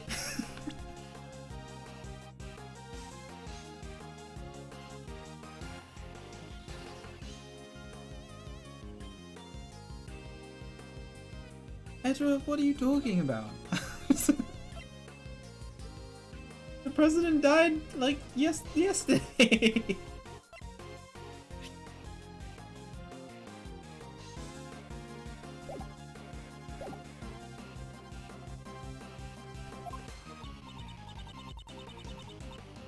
Then Miss Rowland and Mr. Blaze were... Yes, the two were likely partners in crime. One furnished the orphanage to use as the scene of the incident, and the other covered up the young boy's testimony. It's likely that Mr. Cameron was murdered because he witnessed the assassination itself. After all, the kidnapping never actually happened. Stop messing around! You're saying that the president was assassinated 12 years ago? We just found his body today. Thanks, Lang. I'm trying to understand what Edgeworth is getting at. We just found his body today. He's been alive up until now. That's right. I mean, we met him ourselves. If the president was assassinated 12 years ago, and the president's body was found today, that would imply there were two presidents. Yeah, and that can't be right. What, is it like a double? But Are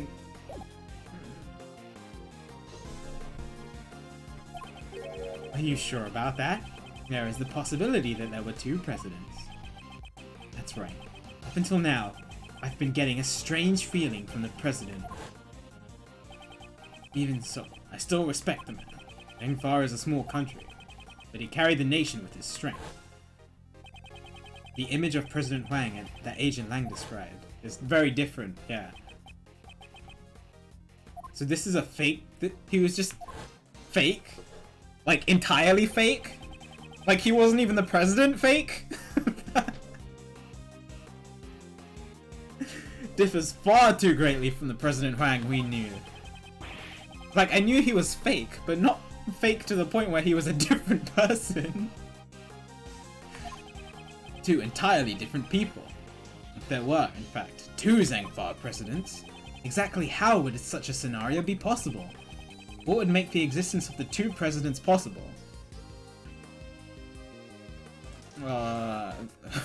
Twin brother. I feel like people would have known about them. One of them must have been a body double.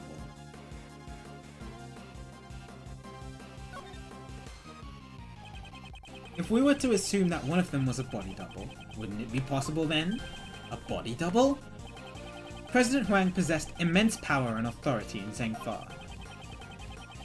I'm sure there were those who envied his position and made attempts on his life. Yes, just as he was attacked a few days ago at Gordon Lake. It's true, there were those who sought Huang's life from time to time, but I can't easily believe there were two presidents, at least not without any evidence.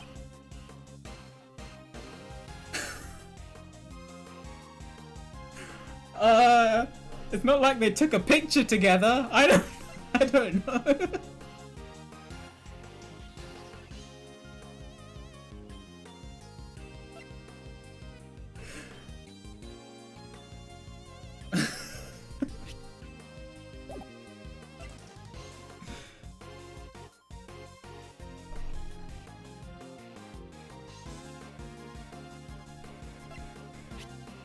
What?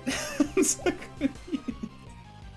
I have evidence to prove that there were two presidents?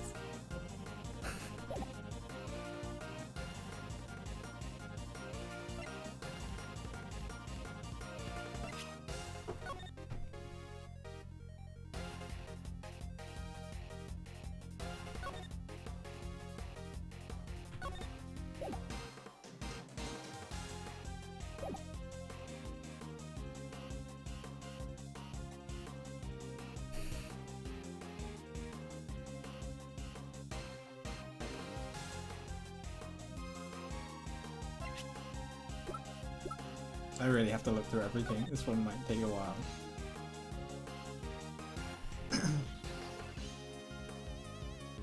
I'm still trying to understand that rabbit in the bottom right.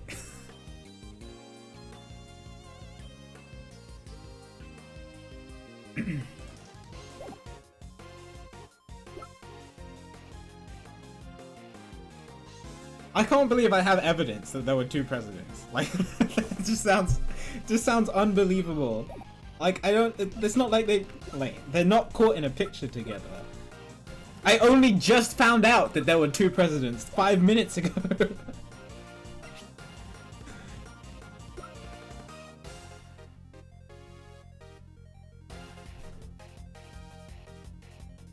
Hi, JJ.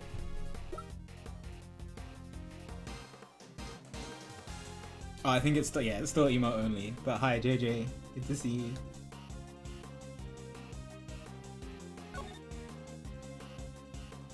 There like a secret president lurking somewhere? I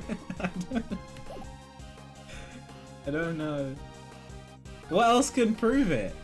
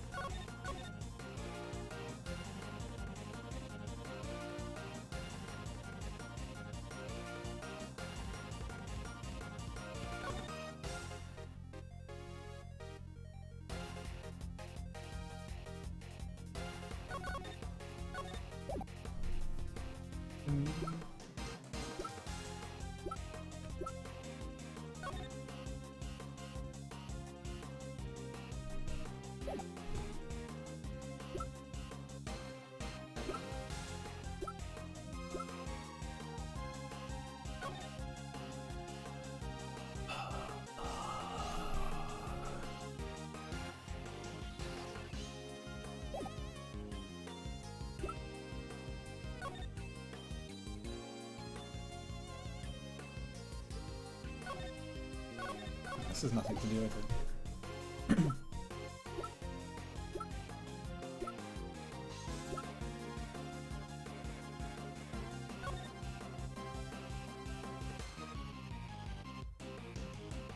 Yeah, this is a really good song. It really makes the big brain moments even greater.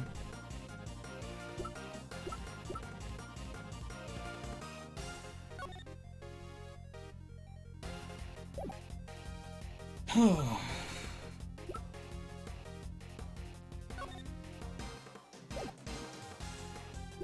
don't see it. Why can't I look at this? Okay.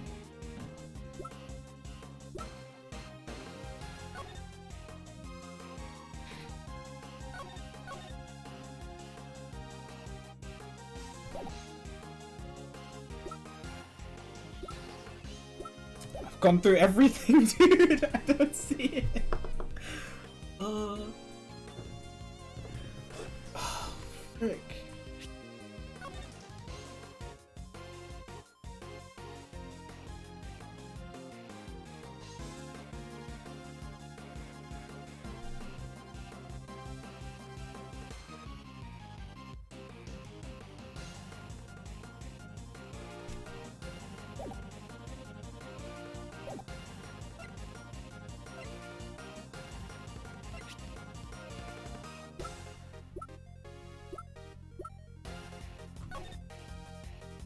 Sorry, chat. I'm trying.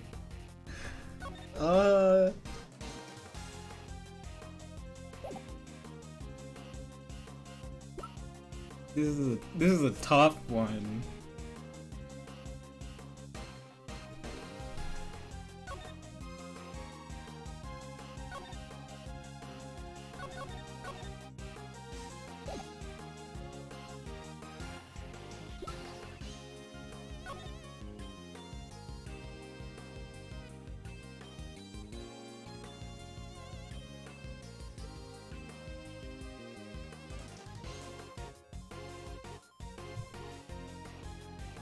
He was at the embassy until midnight? But he was here at midnight. That's it! That's it! He was at the embassy and he was here at the same time.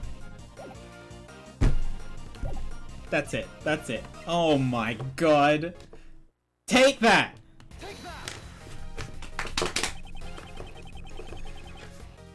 Has Agent Lang not noticed this contradiction? Or has he not noticed it because he can't admit it?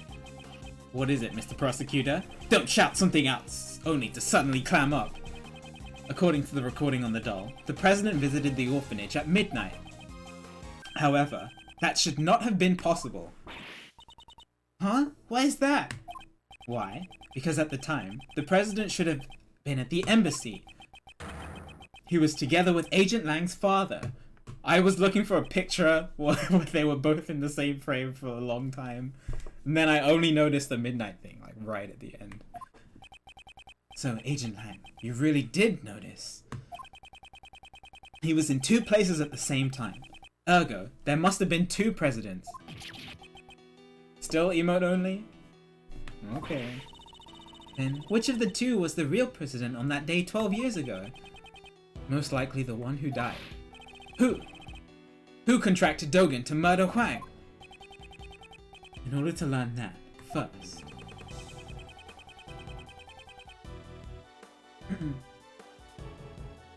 Okay. We must have a look at the evidence that we proved was false earlier.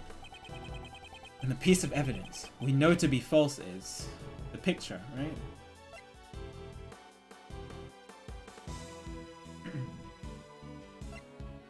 That's what we proved to be false before. Take that! Take that!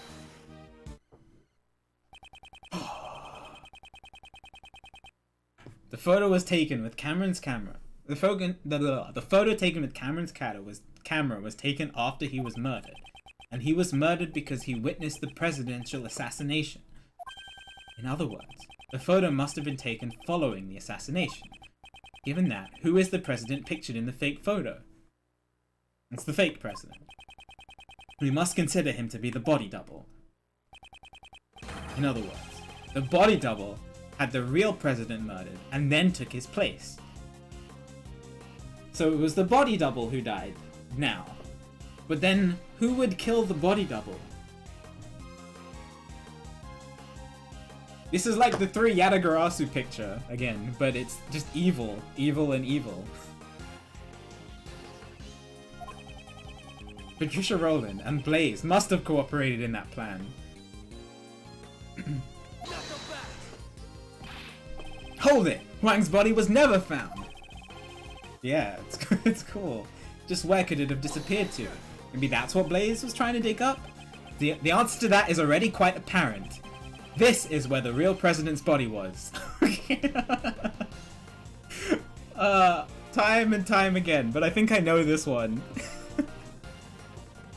This one I think I know. I think this is what Blaze was trying to dig up. Take that! Take that! Last night, there was something Blaze had to unearth with his own 2 hands. That item was not the ransom. It was something far more important.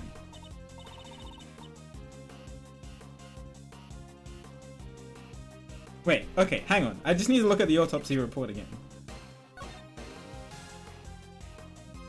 Time of death, April 5th, around 11 PM. Okay. This isn't the body from 12 years ago. I just... because... it's like perfectly preserved. I was just wanted to make sure. Because that would have just been way too mind-blowing. I couldn't keep up with that if that was the case.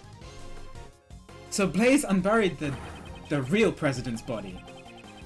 The possibility is quite high. What'd you say? Yeah, but not with the president. I couldn't. No. The bones from the body buried 12 years ago would have still remained. According to Mr. Powers, construction was to begin soon at this lot. That was the deadline. Both for the movie and retrieval of the body. But because they would have found the body when they started the construction. Agent Lang, let us search the footprints that Blaze dug up. Yeah. The body was buried there. There'd be traces of it. Hey, somebody call forensics. I have the results of the search. We found traces in the dirt that suggest the body was buried here. God, body has been discovered. So it was Huang after all. We also recovered the skeletal remains that Blaze the Best dug up. They were in his home. Oh my god! In addition to the bone structure, the dental records and the bone fractures all match up. We can confirm that it was indeed President Huang.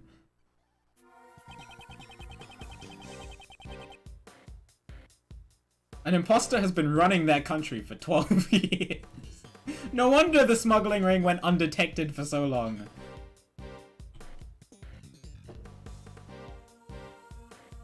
So the real President Huang was indeed killed 12 years ago.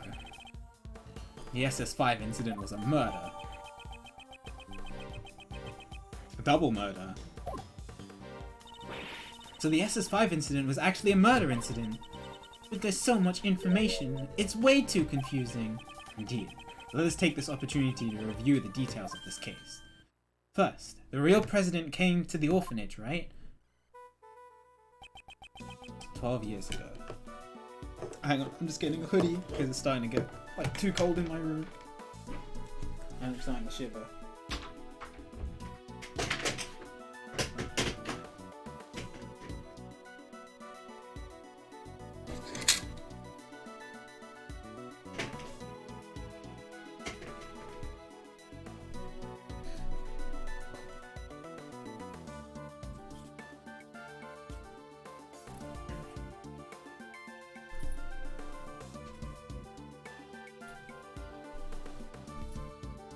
God, this is crazy. I did not expect all of this to happen.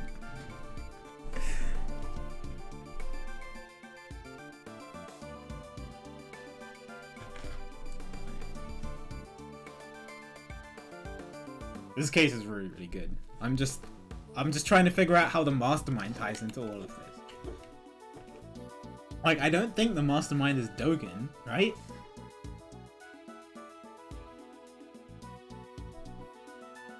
Because Dogen's just an assassin for hire.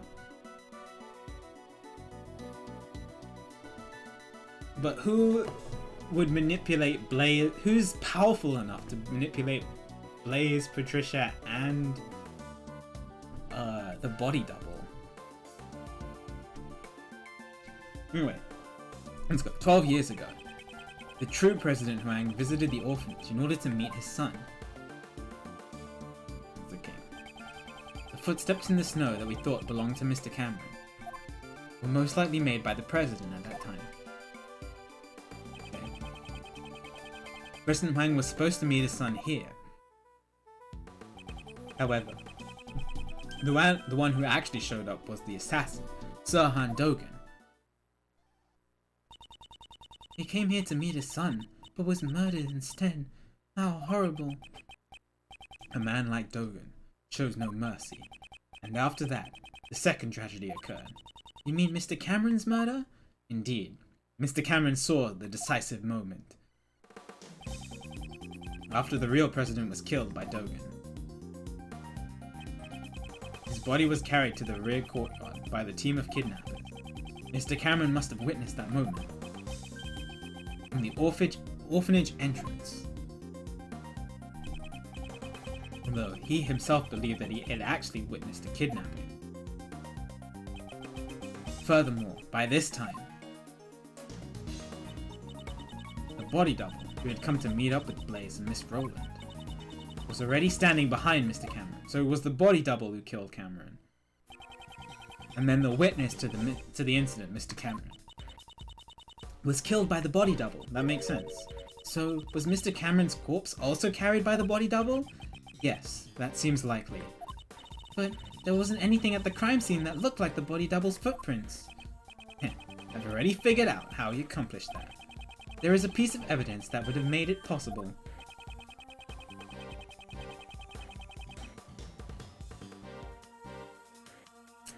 Excuse me?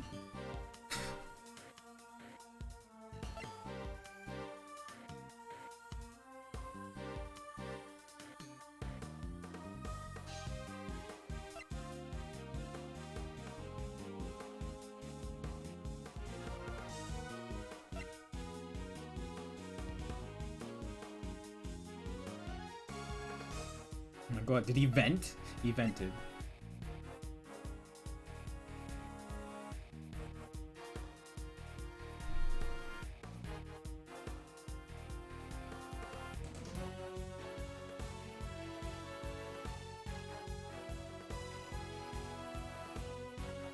Edgeworth is going too fast.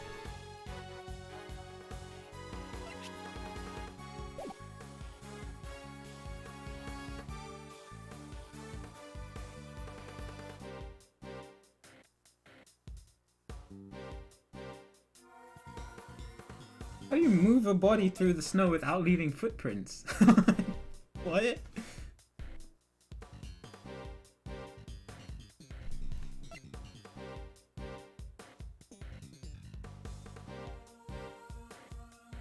Totally vented.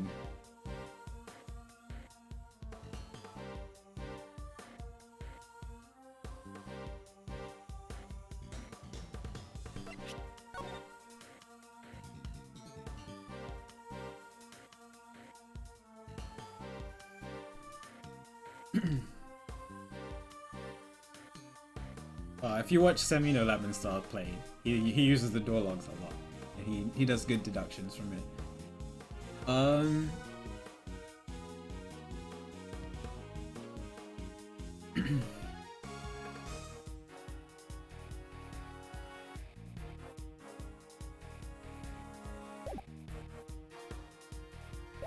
I don't see any like plank or anything that he could just walk across. And it's not like he jumped with the body on his back.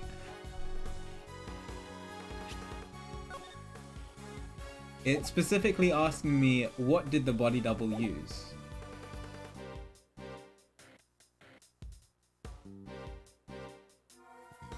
there are two sets of footprints, right? One is size 11, one is size 7.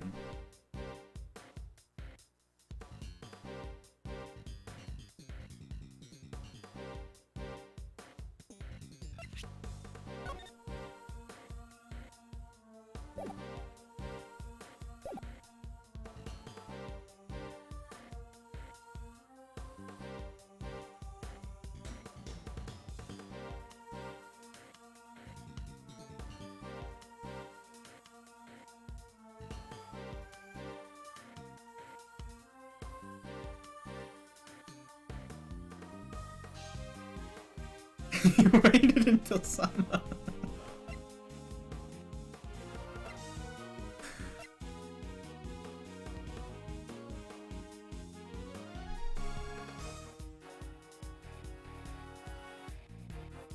Did he like throw him?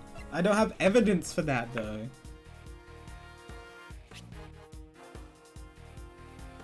It's specifically saying what did the body double use. So I'm like thinking of some kind of object that they could use to like some kind of sheet, but I don't have anything like that.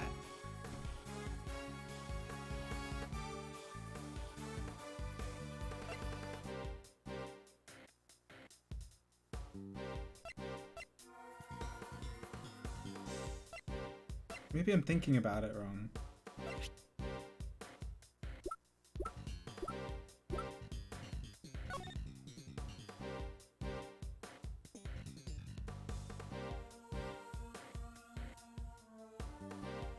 Frost spot boots. The scarf. You know, it'd still create marks in the snow.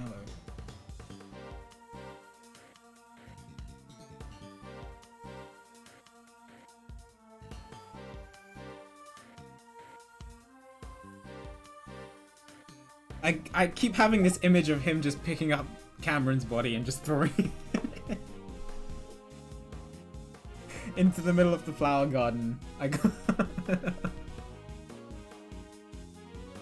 Because I don't know what else to think.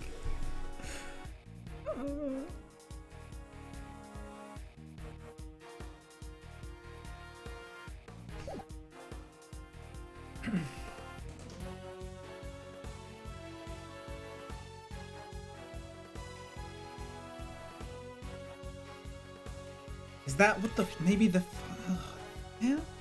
How would that have helped mask the footprints? How would you have been able to walk around? But it was the kid who started the fire. At least that's what they've told us.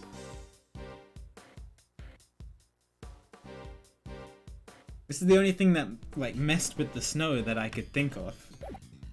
But it doesn't go all the way around. I don't have anything. Let me try it. Take that! Take that! Double likely use this to move Mr. Cameron's body. Whoa! He used that? Okay, no, that's probably wrong. He used that to move the body? How would that work? He, used trick after trick and put in a lot of effort. A lot of effort. He threw the body. Hey, Mr. Prosecutor, let's be honest and recognize our mistakes, alright? Appears this wasn't it. The body double's footprints should have been left at the scene, but they aren't. On the other hand, the victim's footprints are clearly there. I already have the evidence to tie these two facts together. Alright, Edgeworth gave me a hint. Victim's footprints are there. Ban Edgeworth for hinting. But I think I needed it. I feel like even more stuck on this one than with the double president one.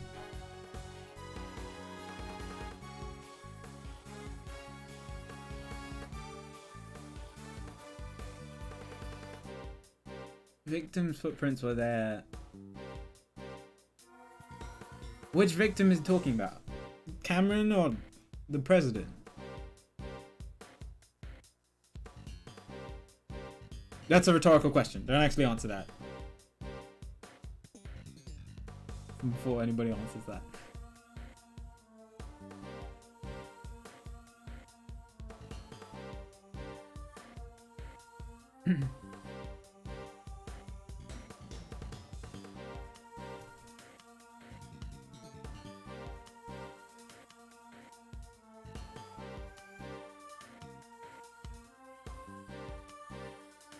Oh, they both had the same shoes though, right?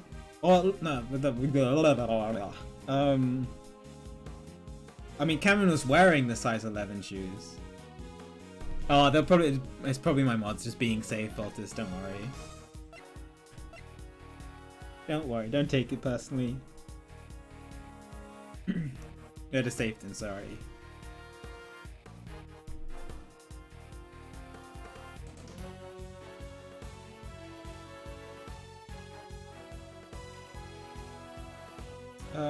What was I thinking? They both had the same shoes. Well, Cameron had size 11 shoes on.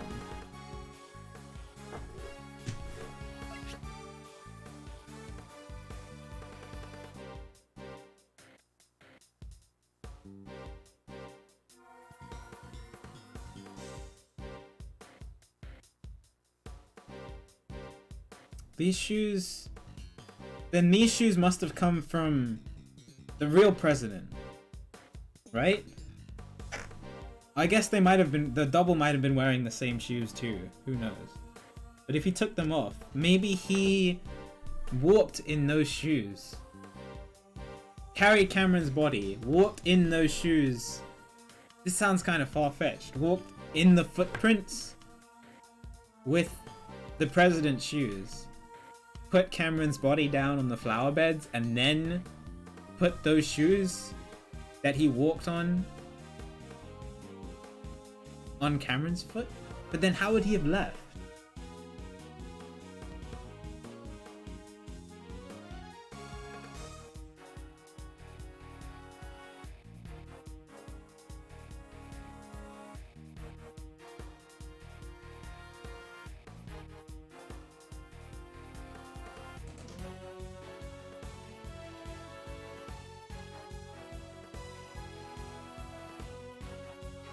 I mean, that would mask the footprints, but then how would the double have left? Unless he didn't leave from the front.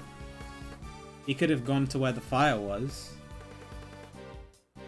Maybe. I think that's the closest thing I have. Take that! Because if these are from the real president, then... Okay. Okay. Yeah. That one's... a lot to think about, because if it's the real president who made those footprints to make it to the flower garden, then he must have taken the shoes from him, walked in those footprints to put Cameron's body there.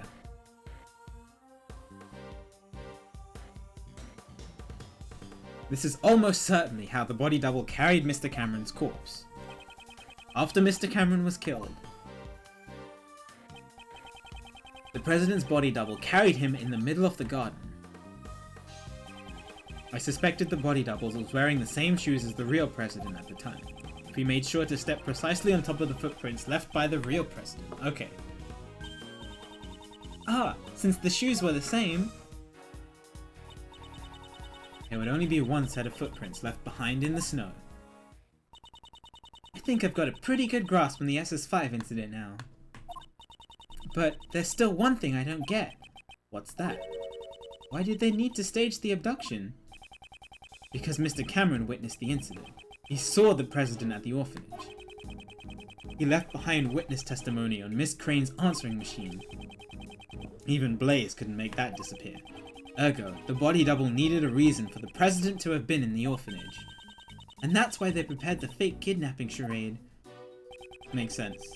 Okay, the people in the fake photo are the body double, and most likely Patricia Rowland. Hi, Oates. Person in the coat is Miss Rowland? Who makes you say that? The two would have had to leave the orphanage in order to take the picture. Just like when he moved the body, the double used the real president's footprints. Right. But the other one must have been from Miss Rowland. So the second set of footprints must have belonged to the person in the coat. Indeed. We originally believed that those footprints belonged to Cameron Killer. They were size 7 footprints, too small for Blaze's feet. Thus, we can presume that the person playing the part of the kidnapper was Patricia Rowland. Hidden in the shadow of the presidential kidnapping, was a presidential assassination. I see. So that's why my old man... Why he... What? The old man must have realized that a murder had taken place. After all, he had the kid's drawing. However, that picture was never presented as evidence. Your father likely took it from the young witness during the investigation and hid it. He knew the president was a fake, but didn't want to tell everybody. He had to have known that Huang was dead. But what if he had revealed that back then? Reveal the death of the president, the backbone of Zhengfa? It would have caused chaos. And that's why my old man took the secret to his grave. He even took the blame for the kidnapping, knowing that would be the fall of the House of Lang.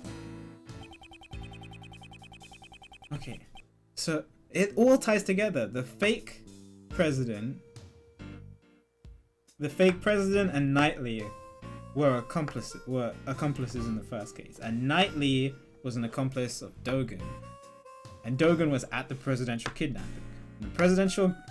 And the double is also partnered with Roland and Blaze from the other two cases. It all ties together. They're all acquaintances. But who is the mastermind?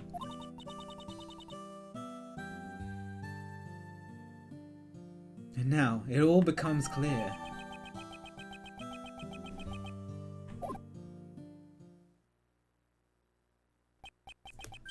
Is that really the case, I wonder? Huh? What? Who is this? Is this the mastermind coming? Who's there? Oh, it's Dogen. That bell. It's Dogen. It's Dogen. He's come to kill us all. Hello. Is it a wise idea for you to waltz in where, like, 2 members of the police force are? I guess he doesn't care. He's just like, you tried to capture me, I'll just kill you.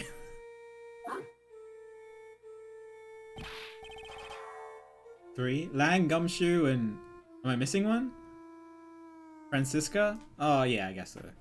I consider her more prosecutor, but she is part of Interpol. You! Why are you here? How can you just brazenly show up here? Who do you think you are, pal? I found the conversation most intriguing, and I just... well... Huh. Are you feeling nostalgic about an old murder of yours? You're the one who killed Huang. Nostalgia? I think not. You are speaking about the person I am searching for. You're searching for someone? I escaped from prison in order to meet with a young acolyte. The one who wore the red raincoat. Red raincoat? Who is this person? I suspect that it's the same person as the mastermind you are searching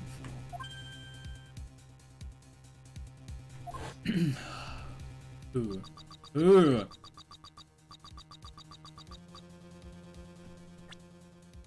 If it was someone at the Sunshine Coliseum, right?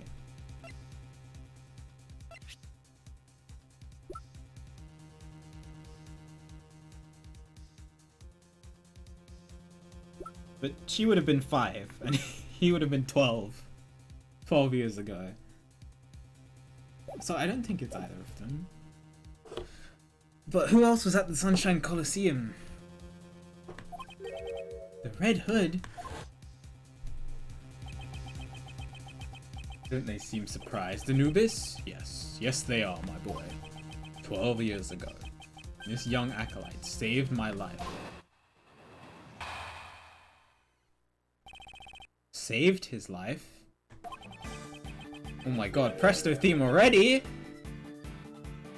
Certainly, it was I who killed President Huang. However, my life was also targeted on that day.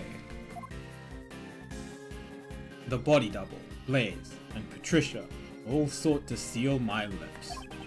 Had I not been reunited with the young acolyte back then, I would have been in danger, but alas, even to this day, I do not know what has become of the young acolyte.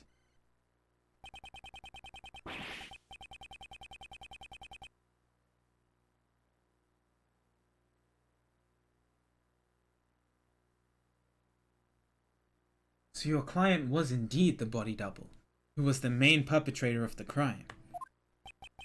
It was a long time ago, but I remember his words even now. There have been countless attempts on my life, not just once or twice, countless! And yet, why must I be the only one to face the danger? When I stand before the people, I garner the same respect as the president does.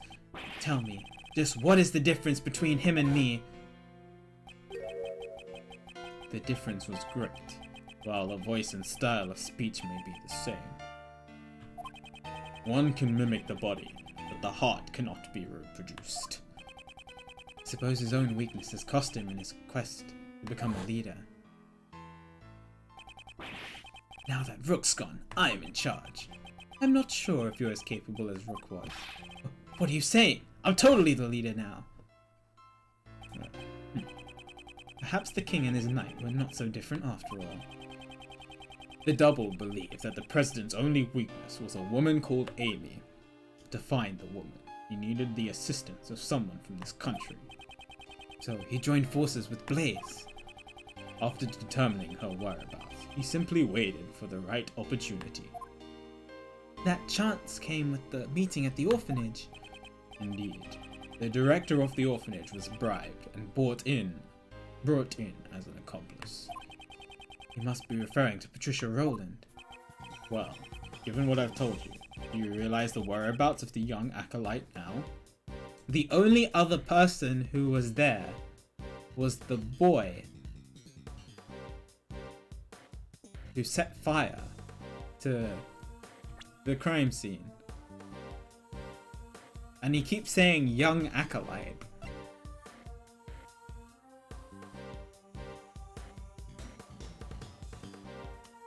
In which case, if it was a kid from the orphanage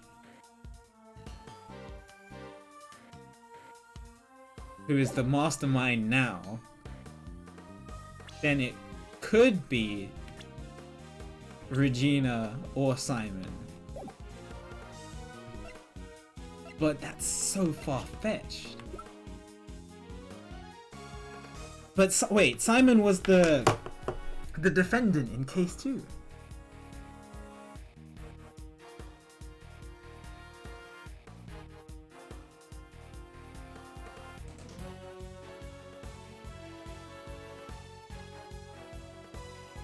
If he was the... So is it Regina? I can't imagine her. No. God.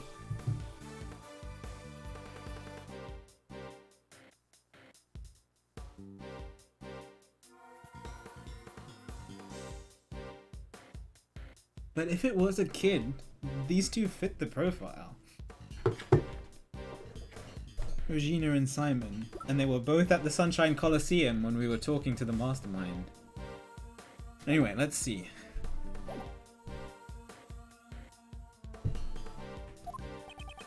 You mean the boy who saved you. But how do you know that he is the mastermind? That day, the young one caused the fire at the garden of the orphanage. Ah, you're talking about the kid who started the fire as a prank! A prank? Not at all. On that night 12 years ago, the young acolyte was hiding inside the igloo. Oh. It seems he witnessed Patricia and Blaze moving the body from his hiding place. Apparently, he heard them talking during that time. It would seem that they were planning to kill me because I knew the truth. He immediately came to the main hall to tell me that. I learned this about the young acolyte sometime later. It seems he was wearing a red raincoat at the time. He led me out of the main hall. And then, the young acolyte said he was going to get rid of our footprints. Scurry scattered some lamp oil near the igloo over the snow. He's clever. And then he boldly set the oil ablaze. A kid did this? No way! So he set the fire in order to... All their focus was diverted towards the burning flames. Yo, it's PB. I took the opportunity to escape through the rear exit. So, the boy in the red raincoat is the mastermind behind this case? Exactly. Isn't that right, Anubis? Yes, boy. Yes, it is. Oh, right, yeah. That's right.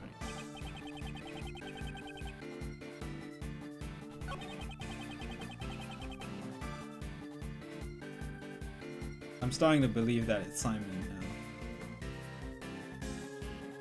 Regina is too young. She would have been too young 12 years ago. Anyway, and he keeps saying he. And boy. Anyway. I just don't know who else could be related in this way. But that means Simon was just playing an act the entire time. It's like Matt and God, but on crazy levels.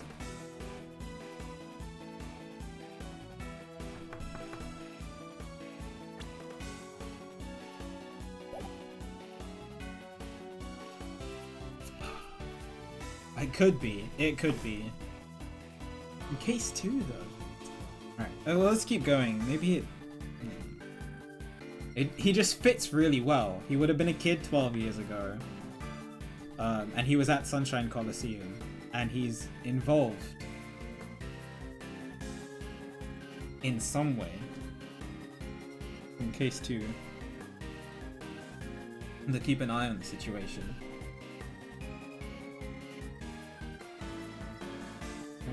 Raincoat. There's no reason why he couldn't have kidnapped Kay at Gold Lake.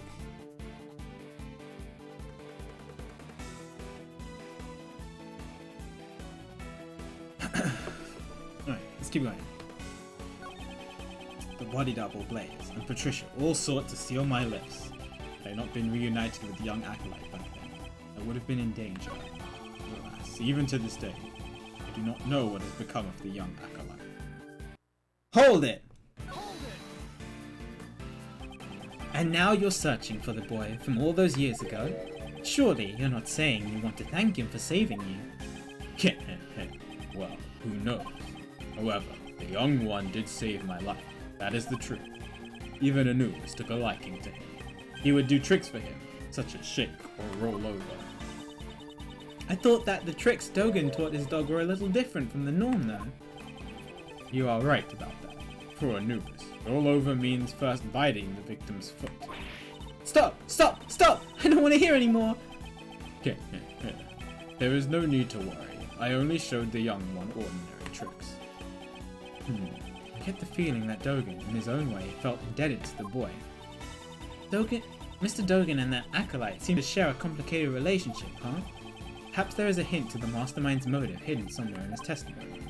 Dogen is one of the few people who knows the mastermind firsthand. Let's try to draw out as much information as possible from him.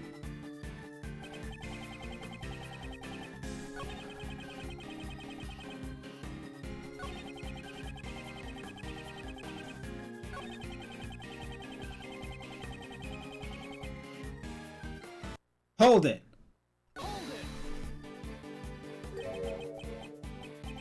Reunited? So when did you first meet with him? That would be 18 years ago, on the 24th of December.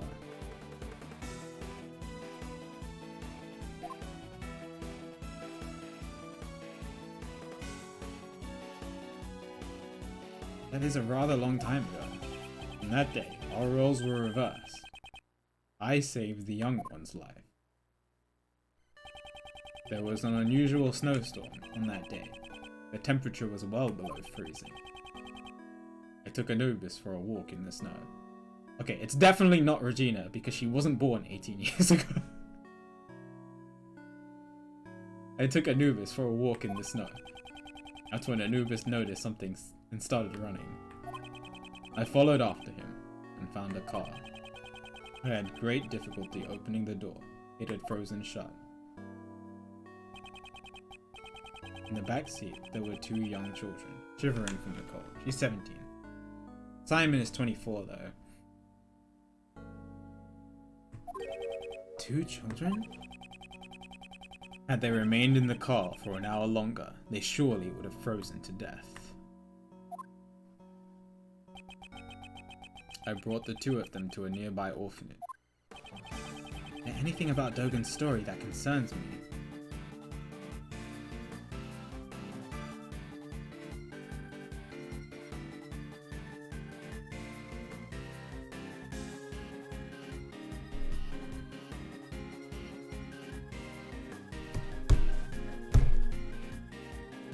Case 3. That was on the 24th of December, right? 18 years ago. When the kids went missing.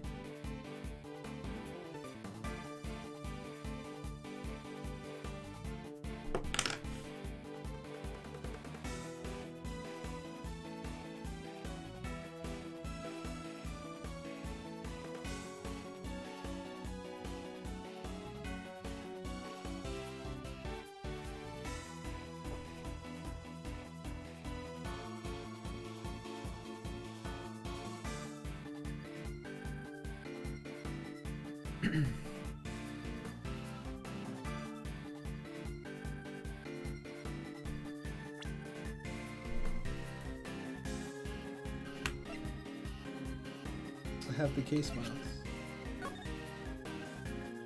24th of December. There are no clues to whereabouts of Dover's son or Gustavia's son.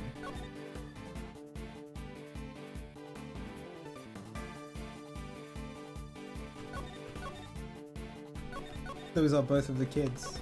You know how long? You know how long I've been wondering about the kids?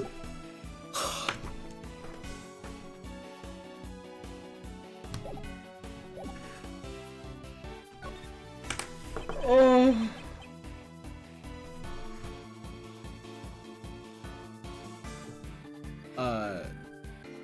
Well, both the date and the number of the children, but the date is more important. Am I okay? I'm just kind of... I almost convinced myself that the kids were just unrelated because of how long it had been since we talked about it. Because I was waiting for it for so long in case 3, I was like, when are we going to talk about the kids missing? When are we going to talk about the kids missing? And then the case ended and I was like, okay, the case was great, but what about the kids?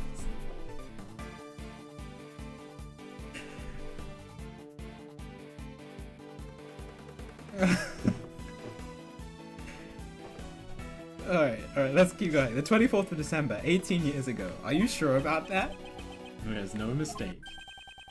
Does that mean? I know. The significance behind that date. Oh.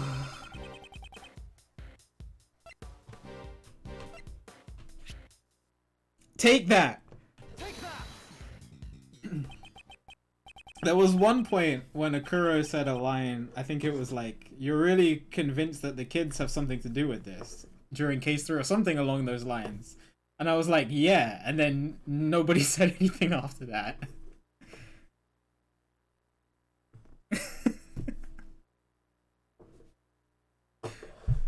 A day, a certain incident occurred. It's been at the back of my mind for so long. A sculptor was murdered. Ah, during that incident, 2 young boys went missing. Finally! The sons of the victim, Isaac Dover, and the culprit, Dane Gustavia. We never did find out where those 2 boys went after the case 18 years ago. Oh, they were the sons of a victim and a culprit? It all makes sense now. What makes sense? One of the youths was bound, so that he could not move. Mr. Dover did it so that Mr. Gustavia's son couldn't come to the contest venue. Indeed. I love how this ties together. Gustavia was using his own son as a taste tester. To think that was what transpired. Neither child seemed to recall what had happened. They lost their memories? The acolyte told me this when they were reunited 12 years ago. The pair were placed in an extreme situation, on the verge of freezing to death. The trauma led them both to suffer from amnesia. Neither could so much as remember his own name. They didn't even know that they were sons of Mr. Dover and Mr. Gustavia? Indeed. While we cannot say it's conclusively, the probability is quite high. However, we still don't have enough information to deduce the mastermind's identity. Dogen, would you please continue your story? Okay, very well. Oh my god, there's more. I continued my correspondence with the young acolyte, even after entering prison. Recently, that has all come to an abrupt halt, however. It left me quite concerned. Furthermore, those involved in the crime 12 years ago were all drawn into incidents, one by one. I grew more and more curious, and so I absconded briefly from the prison. He was just like, yeah, alright, I'm curious, I'm gonna just break out of this maximum security that they put me in. Just to satisfy my curiosity, and then I'll go back to prison. Those involved 12 years ago were Patricia Rowland, Blaise de Best, and President Huang's body double. Miss Rowland was the warden of Mr. Dogen's prison. I don't know who I'm more scared of, Dogen or the killer. But they're both very cool people. Like, cool as in, you know, how they do their business is cool. Not cool as in, you know, good people. I blackmailed the woman. The woman had tried to kill me. Perhaps the good prosecutor has already deduced the reason. You murdered President Huang. However, the world still believed he was alive. If you were able to prove the president was a fake, both Patricia Rowland and Blaise de Best would have been in danger. That is correct. And I had heard the proof with my own ears. I'll be waiting in the courtyard of the orphanage at midnight on February 9th. Even if it's just once, I want John to be able to meet you.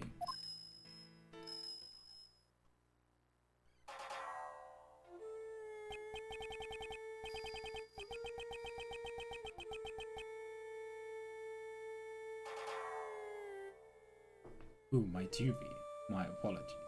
But I am presently waiting for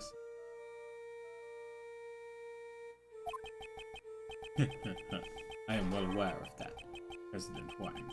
Are you not meeting with your son? However, I do not spill blood needlessly. You may relax. I seek only the President's life. Can't be. But please wait. I am just about to meet my son for the first time. I'm sure this will be the first and the last time. Please. Please wait until we are finished. I had thought the President would beg for his life, but he was of a different sort. Officially, the President had no son. However, he shook his head and said, this illegitimate son was his, and he intended to recognize him publicly. Furthermore, he claimed that he had already made preparations towards the end. Would that son of his be the boy with horns over there by any chance? Boy? The horns? Wait, you can see John's horns? There is no need to see them, from the moment I escaped from prison until now. I have been closely lending an ear to your voices. He said that the President made preparations towards recognizing his son, but the word preparations alone would be insufficient for blackmail. That's it! There was one thing that could prove Huang's words, the will held by the House of Lang. It was also proof of his trust in us. His son's existence would have been revealed to the world. The name on the recording, the mention of preparations, and the will in Zhengfar. Together, they suffice to make the warden bow to my words. With those three pieces of information, one could prove the identity of the double by using John. The President blocked the first strike of my knife with something soft. As pieces of it fell atop the snow, I struck once more. This time, the blow proved fatal. So Dogen cut off the Mozilla doll's horn. Okay, that's what I figured. None but I heard his final words. Only myself and the child knew of the president's secret son.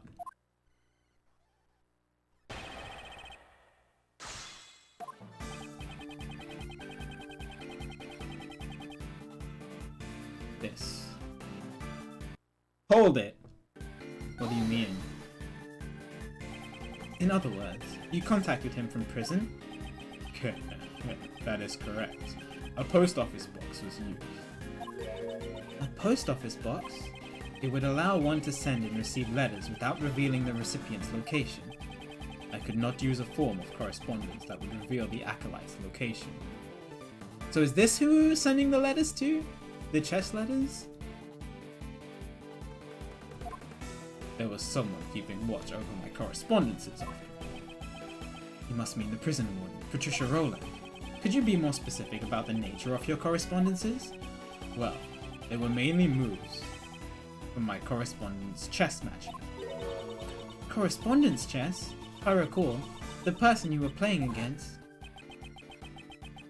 This might be kind of hard to believe, but Dogen's chess opponent was... Ah, are you saying he was playing against Mr. Knightley?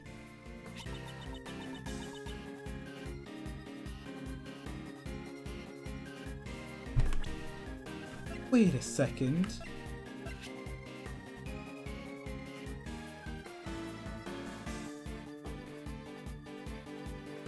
Simon said that Knightley asked him to bring this. But what if that's a lie?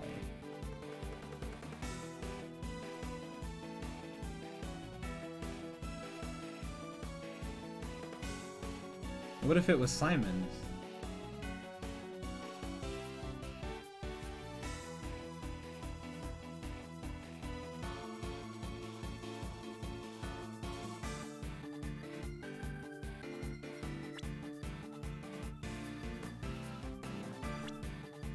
If Simon is...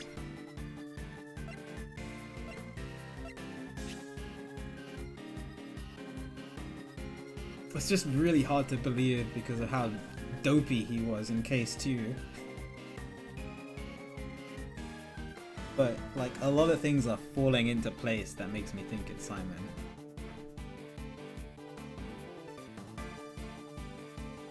He also had the chessboard.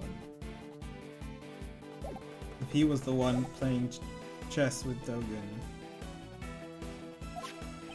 We certainly found the correspondence chess memo in Knightley's cell.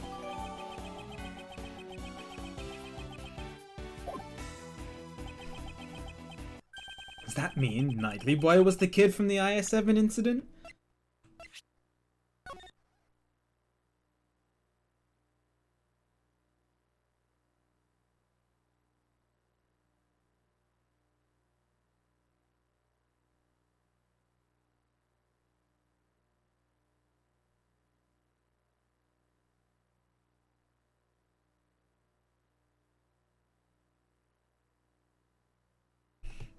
PB. Patricia and B is Blaze? No, that's might be too big brain.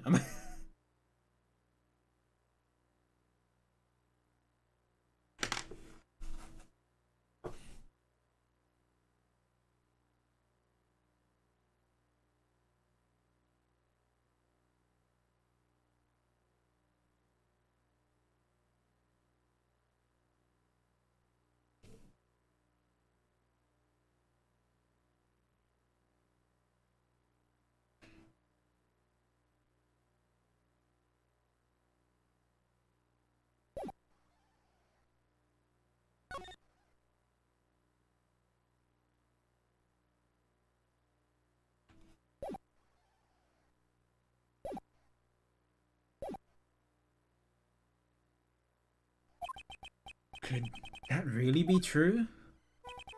Is there any evidence connecting Knightley to the IS-7 incident?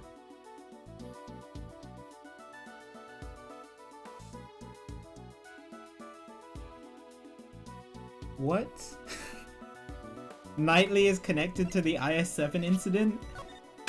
Oh my god. Alright.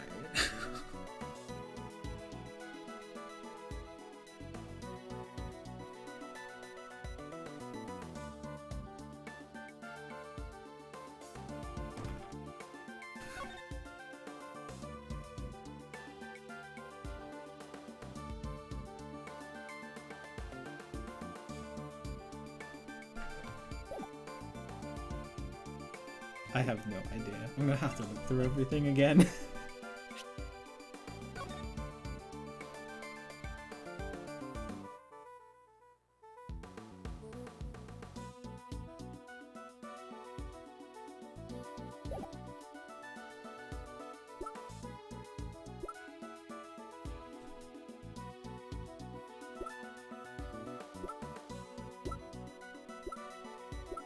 I have evidence showing Knightley is connected to the IS-7 incident. It's just so... I don't believe it. Where?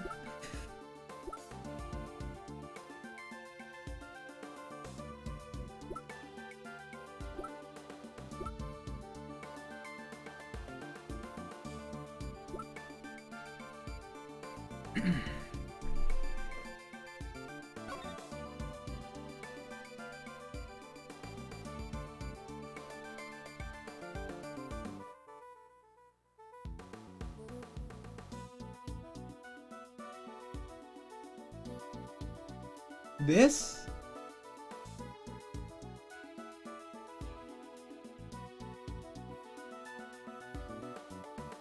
Is he? Oh.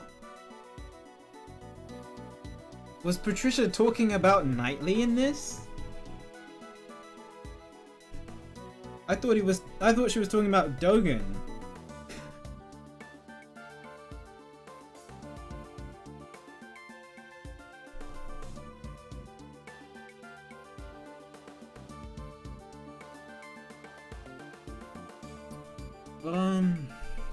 But that doesn't connect into the IS-7 incident though, does it? I don't think so. Just to Dogen.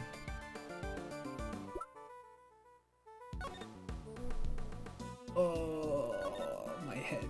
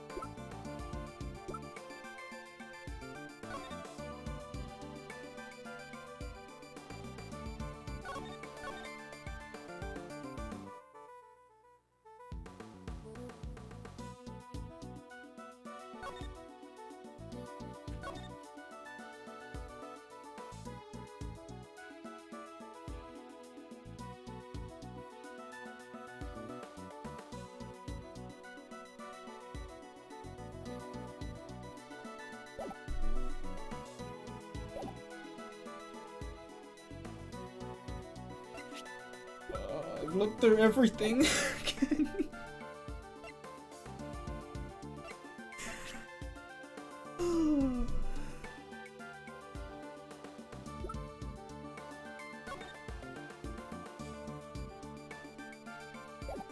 It just seems, it's so out of the blue. It's like, oh my god, suddenly I have evidence to show that Knightley is connected to the IS-7, which are two completely different cases.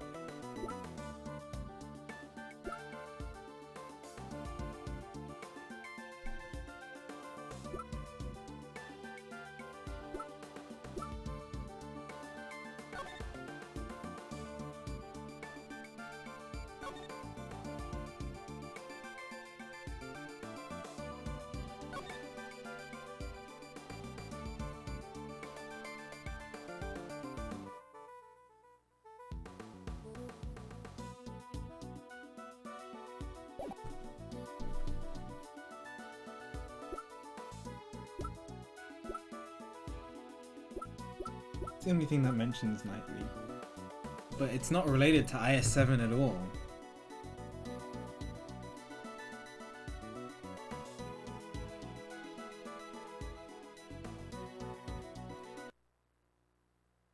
I don't really want to say it because I don't think this is right.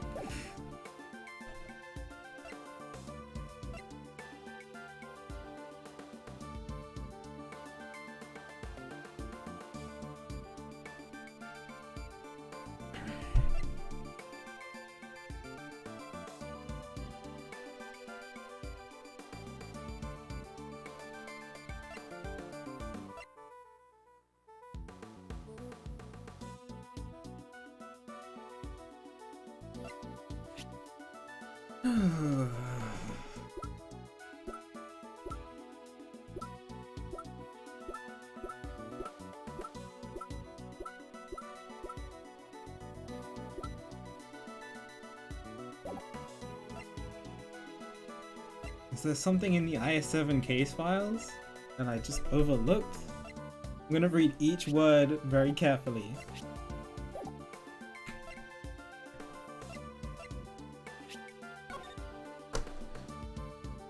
Entry von Karma, Edgeworth, Isaac Dover. His body was discovered inside Mr. Master's mansion.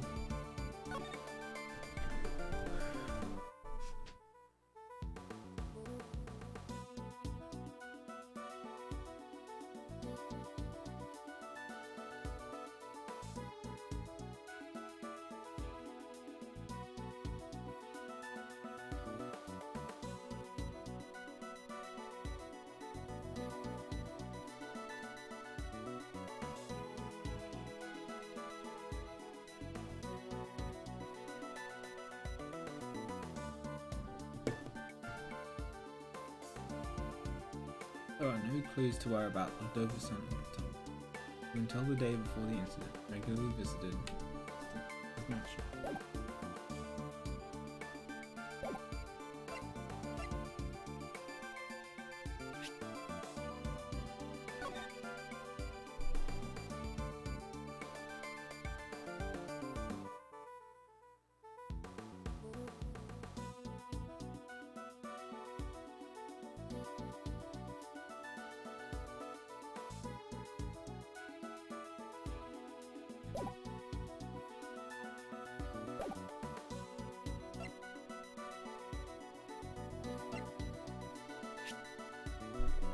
Oh, I don't see anything, dude.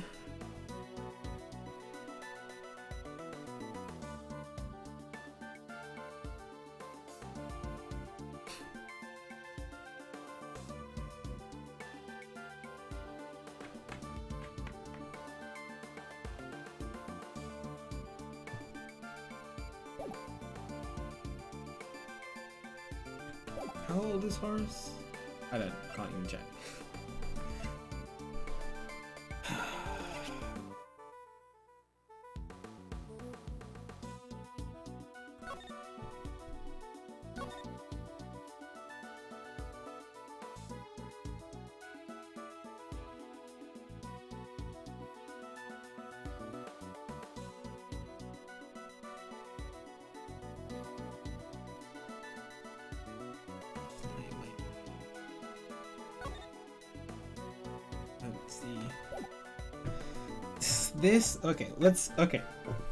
Let's note which things are related to Horace Knightley or IS-7. So obviously the IS-7 reports are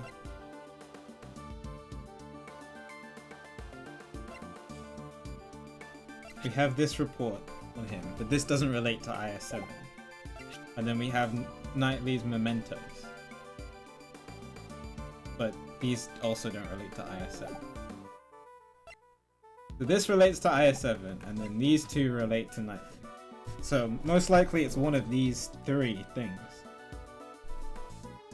Nothing else is really related to IS-7 or Knightley.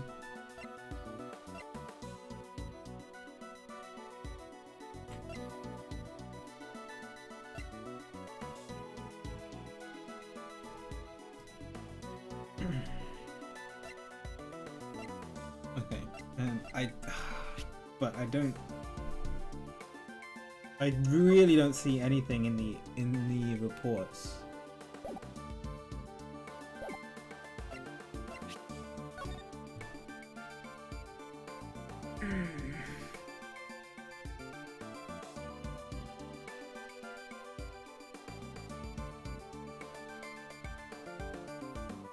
If this is talking about Knightley, then the thing you could have laid in front of the flower bed could have been related to IS-7.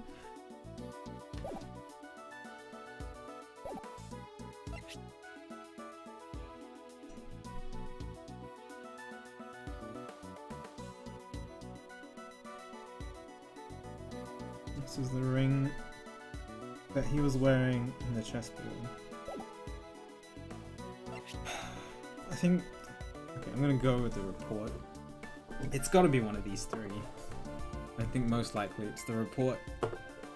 Like, the thing he laid to rest in front of the flower bed 12 years ago, it could have been something related to IS-7. The only thing I could really think of. If the report is talking about Knightley. Yep, no backseat. Sorry, it's just gonna take me a while, because this one's just really tough.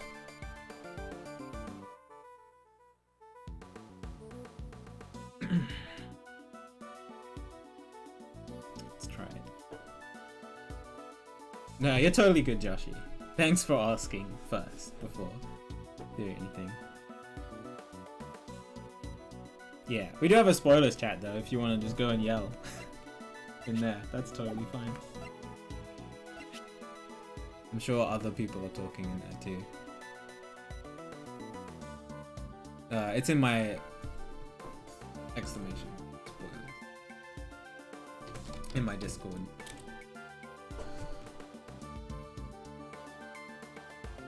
Alright, I'm gonna try this. Take that!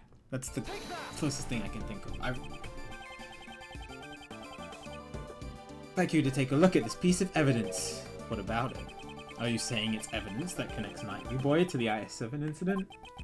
Corey doesn't. Nah.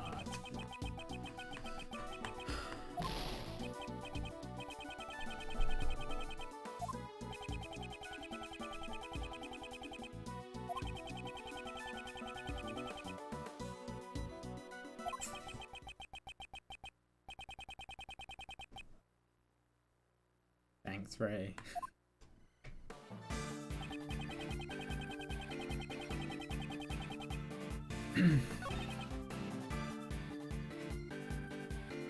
That was probably going to be the next thing I was going to present, but it's fine. So, hold it.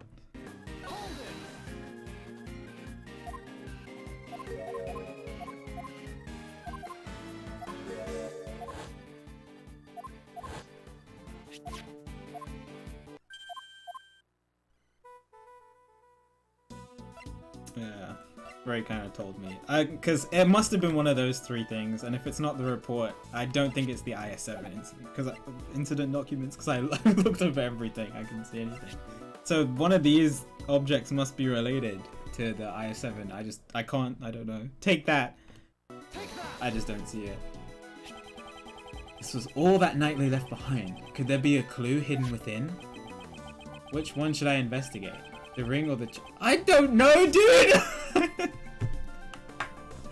That was what? That's... I don't know!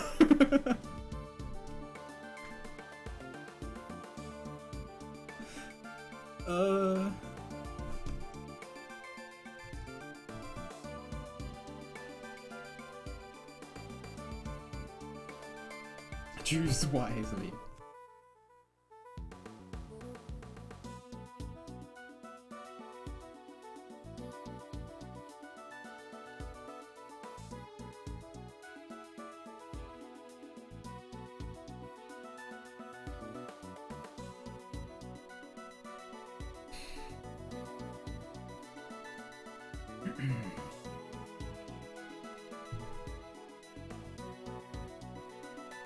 The chessboard had a knife compartment in it, like, and just general chess pieces. The ring could have some special meaning. I think it's more likely to be the ring. So let's examine the ring. Oh my god. That's the Pierre Hoquet symbol. Are you kidding me? Oh, if it had just shown me that on the ring, I would have seen it.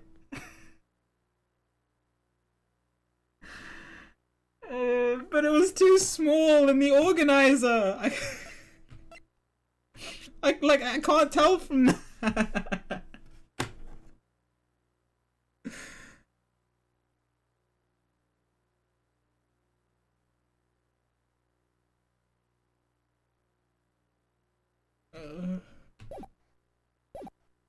Oh, okay. We got it.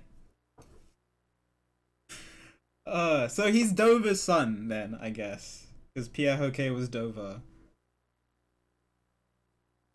Yeah, it's like that bloodstain all over again. There was a bloodstain in the, this is Ace Attorney 4 spoilers. In the in 4.3 there was a bloodstain that had writing on it, but on the DS, on my DS screen, it just looked like a smudge, so I didn't notice that it was writing until the game pointed it out after like 20 minutes of fumbling around. Yeah. That was a fun time. The ring is... Mr. Edgeworth, what is it? Mr. Shields, please take a look at this ring. This pattern is... It's Pierre Hoquet! I thought so. He had Mr. Dover's seal turned into a ring. However, why would he have this? Shouldn't it have been held by the police as evidence from the IS-7 incident? After the incident, the seal was returned to the victim's next of kin, and Mr. Dover's only family was his son. But since no one knew where the son had gone to, it took a while to get to him. I heard that the police had finally found him and delivered his inheritance, but... So the seal was thereby safely delivered to his son, and then he turned the seal into a ring and wore it on his person.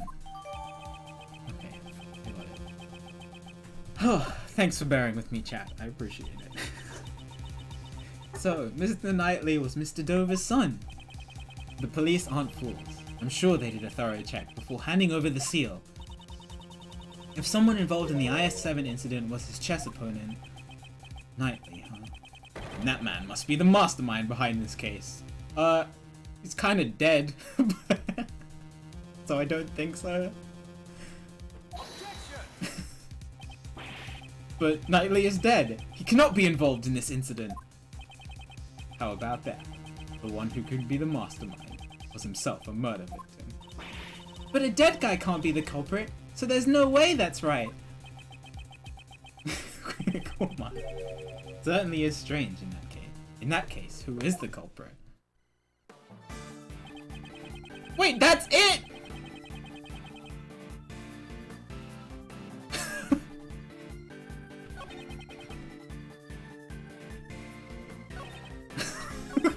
Okay.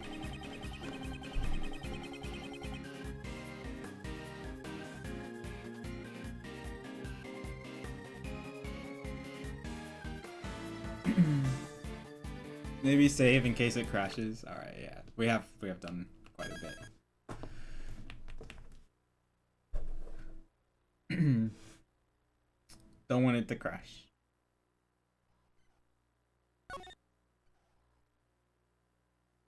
Everybody's a body double.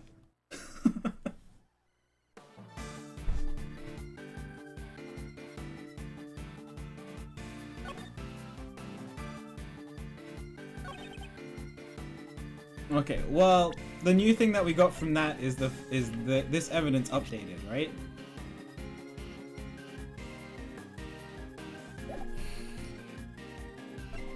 So that must be the evidence I have to present somewhere.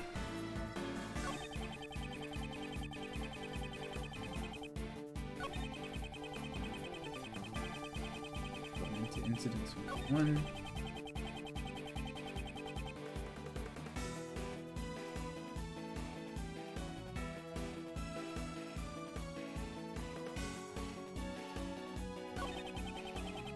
Oh, this is new?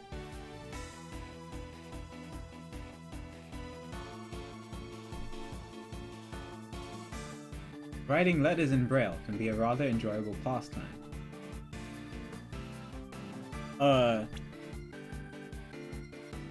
This is some funny looking Braille you have here.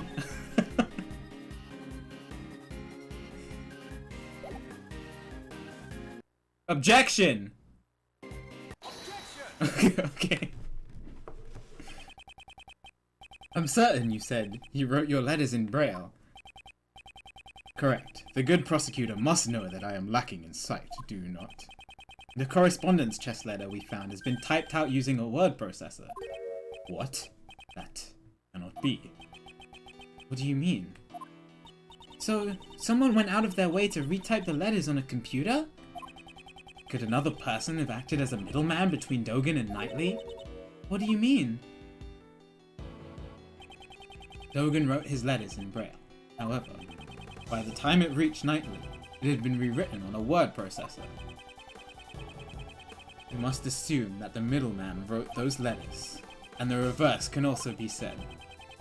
That somebody might have taken the letters Knightley wrote and re-delivered them to Dogen. Yes, that is indeed true.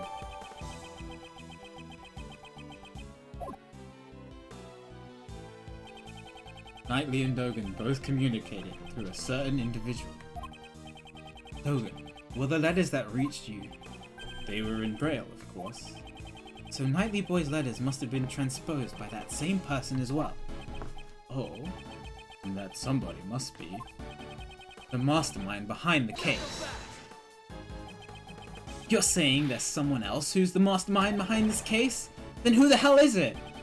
Dover's son, Knightley, is already deceased. In that case, there is one more youth that we should consider to be the mastermind. Dane Gustavia's son. But who the heck is he? How old is Knightley? He's 24, the same age as Simon! You mean Dane Gustavia's son? But who the heck is he?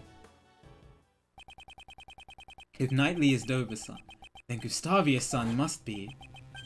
Well, we're the only friends either of us has had since childhood. He was the same as me. We never had real family. It can't be, could it? Could it really be him? Mr. Edgeworth, what is it? You've gone all pale. I figured it out. The identity of the mastermind who's been controlling this case from the shadows. What? Who in the world is it? I don't want to believe it myself, but it is someone we know quite well. So, he was president at the Sunshine Coliseum when we talked to the mastermind. And we know that the mastermind was at the Sunshine Coliseum, because that's where the fireworks were happening. It's also where the boy was taken, close to the Sunshine Coliseum. We know that he must have been a kid at the orphanage 12 years ago.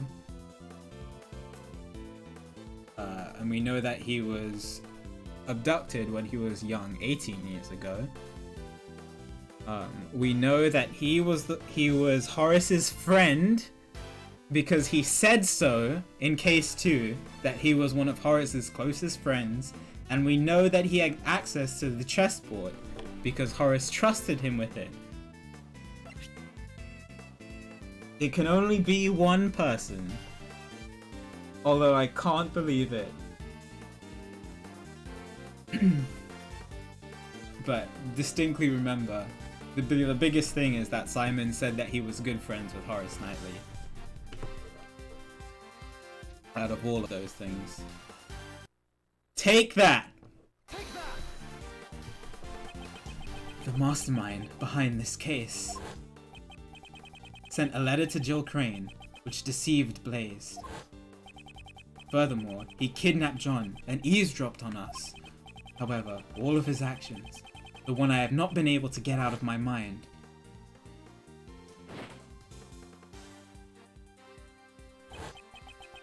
is how he brought an unconscious Kay to the roof. The giant monster. Huh?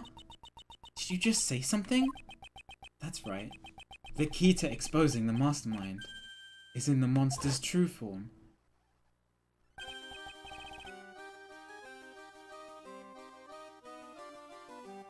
Ah, I almost forgot.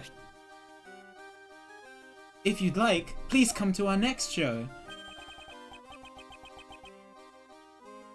I'll also be performing in it. The Berry Big Circus is always fabulous and fun for all ages. Miss Swift, there is something I would like to ask of you.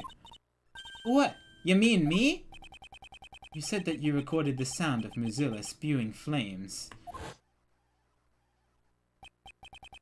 Would this decisive evidence of yours be something you recorded on that tape recorder? That's Mr. Edgeworth for you. You're good at figuring things out, aren't you? It's the sound of Mozilla spewing out fire. This place nearly became a sea of flames. That's right. I ain't actually seen it with my own eyes, though. Could you let us listen to the tape? Sure thing. There we go.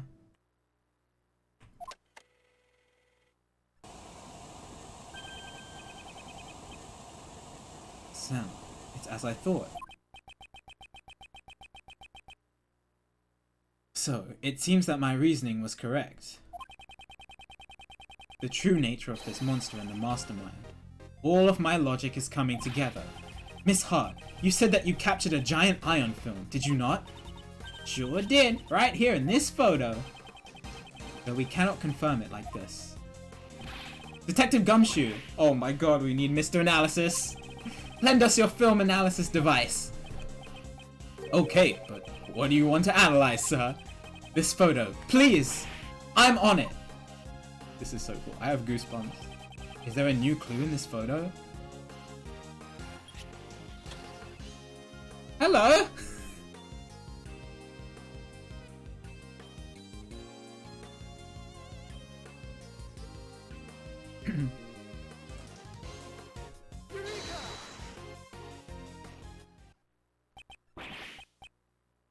Quando! Quando! What is this, Quando?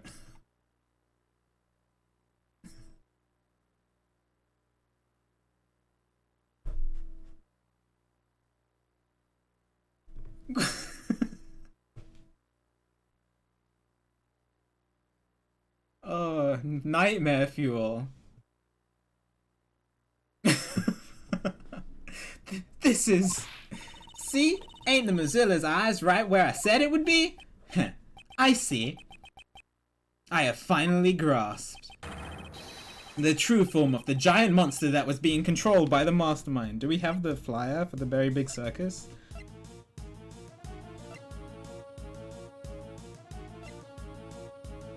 I don't think we do, but I'm pretty sure that's what it was.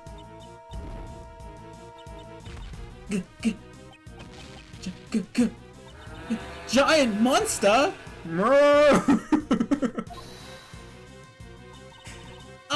Are you admitting it? Y'all, ain't ya? You admitting that the mighty Mozilla is real? Oh my god, Lord is so happy. No, this is not Mozilla. This is the eye of a different monster. Please have a look at this.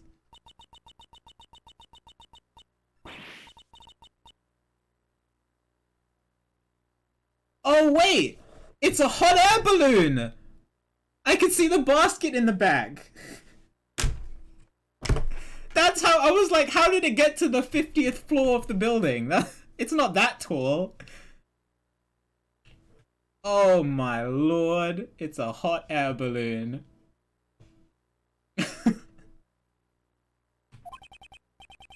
Precisely.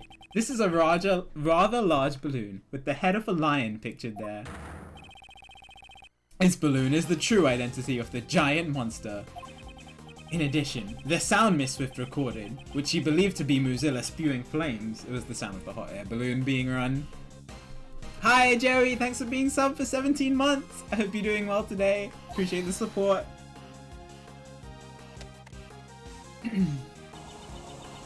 Mr. Prosecutor, don't tell me you're gonna say something that'll shatter my dreams of a scoop. Hot air balloons fly by using burners to heat the air, right sir? Precisely, Detective. The mastermind used this monster of his. Look at that glorious picture. To bring Kay to the rooftop of the Grand Tower without using the elevator.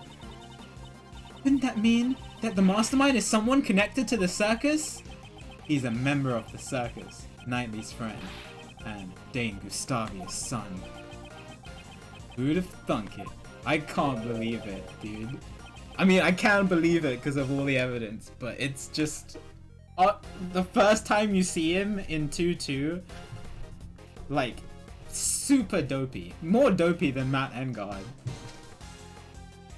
And no evidence to show otherwise. An apprentice beast tamer? He's no amateur.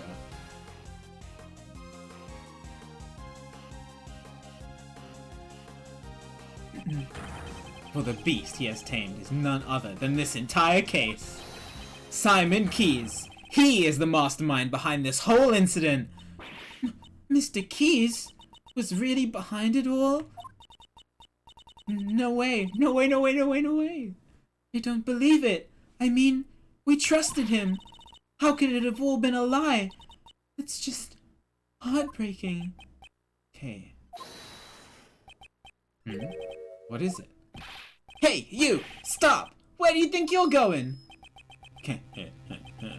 The boy with horns is rather perceptive. The good prosecutor has done a remarkable job. Now that I've heard that, I have no further business here. What? Wait! Dogen! Uh-oh.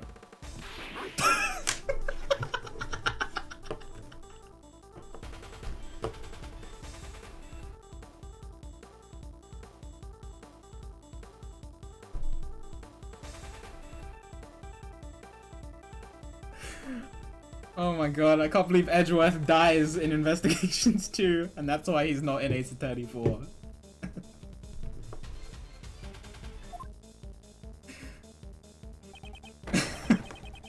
Damn it, where'd he vanish off to? Mr. Edgeworth, are you okay?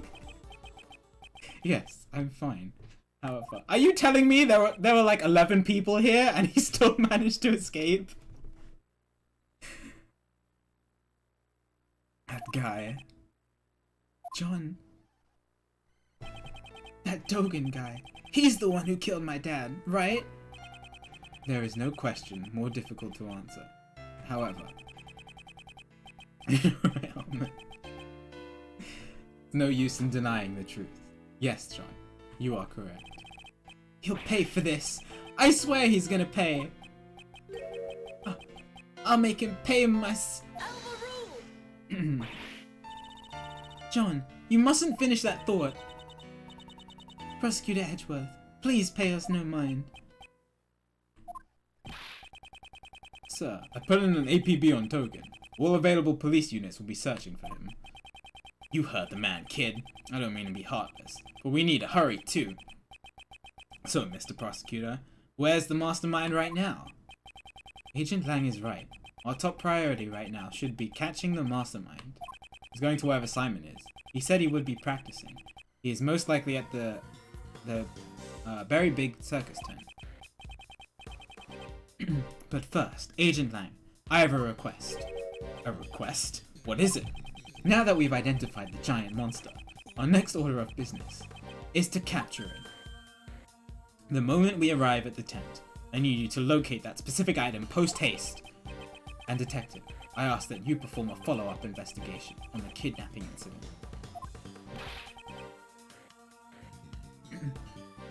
Roger that, sir.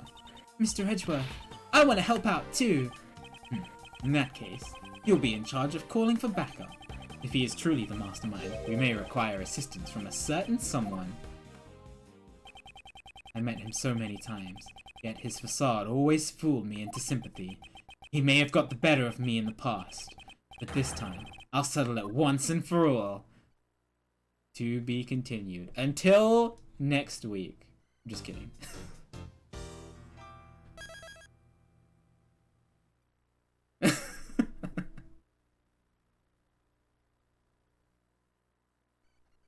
No, I'm finishing it. Fine. Even if it takes like 3 hours, it's fine. I need to finish this now.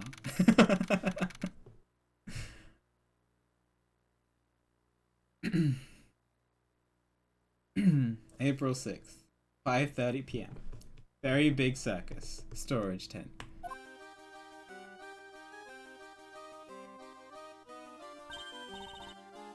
Ah, Mr. Edgeworth. Are you guys here for the show? Mr. Keys. Miss Berry. Alright, Adam. Oh my god. You're a little early. I'm sorry, but we're still getting ready. But I'm so happy you came. You remembered our promise. Yes, I remembered. You asked us to come see the show, where you gave me this. I'm so happy you came. Please enjoy yourselves. I'm sure my performance will surprise you, Mr. Edgeworth. Your performance has already surprised me, Mr. Keys. But he hasn't performed yet. Regina, please have a look at this photo. Is this balloon the property of the very big circus? Ah, it is. Do you see it flying around somewhere? It's highly likely that this balloon was used by the culprit in the case we are investigating. Huh? Who is in charge of the balloon? Well, that would be Simon, but... are you saying... Hello? Mr. Keys. You flew this balloon in the middle of the night, did you not? I do occasionally practice alone at night. I'm not much of a pilot though. I'm a little clumsy. So for practice, you'll do something as challenging as flying a balloon at night? Wouldn't that be rather difficult for someone who is clumsy and not much of a pilot? Then, what do you think I was doing, Mr. Edgeworth? You brought Kay to the roof of the Grand Tower in order to frame her for the murder of Jill Crane. Not a single security camera recorded Kay using the elevator. Therefore, the only way she could have gotten up there was through flight. And the only one who could have flown her up there was you, Mr. Keys. No way. No way, no way, no way. Mr. Edgeworth, how can you say that? That's not all. You drugged John at the garbage pickup and kidnapped him. Wasn't that why you were late when you came to watch the trial of Patricia Rowland? No way. I have no idea what you're saying. There's no way I could do things like that. Please believe me, Mr. Edgeworth.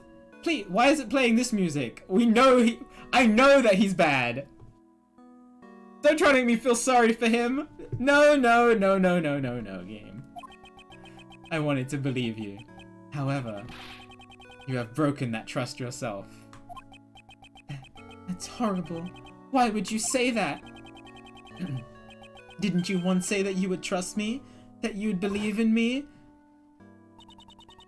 Don't you worry about that. We're your allies.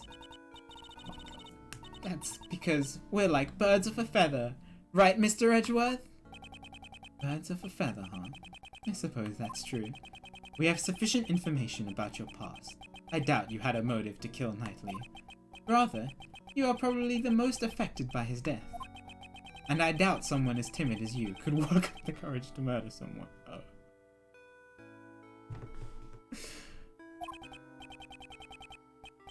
Alright, I'll get you out of here. We'll believe in you. I'm so sad. Those words were all lies. It wasn't a lie. We really did trust you. Okay, even you said we were like birds of a feather, and yet I'm hurt, okay? You've hurt me deeply. Oh, hey, Mr. Edgeworth. Maybe Simon isn't a bad guy after all. No, there's so much evidence against him. Objection! I see. So that's how you operate. I understand now, all too well. No matter who you face, you find an emotional weakness and exploit it. You guide each person towards the outcome you desire, without them even noticing it. That is how you were able to mastermind the entire case. The entire game. I may have fallen for your tricks before, but not this time. Simon Keyes, I indict you! So it's come to this after all. You were always so full of confidence, Mr. Edgeworth. But I rather like that, because now I can rip that confidence to shreds.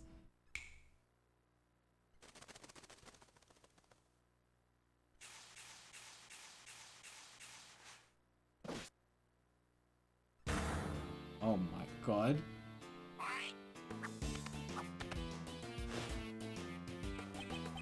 What?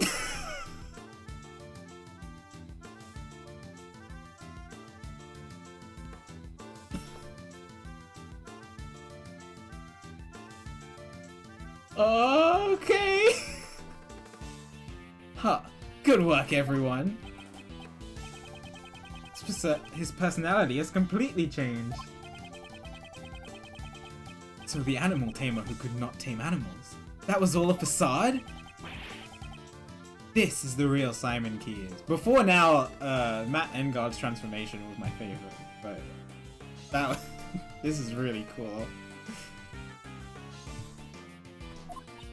Also, this song. I think I've heard it before on Pie streams, but no idea where it was from.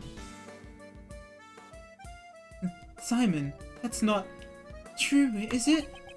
Truth or lie? I don't know what voice to give him now. What difference does it make? Huh?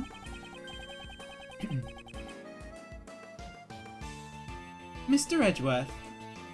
Oh my god. Just made me a little upset, that's all.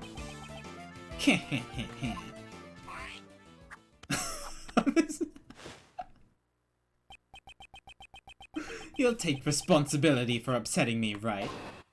Oh boy. Balloon practice.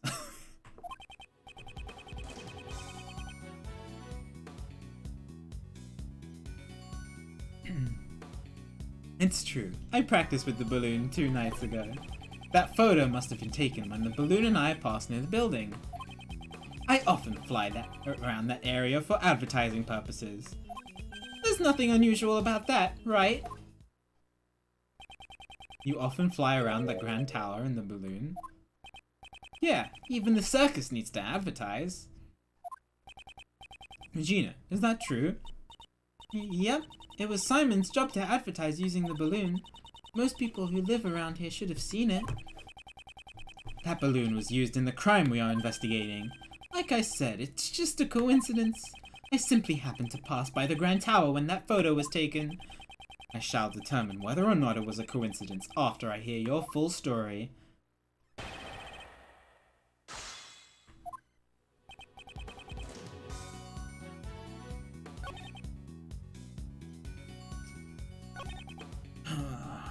Fly around that area for advertising purposes.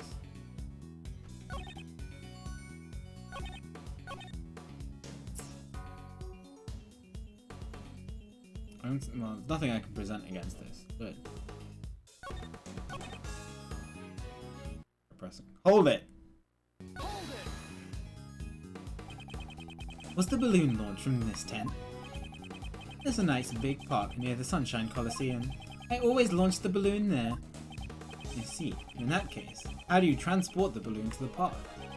Well, it's too heavy to carry by hand. It weighs several hundred pounds. And yet, it can fly in the sky. Amazing, isn't it? I asked you how you transported it. Now answer the question. Aw, I can't even make some small talk. You're mean, Mr. Edgeworth. I used a truck. The balloon is probably loaded onto the back of that truck. A truck? A truck? A blue truck?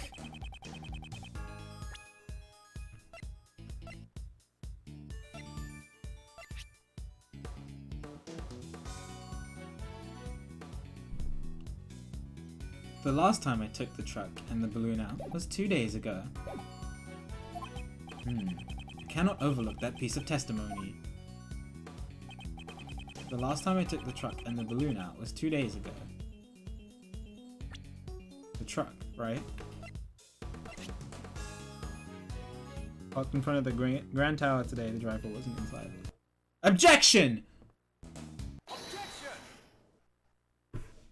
Today.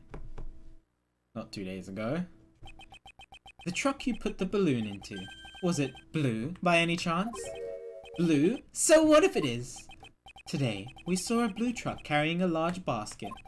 If that truck just so happened to be yours, then your claim that you last used it 2 days ago becomes a lie. Oh, he probably has like 2 tickets. Yeah, he's parked in a really, really bad spot.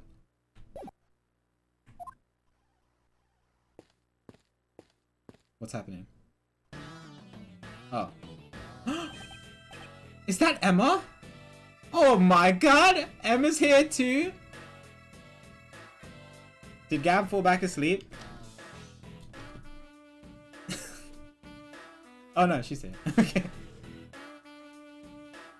Agent Lang! Emma! She's here. Mr. Edgeworth, I finally found you! I've been searching for you ever since the incident yesterday. I dashed right over after Kay contacted me a little while ago. Prosecutor Edgeworth, the thing you were looking for. I found it. It was placed in the blue truck at the dressing room parking lot.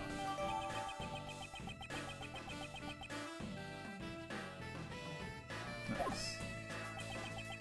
A blue truck, as I suspected. That truck is, without a doubt, the one I saw today. Oh my god, no objection. There are a number of blue trucks out there, you know. Who's to say you're not mistaking it for a different one? It's definitely that one. I got a good look at it. Huh? Mr. Edgeworth, was that... it wasn't me. Okay, words have no strength without evidence to back them up. Ah, that's Mr. Edgeworth's voice. He can do Mr. Edgeworth's voice? Oh my god. Evidence! Present evidence! Do I have any evidence? To prove that this was the truck I saw today? Huh? What's wrong, Mr. Edgeworth? Why are you touching the truck? The truck's body is cold to the touch. It seems to have been parked here for some time. You can figure all that out by just touching it? What could prove that this is the truck I saw? It's cold. Oh, because he touched it! Oh my god, and Emma's here too? I'd like to dust the truck for fingerprints. Huh? Fingerprints? What for? I don't see any point in that. This reminds me of when Edgeworth touched the vase in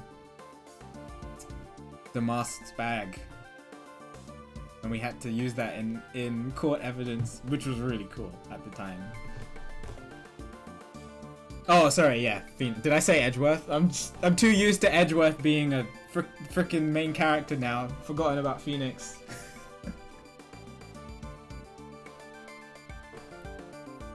Fingerprints? What for? I don't see any point in that.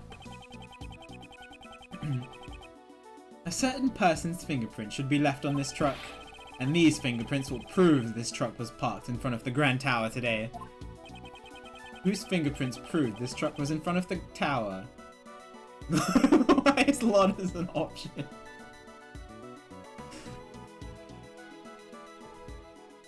Oh my lord. Stream value? No, I don't want to talk about Lotta. I'm good. Edgeworth? Your fingerprints? Indeed. Earlier today, I touched the truck at the plaza, in front of the Grand Tower. I'd like to dust for my prints. Emma, might I request a scientific investigation? Bye, please. Just what I'm here for. Just leave it to me. Oh my god! Let's go. Alright, we're all set. Go ahead, Mr. Edgeworth. Wait, you want me to do it? Of course. Who else but Mr. Edgeworth would be up to the task? Here, I'll show you how it's done. Alright then. You're the scientist. Why don't you just do it yourself? First, we sprinkle some aluminium powder over the area you want to investigate. Like this. Touch the screen to sprinkle the aluminium powder. Oh, I read Haswell's line. Whoops. The powder will adhere to the fingerprints. So once you've sprinkled enough, you blow it away. Blow it away? Yeah, just blow on it with your breath.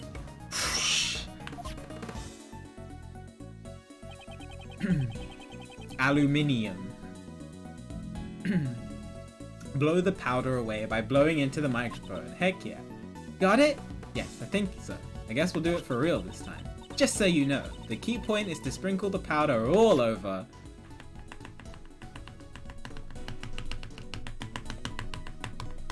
Can you hear that?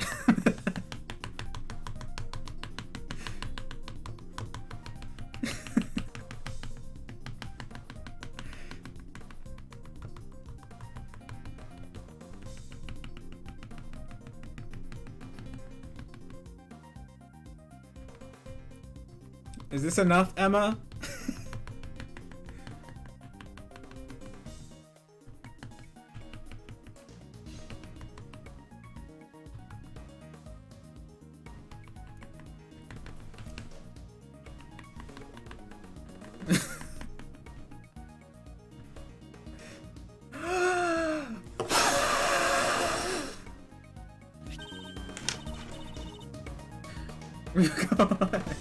That's a nice clean fingerprint.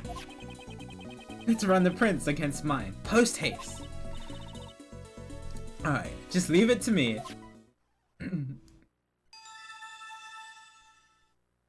God, that was so, I wasn't expecting to do that in this game. Rip. These are definitely your fingerprints, Mr. Edgeworth. Well, it seems to me that we have just proven your statement to be a lie. That was the exact same thing that would have happened to me if I was playing on emulator. I would have gotten to this point in the stream, and we would have just been like, I don't know what to do now. And then I would have had to end stream to try to figure it out. Well, it seems to me that we have just proven your statement to be a lie. Hey, don't hold bunnies like that! Oh my god! What were you doing when you were driving this truck around?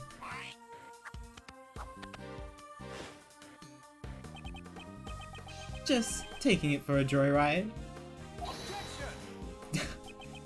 Kay was abducted 2 nights ago. Oh, thankfully, Zank. Your balloon was sighted not far from the scene. Today, there was another kidnapping, in which a garbage truck was used. And once again, your truck was seen nearby. Objection. This all sounds like nothing more than a pure coincidence to me. So it was pure coincidence that you parked near 2 separate kidnappings? I doubt that. You were involved in both kidnappings, weren't you? Isn't it a bit rash to automatically assume that the 2 kidnappings were connected? Sounds good, Joey. Have a good night. And what if I had evidence to prove that the 2 crimes were performed by the same culprit? Oh, you're serious? I can't wait to hear this. Oh my god, that tongue. Sleep well, Jerry. What did Kay and John's kidnappings have in common? The sleeping agent.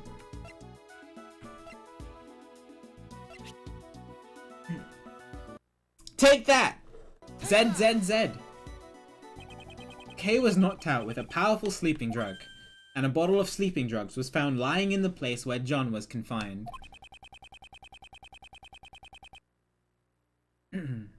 The contents of the bottle were a match on the drugs used on Kay. Objection.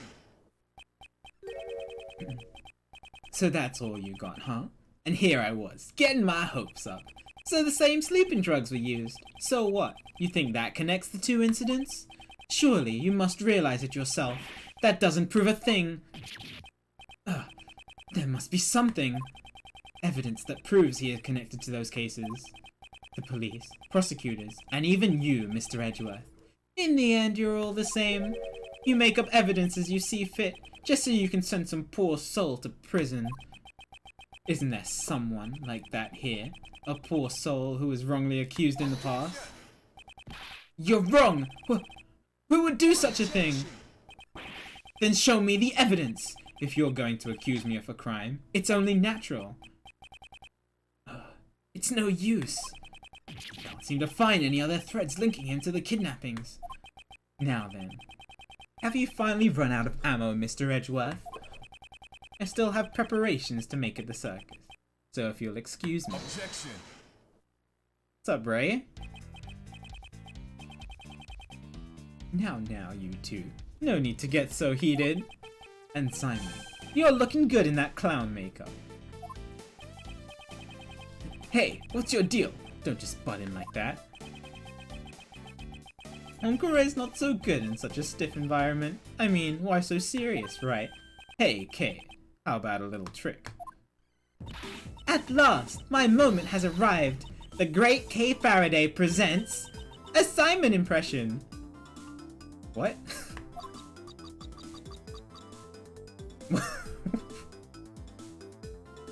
What are you doing? Objection? What? Why? You- Enough already! Hey, man, I'm buying you some time to get all your ducks in a row. Okay, I was like, what is happening? I was so confused. It's probably a better way to stall for time than this, but whatever. Woo, nice one, Kay. I'm not so sure about this method either. But I have to find something that connects Simon to the case, and I need to find it now. Is there evidence not related to the kidnappings that's connected to the mastermind's identity? Hello? That's it. The mastermind is the same person as the young acolyte Dogen was looking for. If I can just connect the young acolyte to Simon, which piece of evidence could be connected with the mastermind's true identity?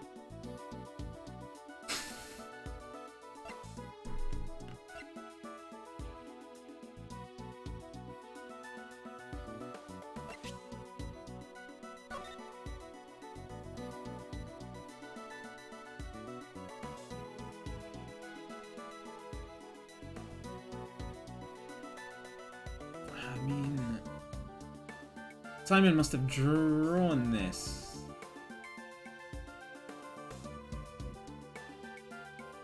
Right?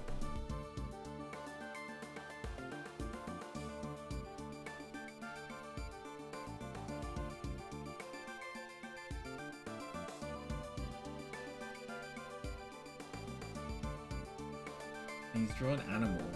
Would that connect him to Simon? That's kind of a long shot.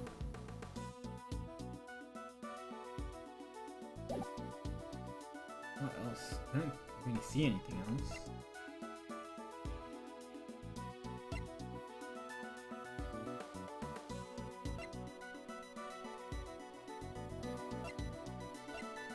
Yeah, I think it's the picture. Take that! Take that. I found it! This is the evidence that connects you to the case. Really now? That's interesting. Well then, show me how it's connected. Leave it to me. If you hold it like this, and turn it this way. Oh. Too bad. Epic fail, Mr. Edgeworth. Okay, can you not? Whose side are you on anyways? Something. I have to find something. It simply must exist.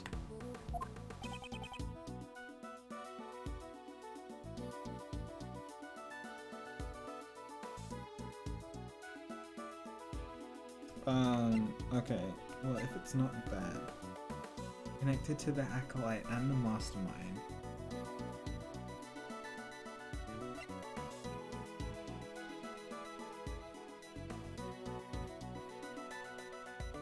God, I'm having so much fun with this game. It's really making me think, and I'm really enjoying this case. This is one of my favorite cases.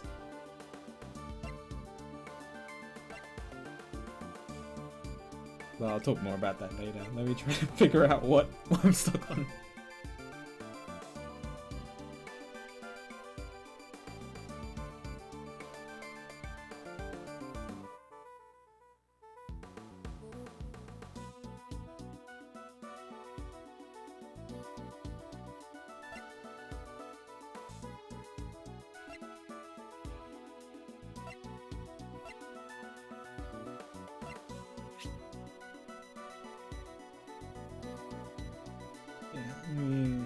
Well, we assume that this is the blood of the actual president. The fire? Like that Simon could have caused the fire, maybe? It's going well, Dad. Trying to figure this out.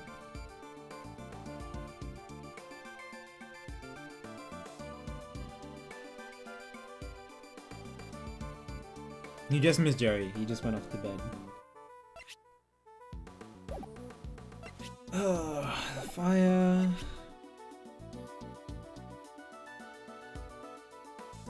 Oh yeah! The mastermind retyped these.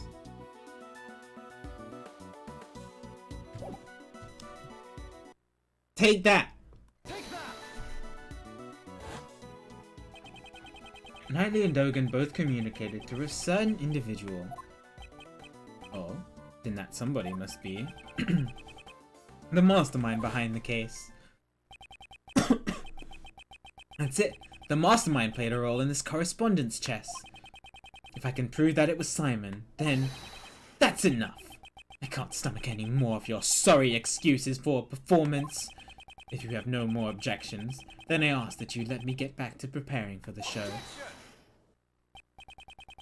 Thank you for the help, Mr. Shields. Though you may have taken it a little too far. You sure do look happy. I take it you found something. Look at me. I'm Simon. Simon's a clown. Okay, what are you doing? Stop it. Okay, you can stop now. Now then, Mr. Keys, do you happen to like chess?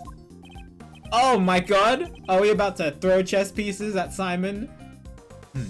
That was rather out of the blue.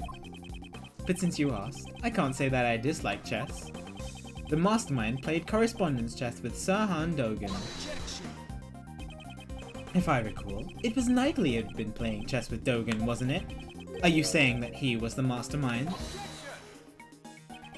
There was no way Knightley could have been the mastermind. The reason being, the mastermind had continued to work behind the scenes even after Knightley's death.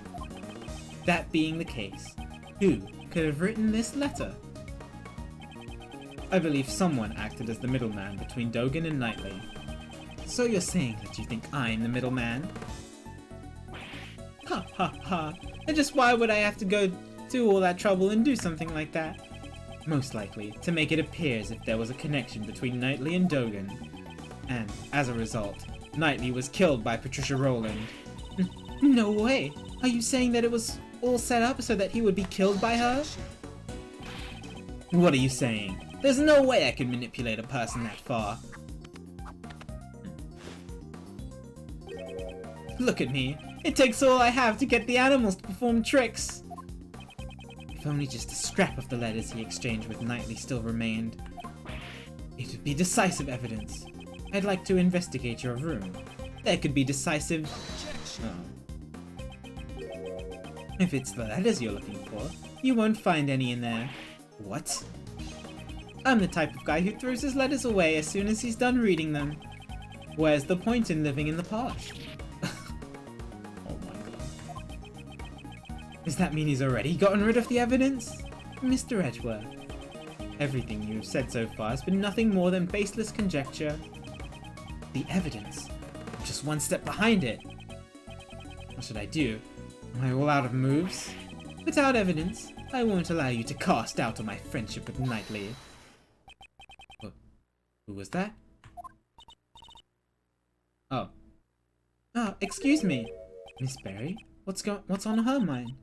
I've been listening on what you all were saying, and, when you say Mr. Knightley, you mean Simon's friend, Mr. Knightley, right? Yes, that's correct. Does she know something? This morning, a letter arrived from Mr. Knightley. This morning?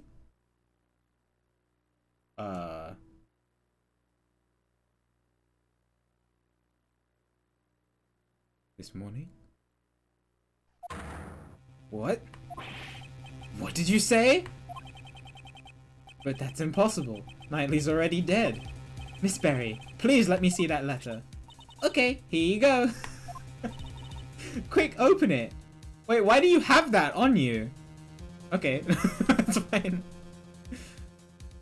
Oh my god.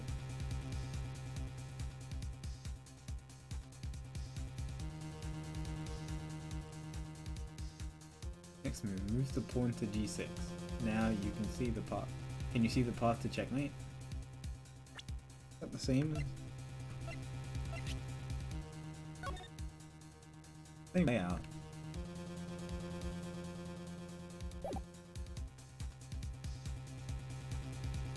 This is a correspondence chess letter.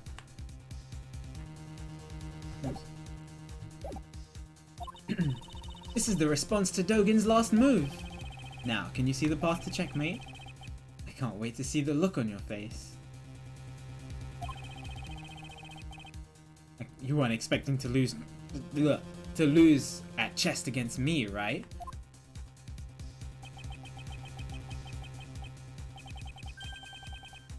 The postmark says March 26th, the day before Knightley's death. It seems the letter arrived late. Since the circus moves around so much, a lot of the mail people send us arrive late. Now, why was this letter addressed to you? This is proof that you were the middleman between Dogen and Knightley. Normally, you would transcribe this letter into Braille before sending it to Dogen, and in doing so, you created a connection between him and Knightley. Damn it! Curse you, Knightley! Why must you continue to interfere? Simon, why? Wasn't Knightley your only friend? Huh, don't be ridiculous. I stopped thinking of him as a friend 18 years ago. 18 years ago? Would that have been the day of the IS-7 incident? Thanks to Knightley, I nearly died that day in the snowstorm. While I was on my way to the contest venue, where my father was waiting, Knightley suddenly appeared. He held me down, tied up my hands and feet, and with tears streaming down his face. He kept apologizing. My dad's too scary. I can't disobey him. Please forgive me. I'm sorry. Stop it, Horace. I promised my dad. He said I'd take his desserts. If I'm not there, Dad will be in trouble. I'm gonna let everyone know my dad's desserts are the best in the world. After that, he locked us inside a car. It was so cold, I could see my own breath.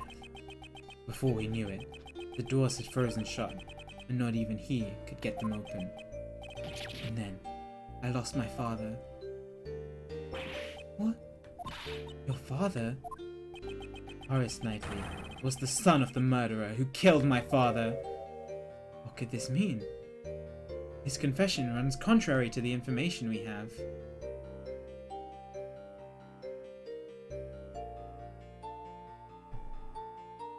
Why does Simon think that Dover is his father? I thought Knightley was Dover's son. The name of the victim in the IS-7 incident was Isaac Dover. Isaac Dover is my father's name. No. 18 years ago, my memories were muddled from the shock of my near-death experience. So it wasn't until later that I learned the truth. On that day, my father was murdered. The culprit of the IS-7 incident was a confectioner by the name of Dane Gustavia. So that was the name of Knightley's father. That low-life scum of the earth killed my father. Just the thought of him makes me sick. So you knew who the culprit was all along? Ha! Of course not. Had I known, I would have tipped off the police a long time ago. All I knew was that Knightley's father was trying to set up my own father. That's why I immediately knew that the one who died that day was my dad. Knightley had a hand in my father's murder. That traitor!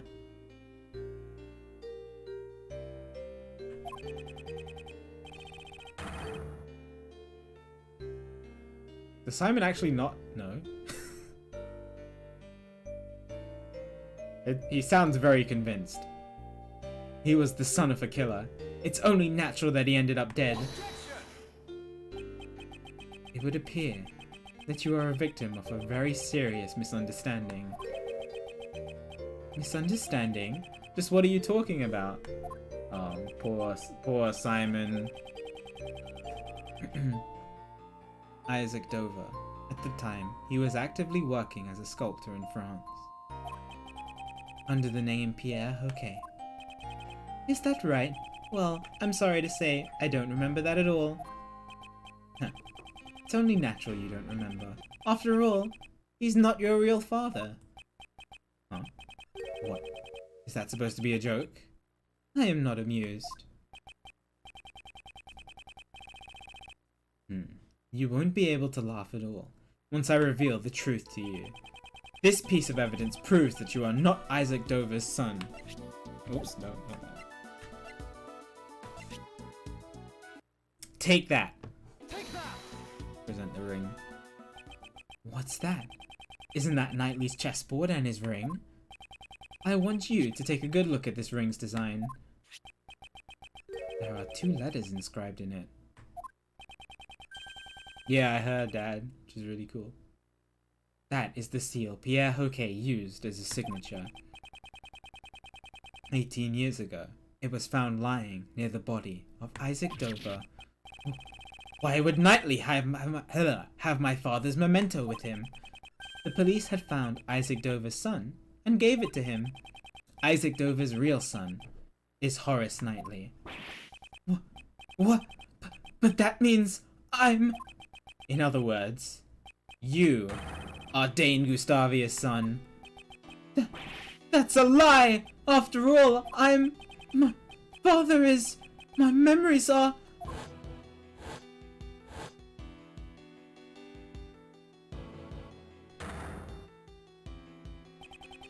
I lost my father because Knightley locked me up in the car. That's why I thought it would be fitting if he were killed as well. Really? I'd be able to see a circus show, even in prison? I enjoy playing chess with you. But I'm looking forward to your performance as well. Yes, please look forward to it. Alright, you'd better drop by again. I'll be thinking about my next move. Oh yeah, I left something special inside that chessboard for you. You should check it out later. Sounds good, Dad. Have a good night. Catch you later. Something special? I'm not quite sure what you mean, but thanks. I owe you one, Simon. If only you hadn't stopped me 18 years ago. It wouldn't have had to come to this. Huh? Did you say something? Nope, not a word. Goodbye, Horace.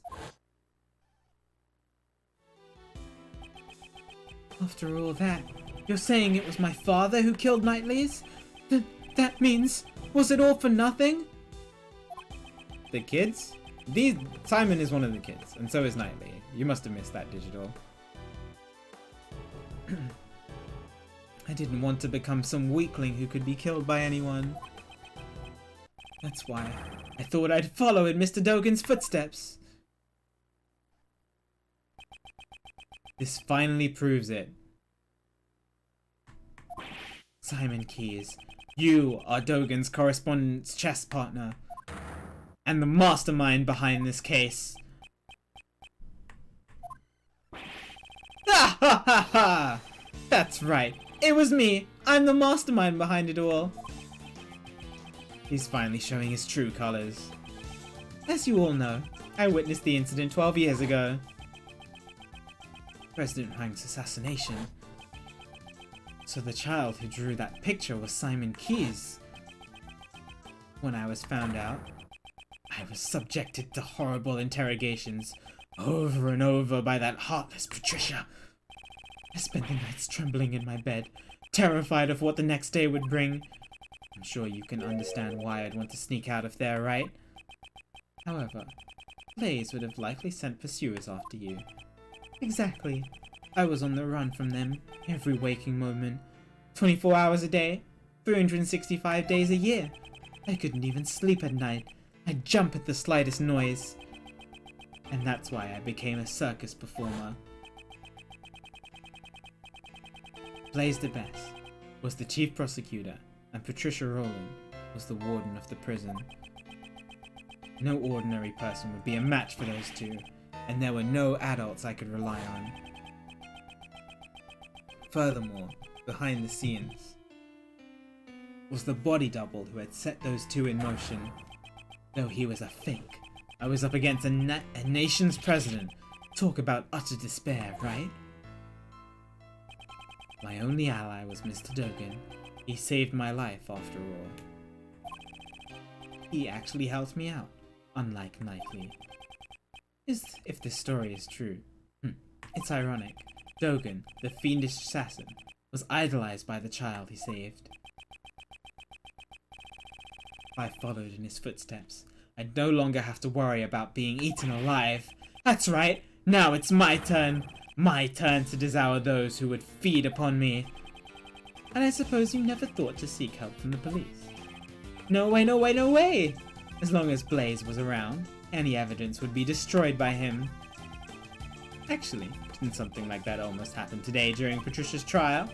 I knew from the very beginning that things would turn out like this. The evidence from Patricia Rowland's trial. So he's saying that he expected the evidence would be destroyed. I see. So that's why you kidnapped John. To force a guilty verdict, even in the absence of evidence. Who's to say? But in order to expose the crimes of 12 years ago, there was no other choice. That's according to you. However, Blaze also attempted to kidnap John in order to manipulate the trial in his favor. Your methods are no different than those of the people you so despise. That's only if I were actually the kidnapper. But I would never do anything so evil. No way, no way, no way. I just simply couldn't. Besides, Mr. Edgeworth, I'm actually quite thankful to the real criminals for giving me the opportunity to extract such sweet revenge. Ha ha ha ha! So you admit it. Your motive was revenge. Yeah, I admit it. So what? Sure, I held a grudge against those creeps. But it's not like I'm the one who actually killed them, you know? Truth be told, all I did was send some letters. I let Jill in on Blaze's secrets, and let Blaze in on Jill's secrets. And then, the two simply ended up trying to kill each other. Do you mean to say that the murder was nothing more than a result of that? Yep, just like the case at Gourd Lake. It's way easier than trying to control wild animals. All I did was come up with the fake assassination plan for Knightley. So that was also part of his plan. If that's the case, then Rook's murder was also your... Whoa, don't try to pin that on me. Knightley killed him all on his own. Well, it ended up creating the perfect opportunity for me. It's funny how things worked out. How can you say such a thing? It was the same for Patricia Rowland. I made it look like there was a connection between Knightley and Dogan. By using the correspondence chess match and the chisel in the chessboard. What?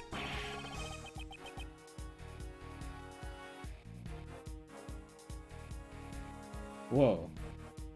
Okay, that I suspected that he would have manipulated Knightley with Rook, but not Dogan with the chisel. That's crazy. Well, Patricia, but like, oh, you mean to say that you were the one who prepared the chisel? That's right. I thought it would bring Dogan to mind. Quite a thoughtful little gift, wouldn't you agree? And that was all it took to get Patricia to murder Knightley. Oh, the feeling that everyone around you is an enemy. I know it all too well. A tiny spark can set off an explosion of fear, resulting in horrific mutual destruction.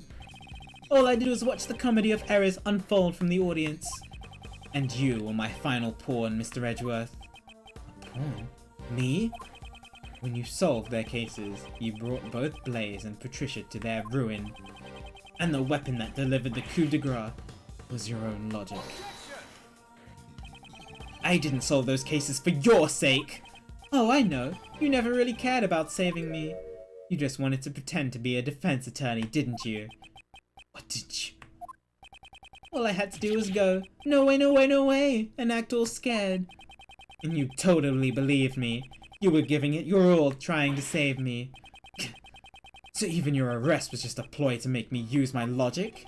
To be fair, getting arrested wasn't part of the plan. When people began to suspect that the chisel I sent was the murder weapon, honestly, I broke out in a cold sweat. I thought for sure it would be curtains for me. Then, a turnabout of miraculous proportions. The genius prosecutor himself had come to my rescue. Well, doesn't it feel nice to be thanked by me? The one that you saved? You should be grateful. I gave you this chance to play the ace attorney. Oh my god, name drop. You're wrong. He wasn't pretending to be a defense attorney. Mr. Edgeworth is always serious about saving people. Even the times when he saved me in the past. Okay. Ha ha ha! Is that so? Are you sure he's not just trying to emulate his own father? The one he admires so much? Absolutely not. That's not true at all. Now, Kay. The person he's talking about now isn't Mars, but rather Simon himself. Clearly, he is not able to trust others. The desire to save someone other than himself is something he cannot even comprehend. Say what you want, but make sure you think about it long and hard. Sure, all my targets for revenge got what they deserved in the end. However... Instigating murder? Can any one of my actions really be considered a crime? I instigated murder? There's not a single word about that in the letter, is there? If I had said the word kill even once, I guess it could be considered instigation. Well, maybe I did say it, but there's no way for you to prove it. What are you saying? You kidnapped me! I'm sorry, but that hasn't been proven yet, has it? The only thing I admitted to was sending the letters. Besides, those letters contained no threats or coercions. I simply conveyed information that each recipient would find beneficial. You crafty little... Can't we do something about it? What was it he said? Integrating murder? Instigating murder is when a person directs someone else to commit murder. The person who directed the murder can be charged if he committed the crime himself. So we just have to find the proof that he directed those murders. Make it sound so easy. To be honest, it kind of pissed me off a little. You're all trying to frame an innocent person for murder. Don't you understand? I'm not obligated to waste any more time on this pointless discussion. Caroline, the police are waiting for you outside of this tent. You have nowhere to run. Really now? You think I wouldn't have an escape route prepared? Yeah, that's fine. For example, let's say I gave an order so that all the animals here attacked you. Now, what if I were to take my leave during the ensuing chaos? What'd you say? You can't be serious. Ha ha ha! It was just an example. Wouldn't that make for an interesting show? Here's another idea. What if I pulled out a hidden gun and took John hostage? That might be more exciting. I will never allow you to do such a thing. I can't tell whether or not Simon is being serious. However, when it comes to him, we should consider anything a possibility. If you continue to bore me with your drivel, I'll end the show right here. I'd like you to keep that in mind before you make any baseless objections. Uh-oh. I don't make any careless remarks. Isn't there some way I can charge him without his crime? Oh boy.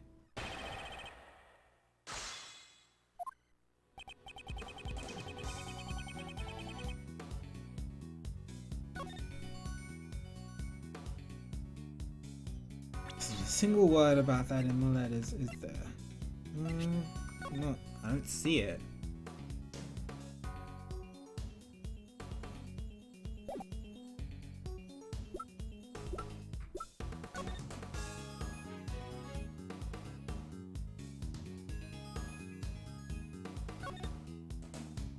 Please get revenge for 12 years ago. I guess that's not technically saying murder.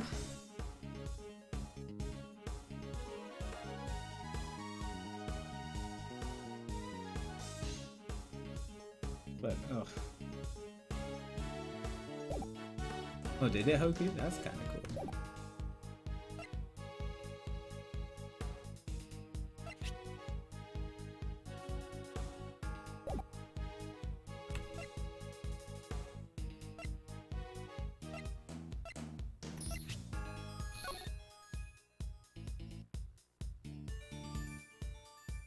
Ah. I feel like presenting this would be a mistake.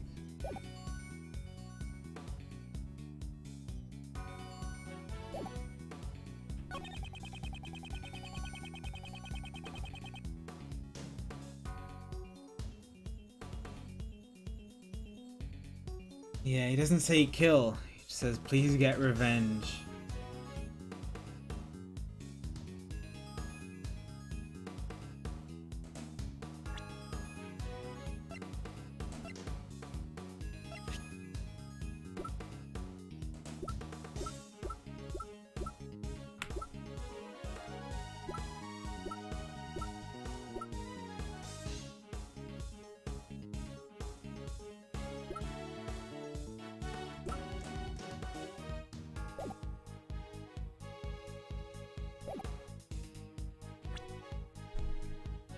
Please get revenge. Smiley face.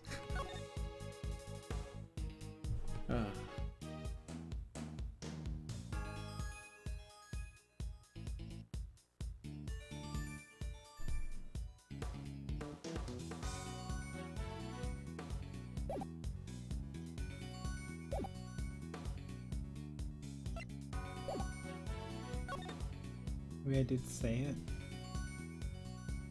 Let me just press this. Hold it! What does he mean by that? Maybe you did say it? Did you or didn't you?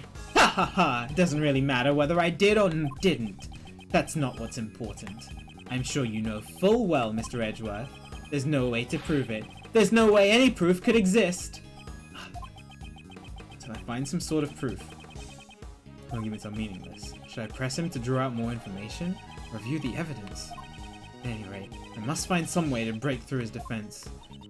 Is Simon really innocent of instigating the murders? It's impossible. I'm certain that it was all part of his murder plot. Yeah, we know that he had the will to commit the crimes. We just need some way to prove it.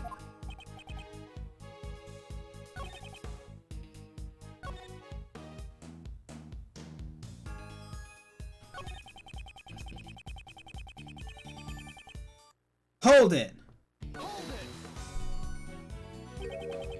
There's not a single word? Oh, does that surprise you?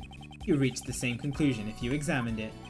Yeah, given his composure, say he's not bluffing.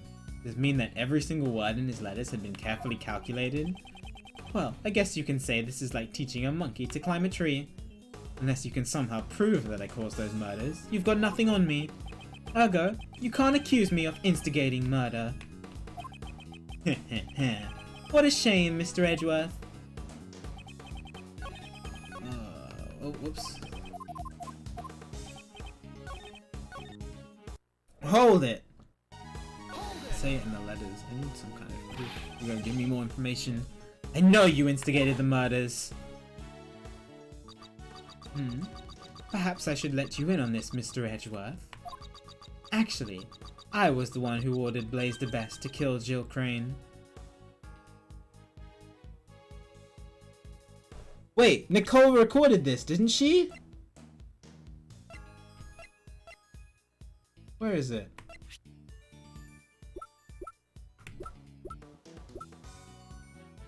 Yes! Oh my god, Nicole to the rescue! What? You told me yourself! But you know, the funny thing is, it means absolutely nothing if you have no proof. I mean, there's no way I'd ever say something like that. No way, no way, no way, no way. It's certainly true. It means absolutely nothing if I can't prove it. There was some evidence that could prove what he said over the phone. I have it!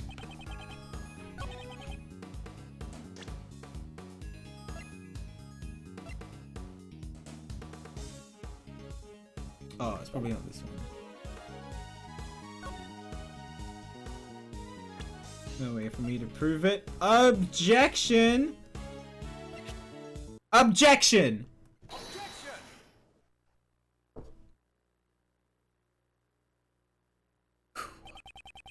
It is my firm conviction that you instigated the murders. After all, you told me so yourself. Yeah, we just saw this. Did I say that? I really don't remember. You may think you can deceive us as much as you want, but unfortunately for you, you used a bug to eavesdrop on our conversations. But there was someone else who wiretapped that bug of yours and recorded the whole thing. It was recorded?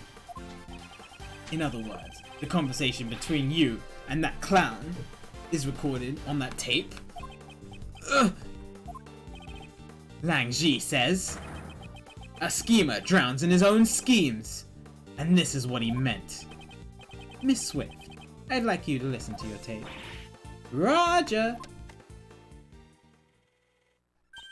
Ah, it's right about here. Mr. Edgeworth, Judge Courtney's cell phone is ringing. Right. Who is this? Are you the person who ambushed Kay? Mr. Edgeworth, I want to listen in on this too. Very well. This is where it starts. Well, I must say. Huh? That's odd. What's wrong? No!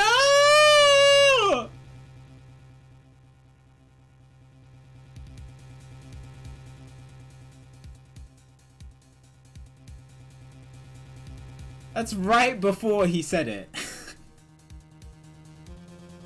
There ain't nothing recorded past this point. What?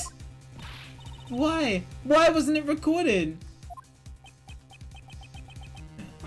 Ha ha ha ha! Too bad, so sad. Didn't you really think I'd leave behind any incriminating evidence? The bug I planted has a special feature. It can be turned on and off with a remote control. What? That sort of thing exists? Certainly, remote-controlled listening devices do exist. However, are you saying you switched off the device so that your own voice would not be recorded? Precisely! Impossible. You couldn't have done that unless you knew you were being recorded. Isn't it obvious I knew? I guess you just don't get it. You could call it a hunch. I had a feeling I was being wiretapped. Miss Swift, was it? I figured things out because you knew about the kidnapping. Don't tell me. You were listening in on that conversation? That's right. Though, come to think of it, I'm surprised you didn't realize it until now. Some genius prosecutor you turned out to be, Mr. Edgeworth. Ugh. Oh my. And what was the end result of all this? Ah, since you don't have any proof of the instigation charges, it's game over.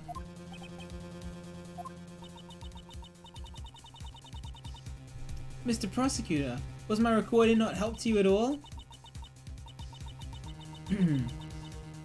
I did, yeah, I know.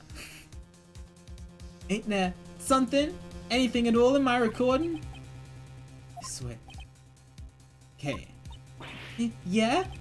The bug was planted in your badge, right? Do you have any ideas? How do you expect me to come up with an answer right off the top of my head? You were the only one who came into contact with the culprit. Forget that all these people are here. How unsightly. You're all fussing over useless evidence. Let's move on to the next topic. Next! What's this? He seems a bit eager to change the topic of conversation. Oh, did he leave some fingerprint evidence on Kay somewhere? Only Kay came into contact with Simon. If any sound was recorded at the time she was with the culprit. Miss Swift! How long have you been recording? Since 2 nights ago, I reckon. Since 2 nights ago? In that case, when could a conversation with Simon possibly have been recorded? When was...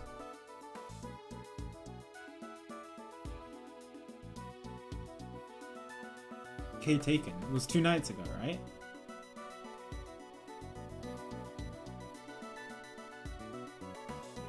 2 nights ago, Kay was taken and then was moved up to the top of the building. So yeah, 2 nights ago. 2 nights ago, Simon brought Kay to the roof. Yeah. We listened to the recording from that time frame. Miss Swift, please let us listen to the recording from 2 nights ago. Huh? Okie dokie.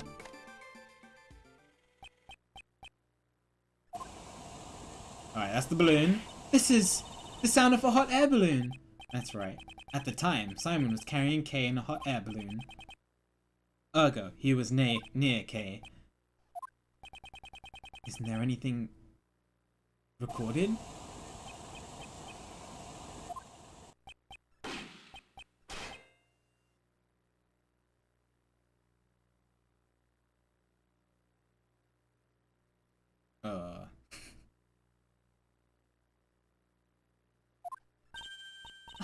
That was sound like a gunshot, and then something else happened after that. A gunshot?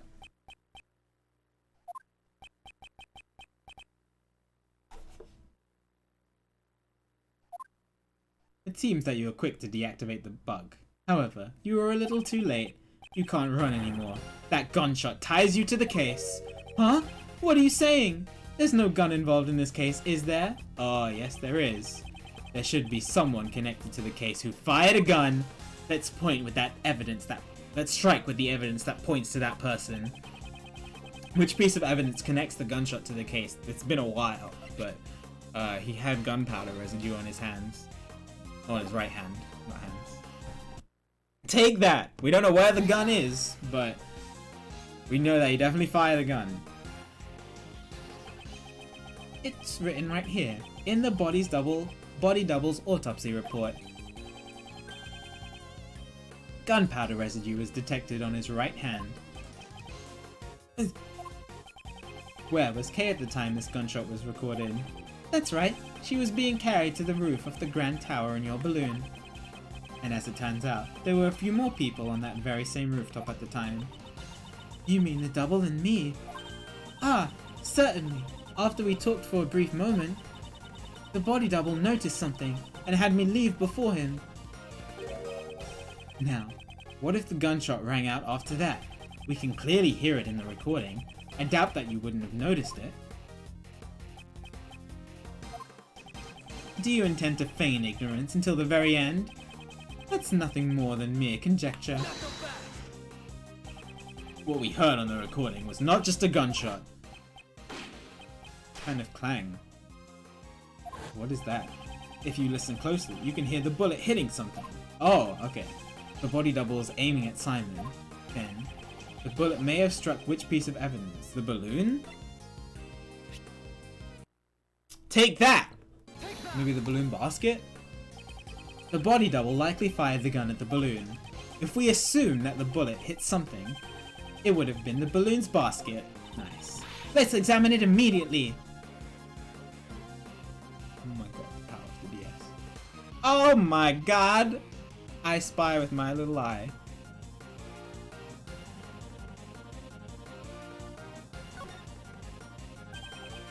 This hole! It's a bullet hole! A bullet hole was found in the basket. You won't be able to talk your way out of this one.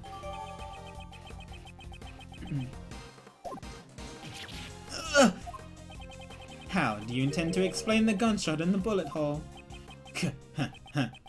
So you figured it out. You're good. I guess it's impossible to hide anything from you. Spit it out already. Okay, okay, no need to be impatient. Oh, what are you gonna say now, bro? Oh, presto! It happened when I was riding the balloon to the rooftop. Oh my god, look at this imagery. I saw the body double, and you, Miss Courtney, on the roof. Talk about a surprise. Only the double noticed me. He told Miss Courtney to leave ahead of him.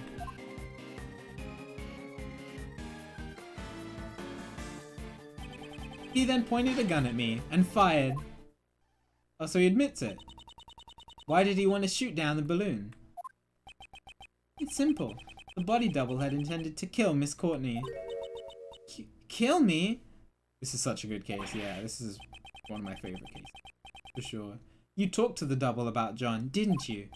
Well, it's not like the body double would have met with you otherwise. From his point of view, it was like showing him evidence that he was a fake. You mean, he was afraid of Judge Courtney because she knew about John's past? Afraid? That's exactly right! The body double was a coward after all. I even remember how his hands were trembling when he fired the gun at my balloon. Are we all clear now? I was only there by chance. Just a friendly witness who was passing by. I've played 1 through 4. Investigations 1 and Investigations 2. 5 and 6 I have not, and neither DGS or DGS 2.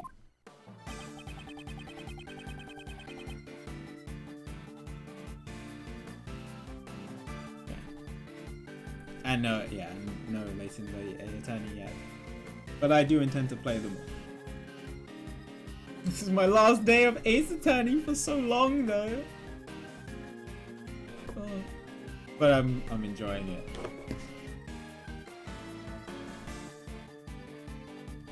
Happened when I was riding the balloon to the rooftop.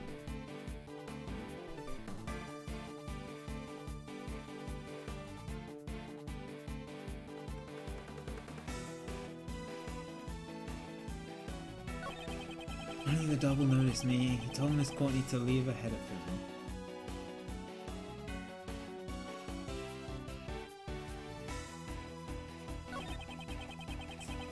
I don't really know what to press here.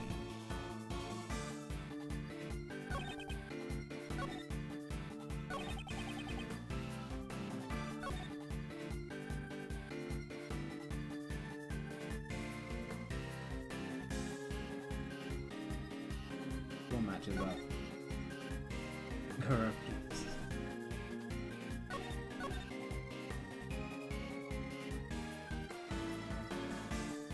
So K is in the basket when this happens. It just doesn't hit K. Alright, let me see what he says about this. Hold it!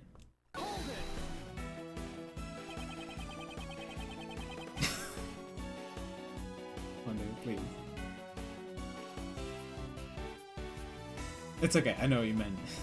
The bullet struck the balloon's basket cleanly. I panicked and quickly tried to get away so he wouldn't shoot me down, but talk about a close call. You say that you tried to get away right then? That's right.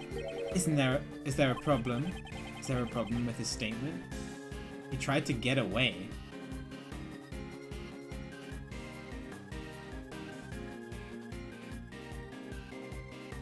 But Kay was definitely on the rooftop. But I guess we haven't really tied that to him.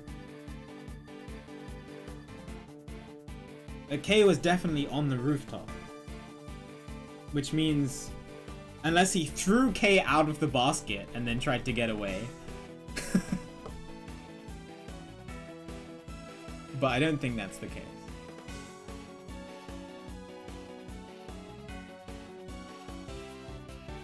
So he must have landed to put K down. So there's a problem with this. This must be a lie. You must have placed K on the rooftop. You couldn't have gotten away before then, correct? Nice. Yeah, that's right. I forgot. After the body double fired one shot, he entered the hatch to the 51st floor. I looked around for a bit, then landed on the roof. Please add that statement to your testimony. Sure, I don't mind.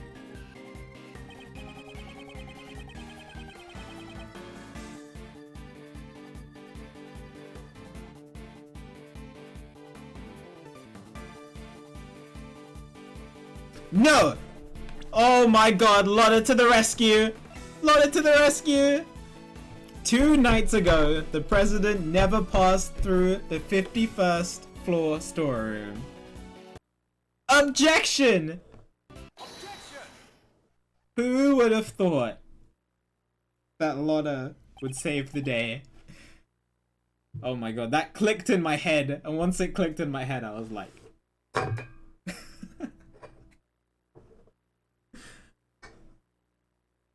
Once again, you lied. Lied. The body double could not have entered the storeroom on the 51st floor 2 nights ago. Miss Hart's testimony proves it. What? How could you trust that sham journalist's testimony? What you say? You can't insult my mentor like that. 2 nights ago, that lady was stalking out the 51st floor. Given that, just how did that body double leave the roof? Indeed, that is what we must now prove. If he did not use the elevator or the 51st floor to leave the roof, then only one route remains. He must have taken the balloon, somehow. How did the body double leave the roof without using the elevator or the 51st floor? I mean, the balloon is the only other option. Take that! The body double flew. He flew? Simon Keys. He rode in your balloon. Hey, stop joking around. Why would I have needed to give the body double a lift? The elevator had a security camera, and the 51st floor was being watched by Miss Hart. Your balloon was the only way the body double could have left the roof. Please. At the circus, we often perform dangerous stunts in order to surprise the audience. You think you've got me cornered? Sorry, but the show ends here. What? Hey you, Lotta, was it? I'd like to ask you something. Are you saying you stood watch on the 51st floor the entire time, without any breaks? Heck yeah, she did! Reckon course. Oh my god, it's been ages since she said that. There ain't no mistakes in my testimony. I did, yeah, so good. Really now? But didn't the sound of Mr. Edgeworth's assistant falling into the storeroom cause you to faint? I didn't mention it before, but after that I might have dozed off a little. To be more precise, I fainted. Well, something like that. So something did happen. Miss Hart, I have determined the sound that made you faint. It was likely the sound of Kay falling onto the storeroom floor. Oh, that's true. What's your point? Nobody's perfect. Look at her, Mr. Edgeworth. That's the kind of person you're relying on. Kay fell into the storeroom after the body double had left the roof. In that case, I have a theory on how things happened. After that coward body double fired a shot at me, he went and hid in the shadows until Kay fell into the storeroom. What? So what if he was hiding? Good grief, you guys still haven't noticed.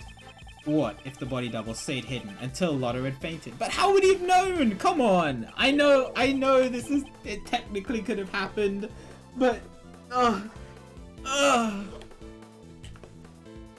it's so silly. And then he went down to the 51st floor. Yeah. That can't be. Where do you hide on that roof? That's a good question. Precisely. The locked room mystery on the roof has been unlocked. Oh my god. He even said it in my voice. Oh. Ha ha ha ha ha! But wait, there's more. I told the hidden body double about John Marsh. That's why he attacked John the next day during practice, but got himself killed instead. In other words, the one who murdered the body double was none other than John. John had no motive to kill the body double. He knew he was the real president's son. And how would he have known that? Because I told him so. In a letter. What did you say? That is a lie! Yep, it's all a lie. Huh? What? Oh, okay. Well, that was easy. But then again, maybe not. Oh, okay. Maybe we did that. Right, John? It's true that I caused Mozilla's head to fall. But I didn't know about my dad until today. I'm not lying. Oh, really? I wonder about that. I found out about the head falling thanks to the bug. Now, if you were the one who caused it to fall, and the body double was crushed to death. That settles it. You're the culprit. You successfully carried out your revenge. Congratulations! All the pieces of the puzzle are now in place. As Mr. Edgeworth would say, the logic fits. Now then, any rebuttals? Oh boy. Another testimony? Manipulating humans into fighting with each other. Sounds just like me, right? I did the same thing to Knightley and Blaze. At any rate, there's no way the body double could have gone for a ride in my balloon. The double was crushed by the monster's head, right? And who was it that caused the monster's head to fall? Okay. We just have to prove that it wasn't John who did it.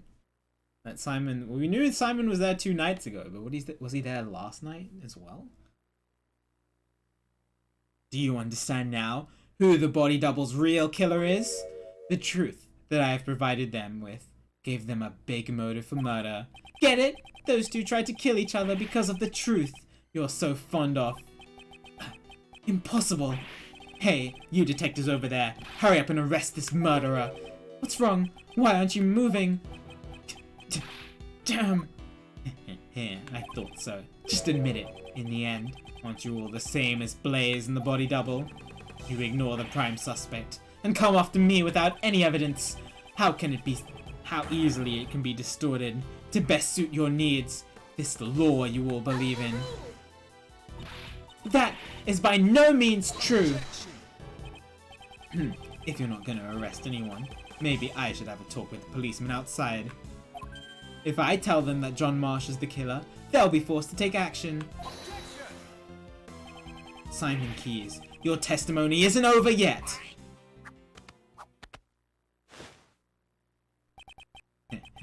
Really? I figured you'd try to stop me, Mr. Edgeworth. You don't have any evidence, do you? Which means there's no chance for you to win, right? But if you still plan to stop me, you should be prepared to take on this much risk. Oh my god! What? That much? It's only natural, after all. The fate of the true culprit, John Marsh, is at stake here. Last time we had half a health bar, I got it wrong. Hey, Miles. Why don't you take a nice deep breath? Mr. Shields? At times like this, you should take a breather and think back. Defense attorneys always remain calm in a pinch and smile in the face of danger. The point of contention between your logic and his claims lies in the body double's escape route. How's about, for example, we think of it like this. What's important isn't whether or not the body double got on the balloon, but rather, if we were to assume he did, what circumstances would have allowed for that? That's a good point, yeah. Would Simon have let him along on the balloon? Maybe Simon got off the balloon? Maybe when Simon put Kay down.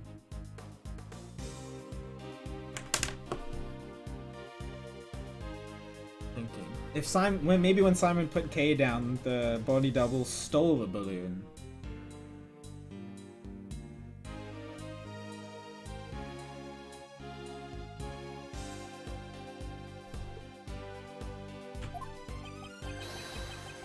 Turn my thinking around. Oh my god, the Gregory Flash. Well, all I'm doing is a cheap imitation of your old man. Did it help? Circumstances that would have allowed the body double to get on the balloon. That's right, the body double not only had a large build, but he also had a gun. And in spite of that, no traces of sleeping drugs were found in his system. Which means... it can't be. Mr. Edgeworth, are you ready yet? Hope you haven't forgotten about this. No, I haven't forgotten about this. This is bad. I must break his testimony somehow.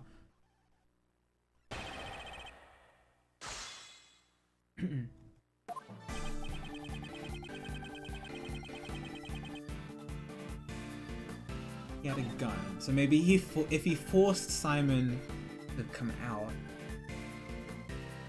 Simon had put Kay to sleep, but he couldn't put the body double to sleep because he had a gun, maybe?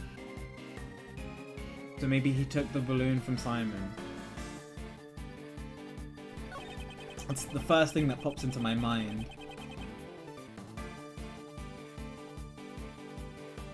Let me press this.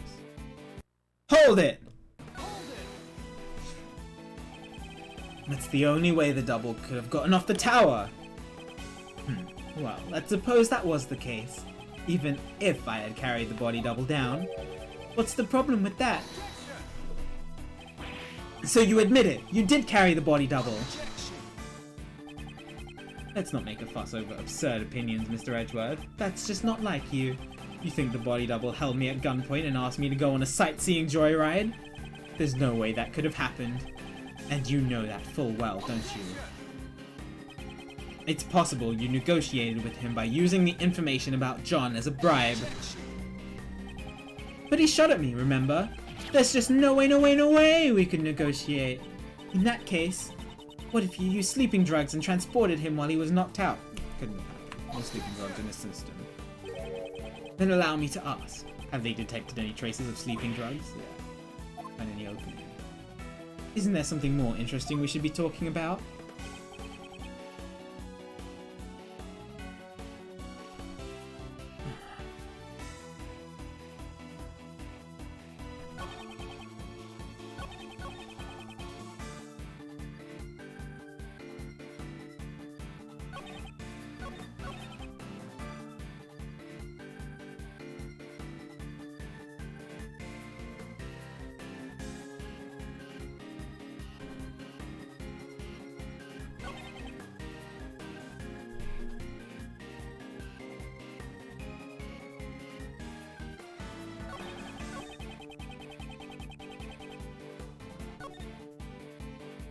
Hold it!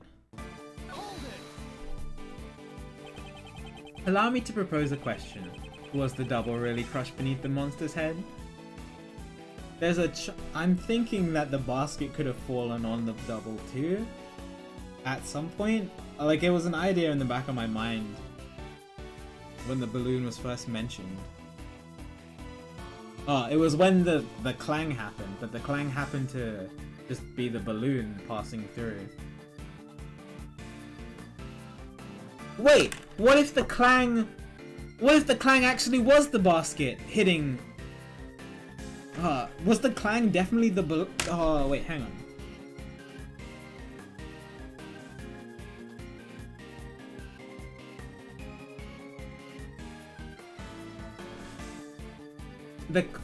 Was the clang definitely the bullet?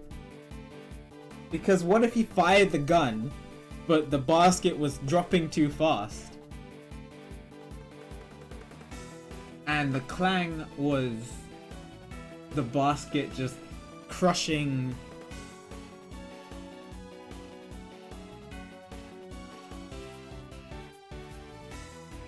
the president. If the basket fell on him, yeah, that could have happened. Then that's how Simon could have carried the body, because he would be dead.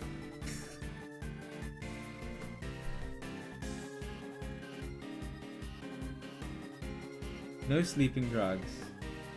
He did have a gun. What would Simon have done with the gun?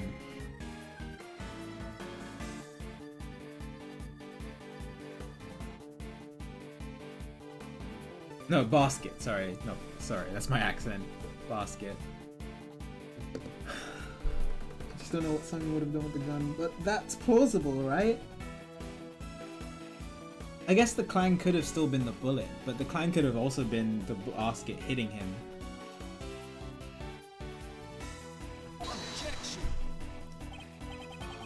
But that makes sense as to how Simon would have carried the body down. For a genius prosecutor, you sure are quick to withdraw your previous statements. Weren't you the one who deduced that he was crushed by the monster's head to begin with? Indeed, I certainly came to that conclusion once before. However, that was when we knew of nothing else that was capable of crushing him to death. Knew? Why the past tense? It's not like there's anything else now, you know. The body double was crushed to death by the monster's head. That is an unshakable fact. Is there nothing else? Oh, how unsightly, Mr. Edgeworth. Why don't you stop this useless struggle? Besides, don't you already know who the culprit is? I'm going with this. I think it's a good bet. Like, he kind of denounced that he could have been held at gunpoint, and I don't really have evidence to show that that's the case, and then I don't know what would have happened after. But,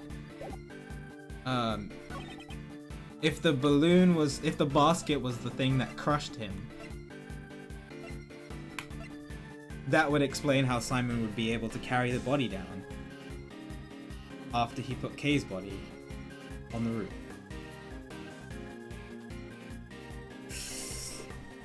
Alright. No penalty. Objection!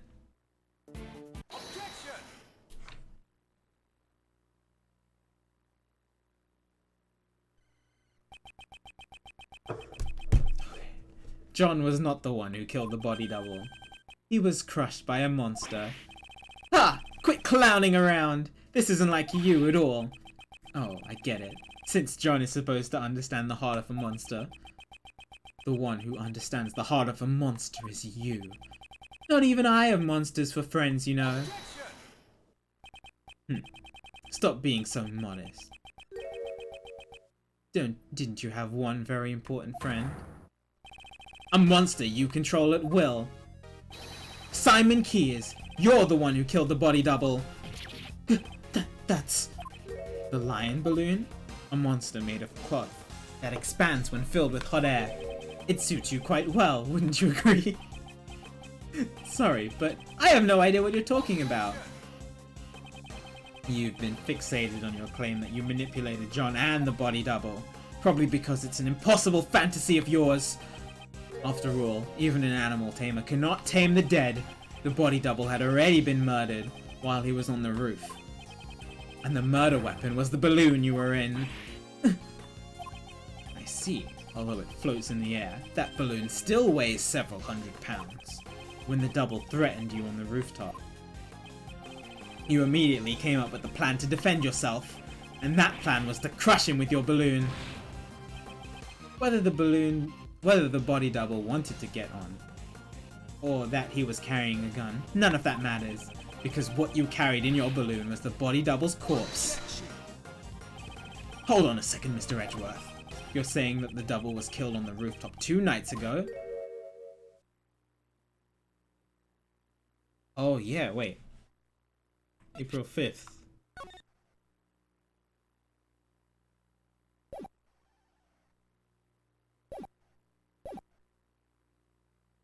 It simply doesn't match up with the time of death. What did you say? That's not like you at all, Mr. Edgeworth. Take a good look at the autopsy report. The time of death was around 11 PM last night.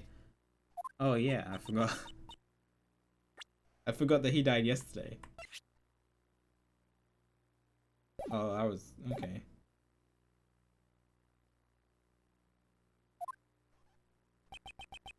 That's right.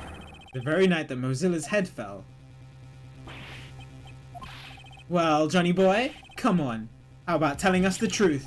You killed your father, right? I know the feeling. You hated him, didn't you?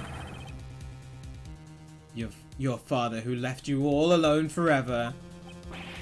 You're wrong! I had no idea that guy was my dad. Not this again. Didn't I personally tell you myself? Was my logic wrong? Mr. Edgeworth, allow me to thank you once again for chasing down Blaze and Patricia and bringing them both to ruin. My revenge was a success, all thanks to your logic. If only the time of death matched up, then my logic would fit. Perhaps you did something to throw off the time of death. And what's more, Dane Gustavia, was it? You even took down the culprit of the IS-7 incident. Dane Gustavia and the IS-7 incident. That's it! Gustavia killed Dover and hid his body in a block of ice. Mr. Gustavia intended to freeze the body in order to throw off the time of death. If the time of death had coincided with the tea party, Mr. Gustavia would have been suspected.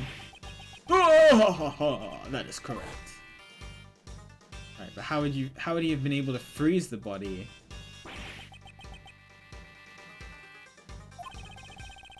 It's a shame that I didn't get to witness his destruction. How can you say that? Wasn't Mr. Gustavia your father, Simon? I'm scared. I'm so scared. Miss Rowland keeps asking me about that day. Daddy, help me. Why won't you come save me? Is it because I broke my promise with you and didn't eat your sweets? Couldn't care less. My father left me all alone. Even if we share the same blood, that man is not my father. I hate to say it, but like father, like son, you're the spitting image of him, Simon. Oh yeah, Gustavia was terrible to Simon. The father you hated so much. Oh, what are you talking about? It must have been fate. By sheer coincidence, you just happened to use the exact same method your father did. To throw off the victim's time of death. Oh! The refrigerated warehouse! You're saying that I threw off the time of death? How would I have done that? The answer lies in where you hid the bodies double. Oh my good golly.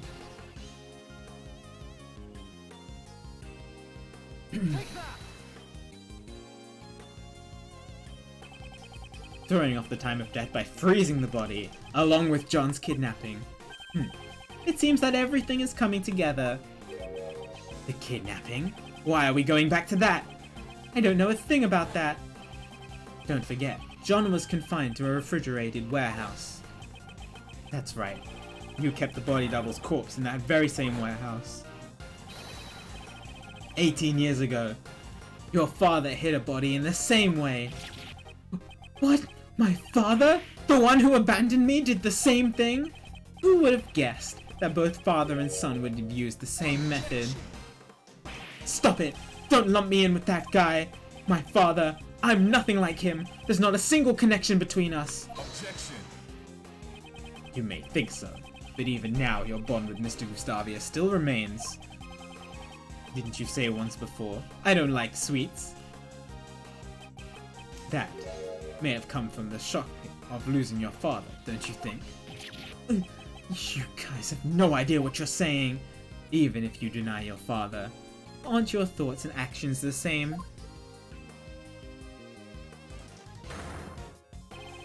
Particularly, your belief of sacrificing others to protect yourself. And finally, your crimes were brought to light, just as his were. Oh.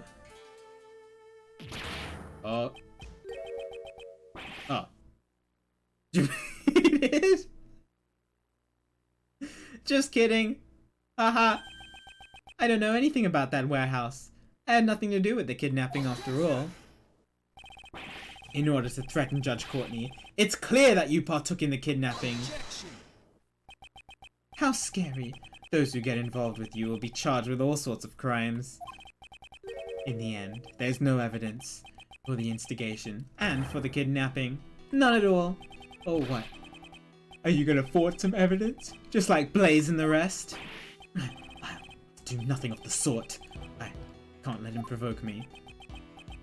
You always say, I'll pursue the truth, no matter what, right? Ha!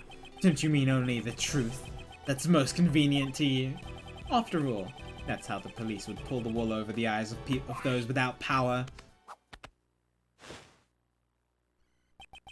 And that's why my revenge was necessary. Ha! Ha ha ha! None of you can catch me! Not Patricia, not Blaze, and not even you. Mr. Edgeworth, at this rate, isn't there something, anything we can do? Even though all my logic points to this man, I just need evidence. Even a single piece of evidence would suffice.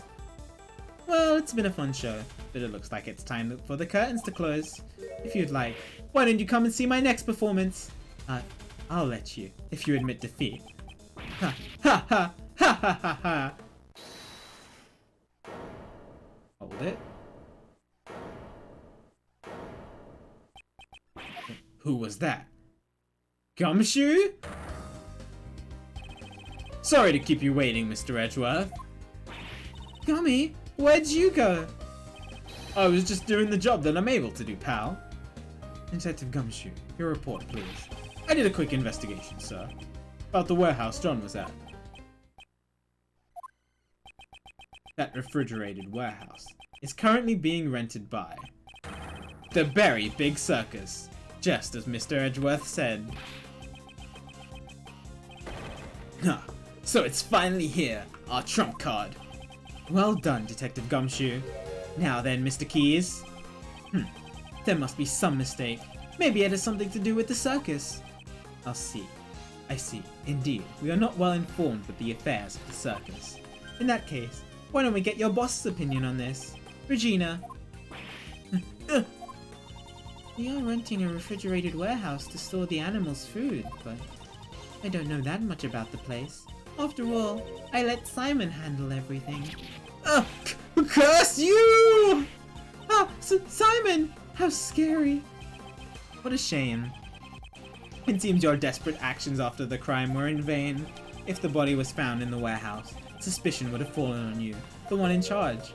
That's why you specifically moved the body back to the Grand Tower, wasn't it? However, us finding John confined at the warehouse was a fatal mistake on your part. A resident great thief and detective are both rather exemplary. Heck yeah, they are! What's wrong? I can even tell through your face paint that you're looking pale. Ha ha ha! It's not over yet, Mr. Edgeworth. Your logic is missing the most important piece of evidence. Oh, please do tell. Isn't it obvious? Evidence that I killed the body double with the balloon. You can't present it, can you? After all, there's no way such evidence could possibly exist. The evidence. It exists! What did you say? If Mr. Keys murdered the victim, traces of the murder should still remain here. On the balloon. Or the body. The balloon is the first thing that jumped into my mind. I don't know if they want me to present the balloon or the body. Take that! It should become clear once we examine the basket of the balloon. Okay. Yaha! The balloon again? Didn't you already find the bullet hole? There's no way you'll find anything else there. It'll be fine. Right, Mr. Edgeworth? We have Emma here. Emma can find anything. On anything. Mr. Edgeworth is a hero who always finds the truth no matter what he's up against. That's right, pal. Of course it's gonna be fine. Mr. Edgeworth has gotten out of more impossible situations than I can count. Miles, I believe in you too. But more importantly, I'm sure your old man watching over you believes in you as well.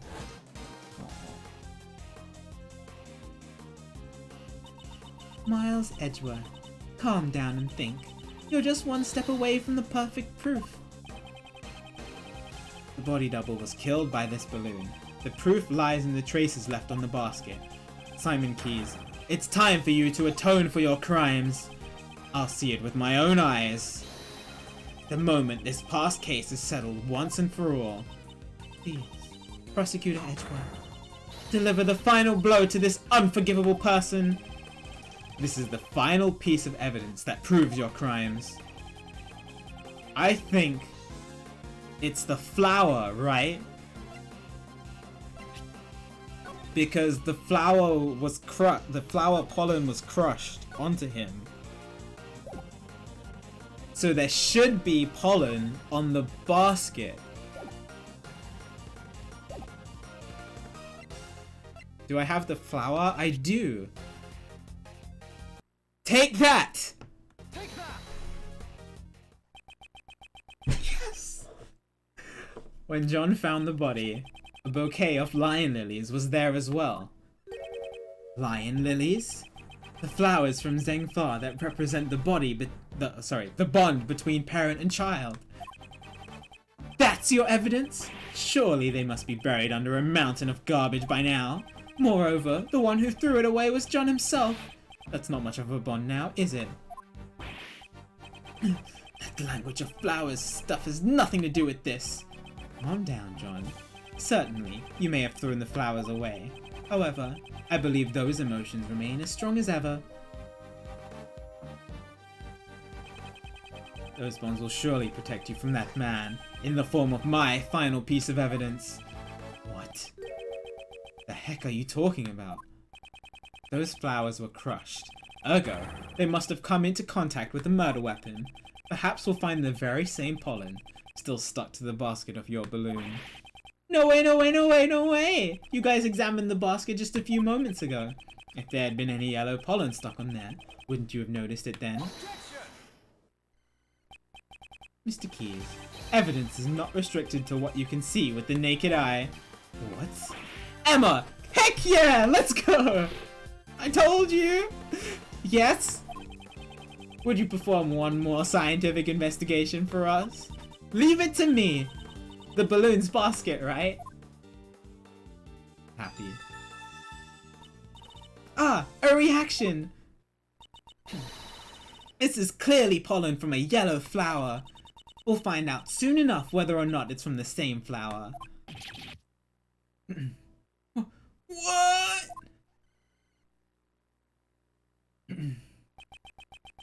I'll say this proves that. I'll tell you what. I'll delete the message for you, Gab. I'll say this proves that the body's double's death was caused directly by your own hand. No way. That can't be.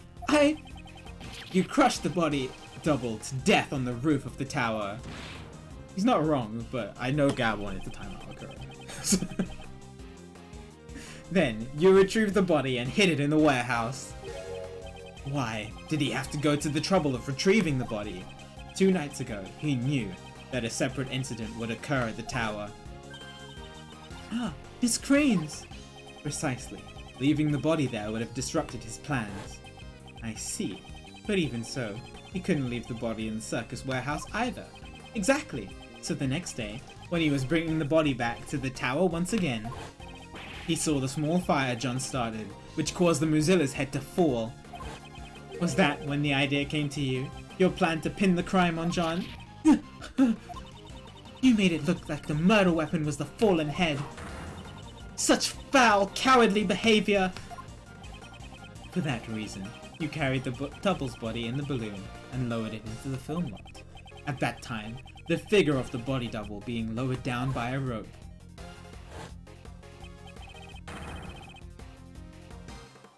Oh, this is what I was wondering. I was like, how was this captured on video?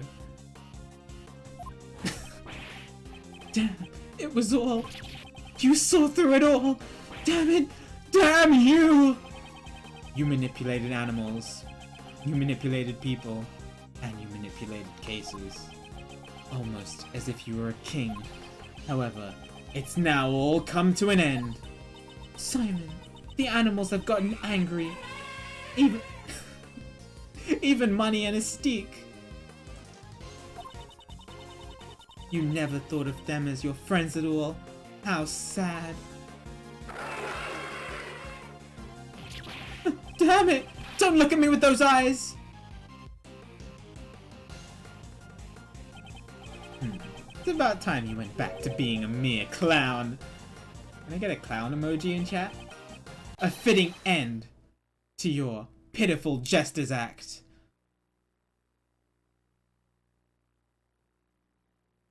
I'm famed to go to Clown University. Where's the picture?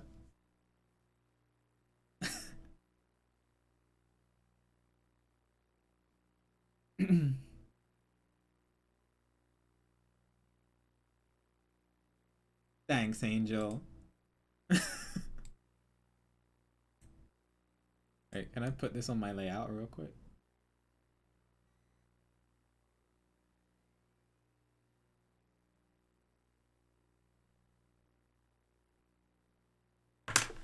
I'm gonna title it Clown University.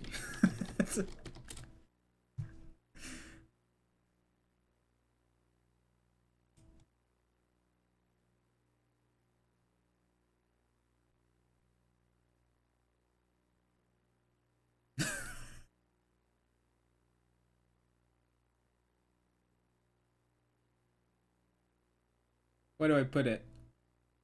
Right here.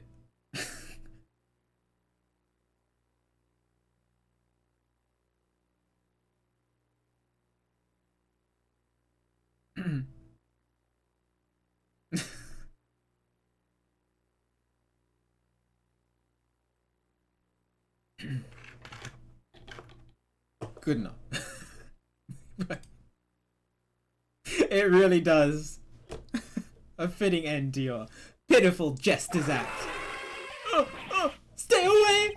Get away from me! You don't want your diploma? Stop it! Please stop! Daddy, help me. I'm scared. Okay, now I feel bad. I'm so scared. I don't know anything. Didn't do anything. They were the bad ones. Horace, why? Why did you stop me? If he hadn't done that, I couldn't even trust the police. Nobody would help me.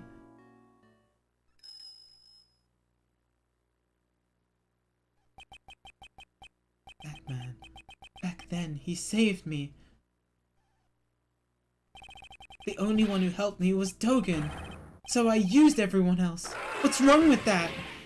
Stop it! Don't come any closer! Stop!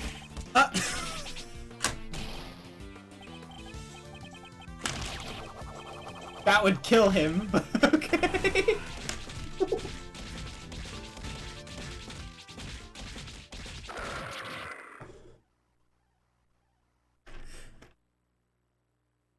Oh, he's alive. Okay.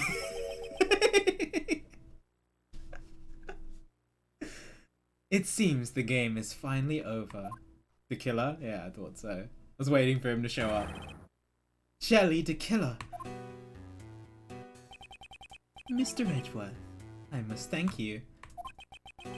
You have exposed the true identity of the mastermind. Alright, I'll get rid of Clown University for now.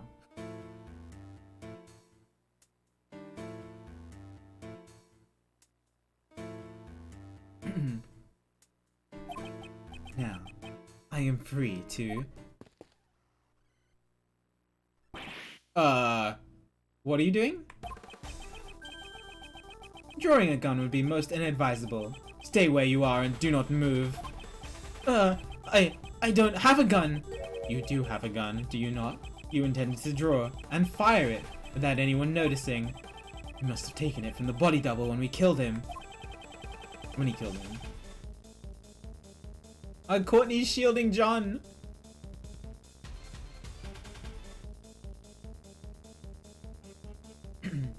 This man has betrayed his bond of trust with me. He would have me kill the president while knowing full well he was the body double.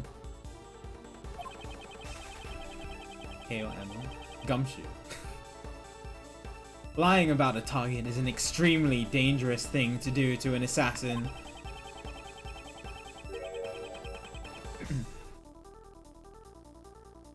Not having all the cards on the table can seriously jeopardize an assassination. However, what is even more unforgivable is your deception and your attempt to manipulate me. The time has come for your retribution. Stop!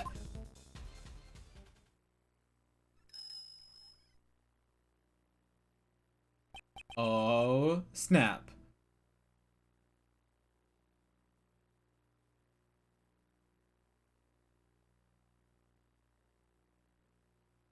I don't even know who's gonna win this one.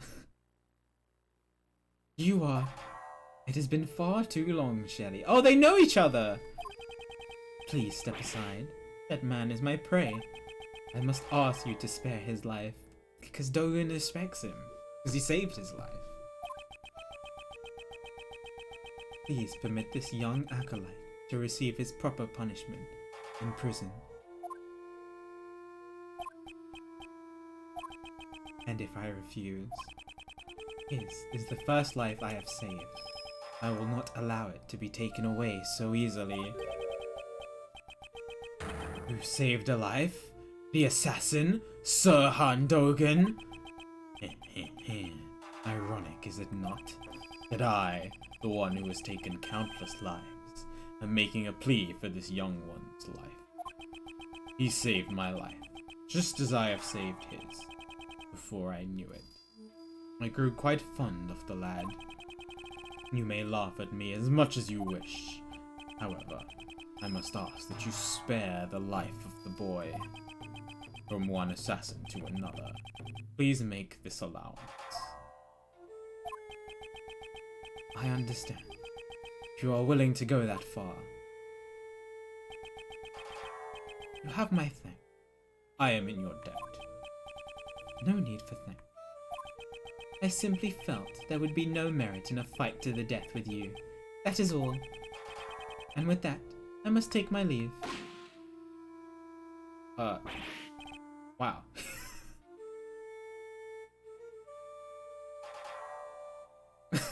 He left really quickly.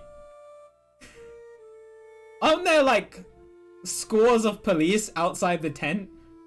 Does he just not care at all? Damn it, wait! Prosecutor Edgeworth, I must thank you as well. It was necessary for this young acolyte to be put in his place. Because it's true, he always escapes. It's crazy. And that you have done. Now then, it's time for me to return to my humble cage, surrounded by iron bars. Right, Anubis? Right, boy. Oh, who's here? Hey, priest guy. You killed my dad, right? Indeed. I am not one to forget those I have slain. I see. You must despise me, boy with horns. In that case... John! Do not panic. I simply lent the boy with horns my knife.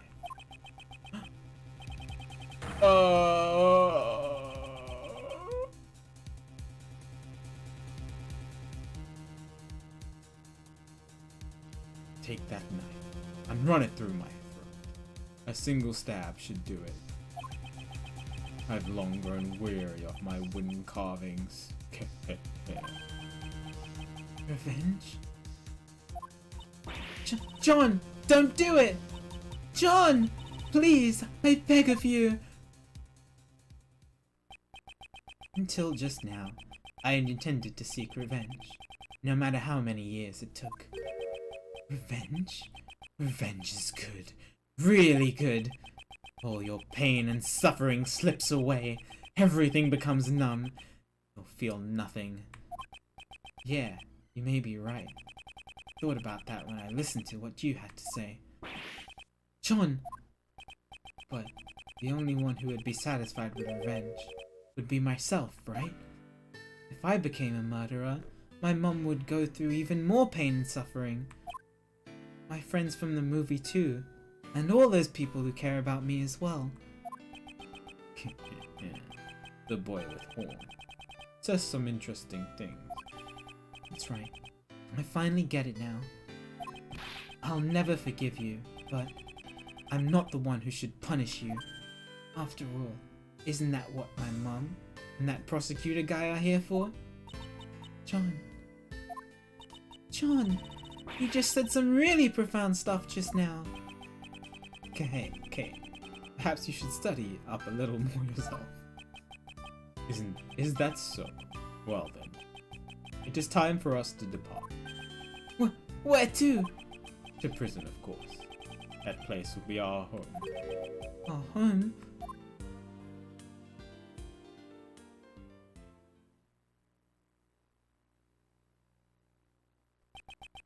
And with that, the case that involved and affected so many people came to a close. However, there was still one last thing I had to do. PIC meeting. Well, I don't know. Yeah, okay. Well, I know we're in the meeting room. But what's gonna happen? Is he gonna get his badge back?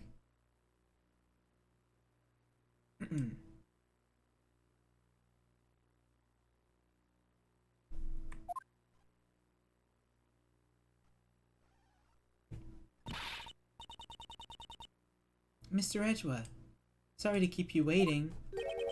Why'd you call Uncle Ray and the rest of us out here? Is he gonna walk the path of a prosecutor, or is he gonna become a defense attorney? I really see him as a prosecutor, and I think he does his best work as a prosecutor. And he finds this truth as a prosecutor. So let's see what happens. Mr. Edgeworth, the formal proceedings have just come to a close. Or a judge. What are you talking about? This is the place where I once relinquished my prosecutor's badge. This is your prosecutor's badge. Prosecutor Edgeworth, what is the meaning of this? Consider this my resignation. I am no longer a prosecutor. In order to save me when I was suffering from memory loss, you... A certain man once said, the only ally a defendant has is their attorney. By trusting in their client, an attorney draws closer to the truth. The sight of that man still shines brightly in my eyes, just as the image of my father fighting in court does. Gregory. However, this is nothing more than that man and my father's way of life. It is not mine. Mr. Edgeworth, I think I shall live as a prosecutor after all. I see. So you've made your decision. I'm sorry. No, I understand. That's your answer, isn't it? It is. Okay, and that's the end of this conversation. Don't regret it, even if you beg me later. I won't let you work for me ever again. Ah, I understand. But you know why. Mind if I ask why you choose to live as a prosecutor? Or chose? Mr. Shields, you've asked me this before. To fight crime as a prosecutor, or to save people as a defense attorney. I want you to think carefully about how you want to live your life from now on. I've thought long and hard about that question ever since. How should I live my life? And after this case concluded, I finally found my answer. I want to save people, as a prosecutor. As a prosecutor? Simon Keyes. He too was a victim, indeed. He lost a parent in a past murder, and with it, the ability to believe in anything else. I too know that feeling. The feeling of losing what's important to you, and being unable to believe in anything. I doubt everything during my lonely battles in those days. I doubted, sorry. All that I can hope to do is get every defendant declared guilty. The one who saved me was...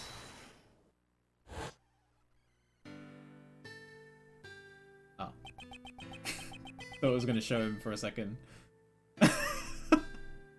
I was ready, but it didn't. It's okay, he would have been facing the wrong way anyway and it would have looked weird, so it's fine. Mr. Keyes must have been all alone, unable to find salvation from the law. He had no choice but to turn his hand to revenge. And I suppose you never thought to seek help from the police? No way, no way, no way! As long as Blaze was around, any evidence would be destroyed by him.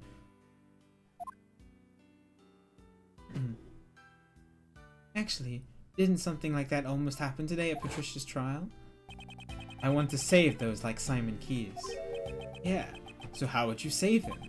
I'm sure this tragedy could have been avoided if only he could have relied on the courts. But instead, he was cornered by Blaze the Best, who used the power of law for evil. The form of the law can change depending on who wields it. It can be at once a shield to protect and a blade to harm. That too is a contradiction of the law. A contradiction, huh? That's true. It sure is a contradiction in the law. The way the law is right now. It isn't always completely right. The only way to right those contradictions is by joining in the court system. The one who could have saved Simon Keyes was not an attorney, but rather a watchman of the law, a prosecutor. I shall face the contradictions in the law as a prosecutor. Heck yeah, I see. That's just like you. Oh, I hope Edgeworth becomes like chief prosecutor or something. He's already high prosecutor. And maybe becomes the future judge. Who knows? But you know, it'll be tough. It won't be just a walk in the park. You'll be going up against the law itself. You do realize that, right? I do. However, someone must. Yep. Uncle Ray believes in you too. The law evolves and grows, just like all of us do. I'm sure you can pull it off. After all, you're Gregory's son. Heck yeah, he is. He is former chief prosecutor. So he was in the previous cases from 18 and 12 years ago.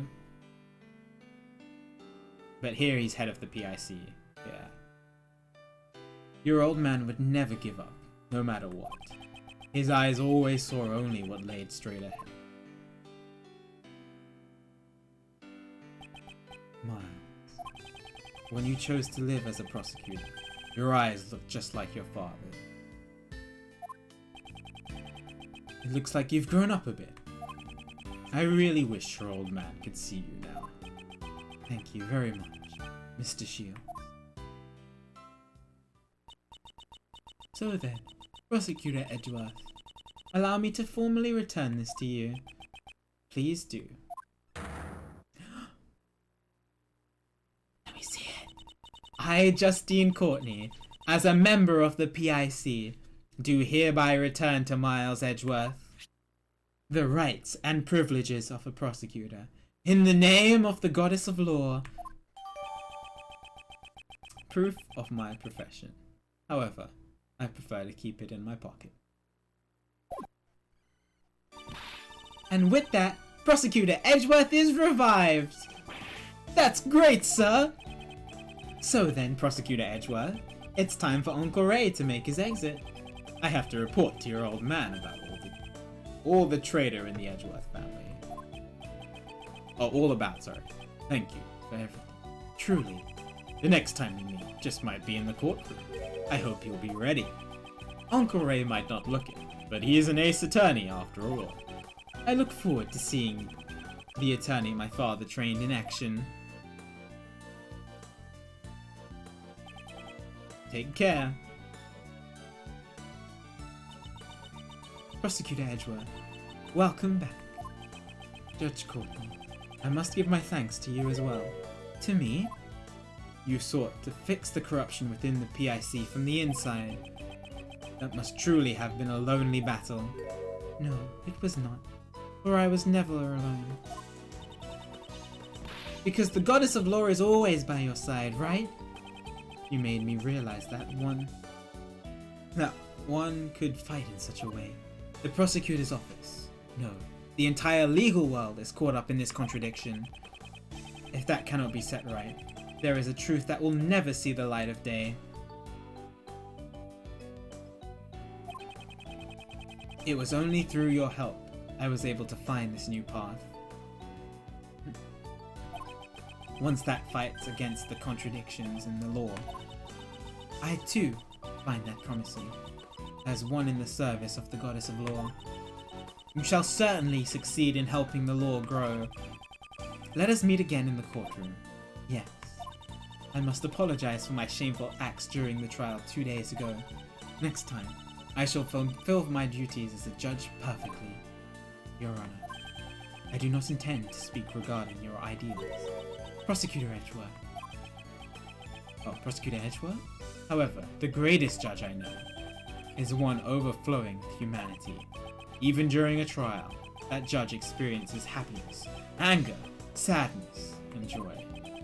But nevertheless, always hands down the correct verdict in the end. It's difficult to say. But sometimes, I feel that.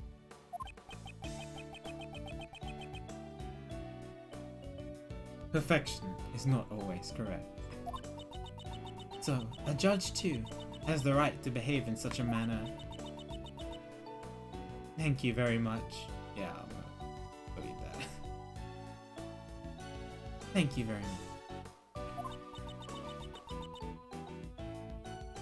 Prosecutor Edgeworth. When I pursued and fought against Blaise de Best, the goddess of law was not the only one by my side. Ah, it's John! When I have this cut out with me, I feel a strange sense of courage well up from within. No matter how painful things become, no matter how strong the foe, when I remember that I am not alone, I'm able to keep moving forward. Wrongs must be put right, for John's sake as well. John, too, lost his father in a past crime. That is more important to me than even the words of the goddess of law. Ha ha. Though I'm sure the goddess would be angered by those words. Your bond with your son is the secret to your strength, I imagine. I don't have to be perfect. I just want to grow little by little. Aww. Both as a judge and as a mother. That is how I feel. It seems there is much each of us has yet to learn. Agreed. We are still but children before the world. Let us grow in our respective paths. Until we meet again. I shall look forward to that reunion. May the blessings of the goddess of law be upon you as you follow your new path.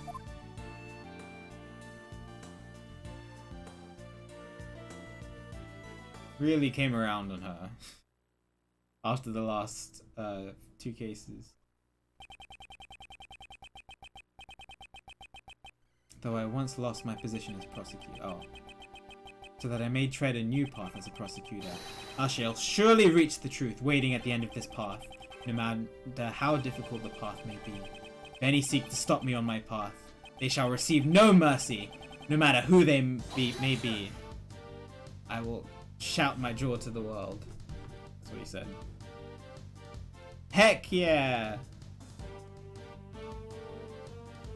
Yeah.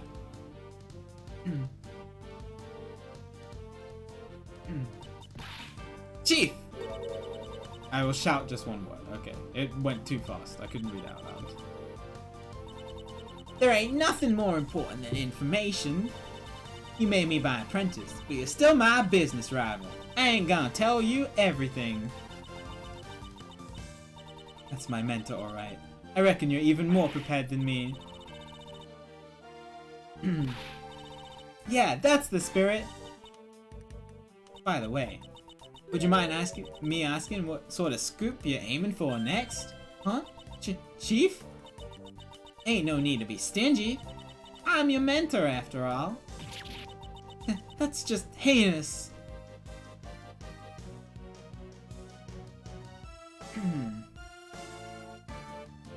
Oh. Oh my god, the killer? Hello. It seems that the wound on my left arm has yet to heal. The bodyguard who inflicted this wound upon me. He is a name I will never forget. Now then. Shall I return to being a simple ice cream salesman? Perhaps this time I should try being a crepe salesman instead. For now, I shall live a calm life. Until my services are required once more.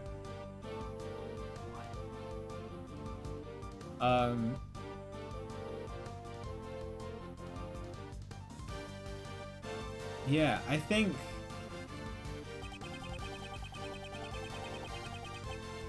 this is overall my favorite Ace Attorney game so far. I really, really liked how it tied together.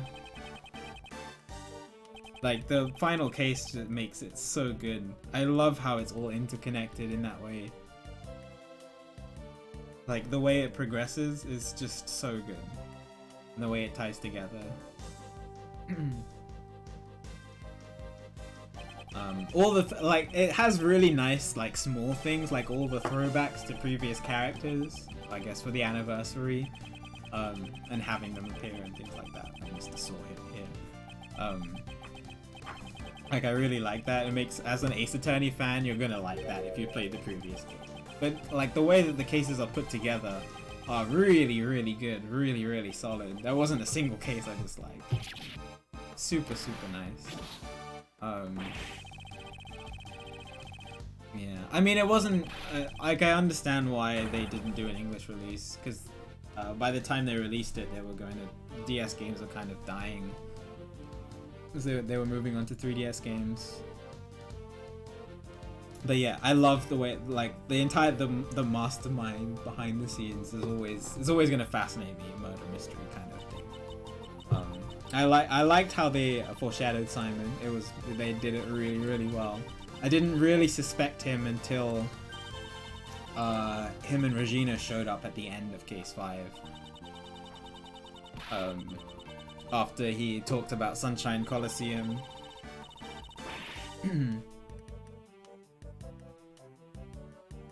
Yeah, this was a really late DS release, so that's the reason why Capcom didn't translate it. But it was very well written. It puts a lot of depth into a lot more characters. One of my favorite things about this game, though, is that they finally talk about Gregory, someone I've been interested in for so long, and he turns out to be one of my favorite characters. In just one case, he became one of my favorite characters, which is great. I also love Ray. I love all the new characters that they introduced. I like Sebastian and Courtney were a bit annoying in the first 3 cases, but you know, they became a lot better towards the end. The soundtrack is absolutely phenomenal. Oh my god, definitely my favorite soundtrack, I think, so far.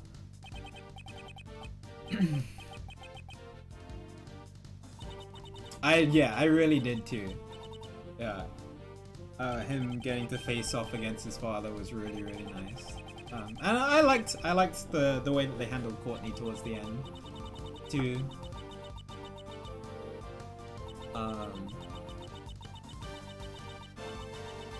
Yeah, Case 1 was really interesting with the assassination, bringing the killer back. The killer is one of the more fascinating characters, though they did a really good choice with that. And then they hooked you straight in with Case 2, with the culprit in the first case being the victim in the second case, and the way that was carried out was really nice. And then the Case 3, the throwback to 18 years ago, and having to talk with Gregory, getting to play as Gregory, and then the throwback to Bad. Really, really well done. And the way that the case was carried out in Case 2, fantastic. Really clever murder overall. And then Case 4, even though Kay lost her memories, it didn't really hinder on the story. I still really liked it. It really showed how much Edgeworth cared for Kay. And then we got to see Emma, of course. So Emma played a big role in that, so that was really nice. And then Case 5, how everything ties together in Case 5 is just fantastic. Like, none of the Ace Attorney games, like some of the Ace Attorney games have throwbacks to the previous cases, but they're usually separate. But I just love how this game ties everything together. It reminds me very similarly of how 3.5 kind of tied everything together from the previous cases, and it's why 3.5 is one of my favorites, and why I'm sure it's a lot of people's favorites, or one of their favorites.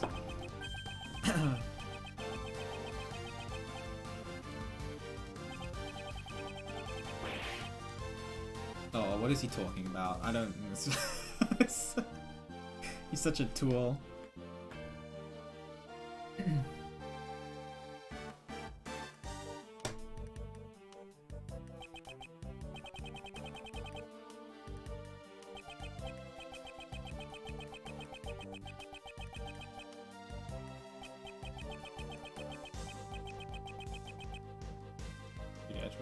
the active suit.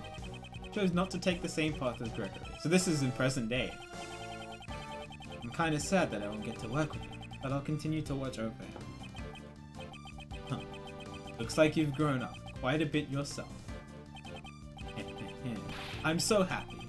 Mr. Bad actually praised me. If you ever need a hand from attorney Raymond Shields, give me a call anytime, any place.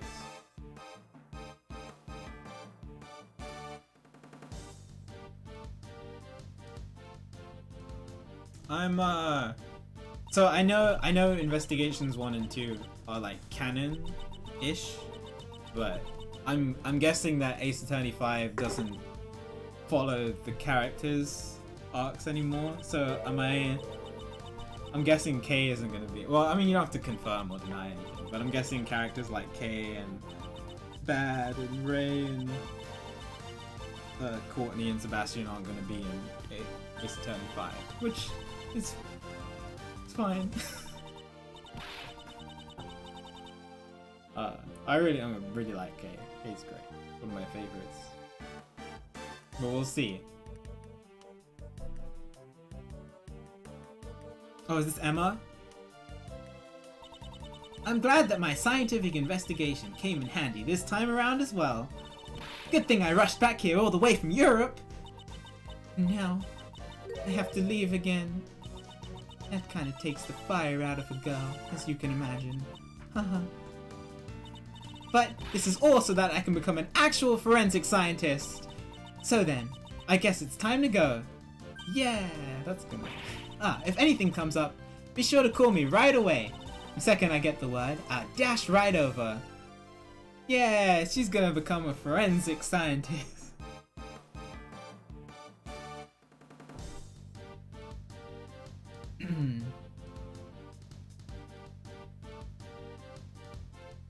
I wonder if Francisco will be in the next games. I mean, she was in the trilogy. The greater the father, the greater the expectations are for their children. I have played Apollo's Justice already. Prosecutor the best, was it? His way of life shall be tested henceforth, just as mine was. Miles Edgeworth chose to live a different life from his father as a prosecutor. I suppose that too is an answer. I thought that was the clown. University picture. It just appeared in the game. I could never have imagined the truth that my old man was hiding.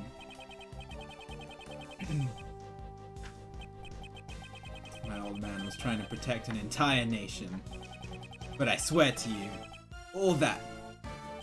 Oh, I will carry on his will. Even if the president was a fake and the real one was murdered. I swear that I, together with my men, shall revive Zengfar. Someday I will surely show you all as Zengfar brimming with life. Yeah. I don't think there's a character I really dislike. Oh, apart from some of the bad guys. Dane Gustavi is kind of a terrible. Some of the cooks from Case 3 aren't fantastic, but you know, I love the best is grown on me as a character. It's very annoying at the start, but I don't like it. It makes me feel like I'm borrowing Pops' power. I shall study even harder than before and triumph over Pops. I'll become strong enough that I won't lose even to Mr. Edgeworth. Now then, let's start by thinking up my new nickname.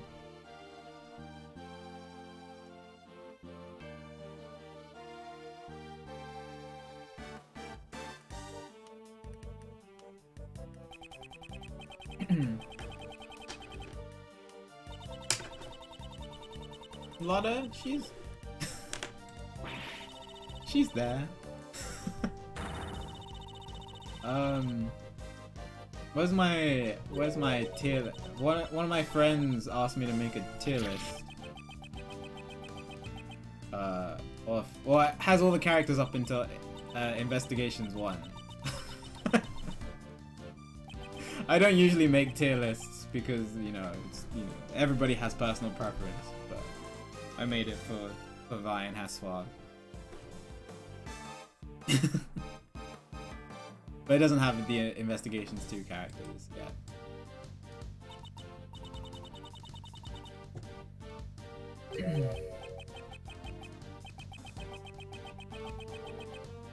Pain. Dahlia? Dahlia is my favorite villain so far. I mean, she's awful, but she's fantastic. I also had to put Dahlia above Iris because I wanted to make Angel upset. So I literally, if you look at the tier list, I literally put Dahlia above Iris on purpose.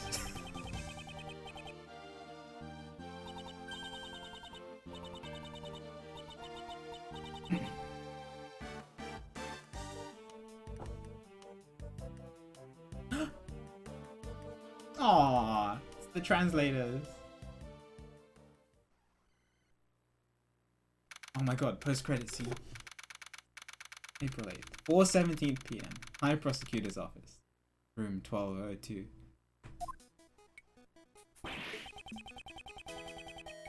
Wow, we were busy with all those cases, weren't we, sir?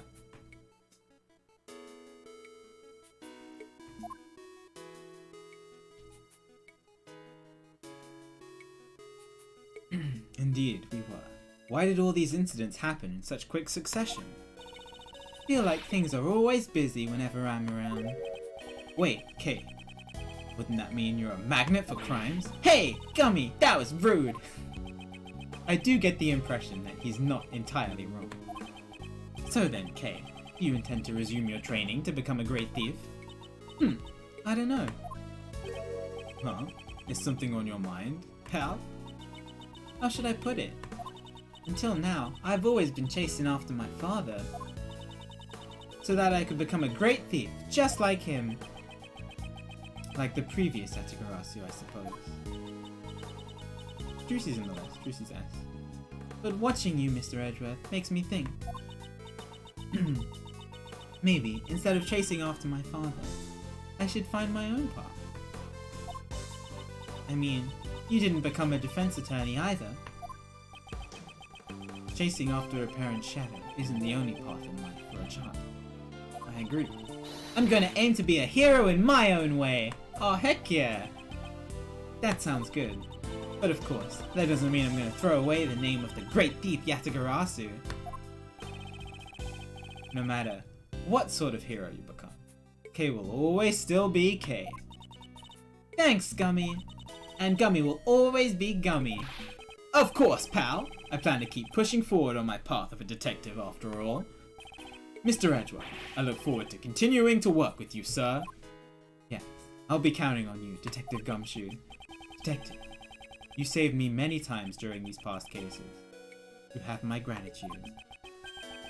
I suggest you look forward to your next salary assessment. Huh? Huh? What? Oh my god, salary raising noises? Does that mean what I think it means? What's wrong?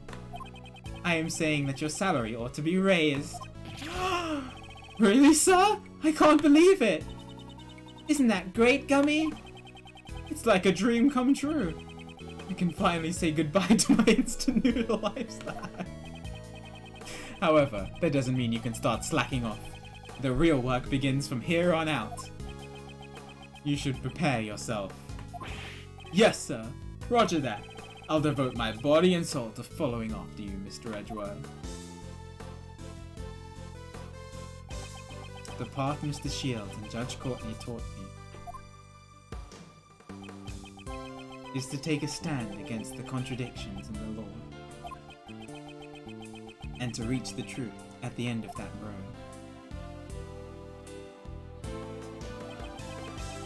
What am I able to do? That is a question I must continue to dwell upon.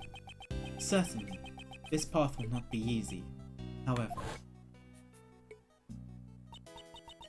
Prosecutor Edgeworth, when I pursued and fought against Blaze the Best, the Goddess of Law was not the only one by my side. Right. Had John with her. Your bond with your son is the secret to your strength, I imagine. Bonds, huh? Ah, I completely forgot! That was sudden. What's wrong? I was searching for members of the new Yatagarasu team. Now that you mention it, I do remember you saying something to that effect. But in the end, I wasn't even able to find a single person. Can you imagine it? A team combining their powers in order to steal the truth? I wanted to create an invincible team like that, but... What are you saying, pal? Don't you already have a team? Together, the three of us can solve any case that comes our way. Yeah, you're right. A prosecutor, a detective, and a great thief. We're the invincible trio of heroes that steal, captures, and pursues the truth. Hearing all that kind of makes me feel sorry for the truth. As long as the three of us are together, there's nothing to fear. Isn't that right, Mr. Edgeworth? Yes, you are correct. Even until his last moment, my father ran along his own path. I too shall advance along mine, accompanied by my somewhat boisterous comrades. As long as they are by my side, I can walk forward without hesitation on this new path as a prosecutor. Prosecutors and attorneys. The path I walk on is not my father's. However, I am certain that the two paths are not separate. Though we may walk in the opposite direction, our destination is the same. Why, you may ask? Because both paths lead to the one and only truth. Aww. Look at them.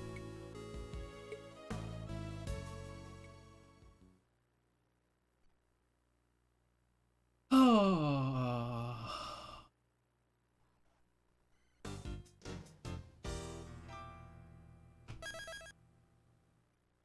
And that's the end of Ace Attorney for a very long time. Oh. I know. Man, that was such a good game. PQ, don't you dare.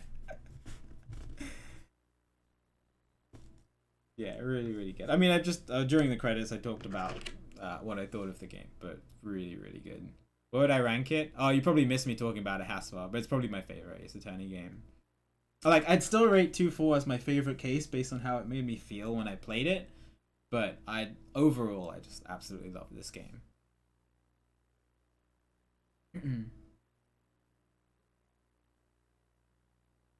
Yeah, but I went on a whole spiel about what I thought of the game and stuff during the credits. It's just super. I'm very happy. And I'm glad that you guys told me I should play the Investigations games, because Investigations 1 and 2 were fantastic. It's just...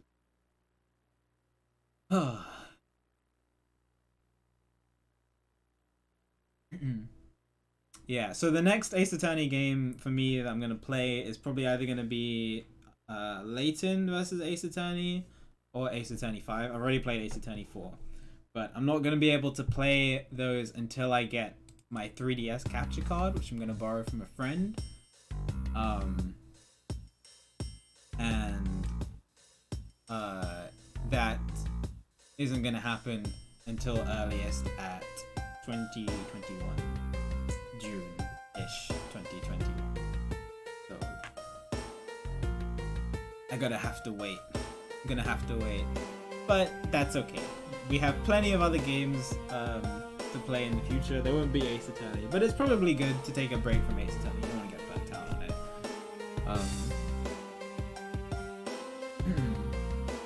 I do not have Android. I'm just gonna wait until the 3DS capture card. It's the best solution. I'll wait for my friend's 3DS capture card, and then we'll play 5, 6, and Professor Layton versus Ace Attorney, and then maybe DGS. Next game I'm planning to play is Detroit, but I don't know if that's going to be next weekend because I might wait for my PS5 to get here. There might be another game before Detroit, maybe a spooky game. I'm not entirely sure.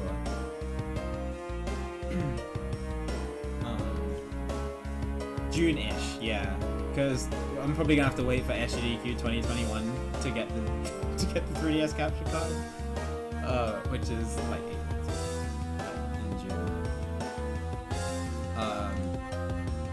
But yeah, this game was great. If you want any more of my thoughts, feel free to ask me, like on specific cases, on specific characters. Feel free to ask me in my Discord, preferably in the spoilers channel, so that you don't spoil anybody else. But man, this was great, and I'm super glad that I played it, and I'm loving the Ace Attorney series, and I am excited to see what Ace Attorney 5 holds in store. It's gonna be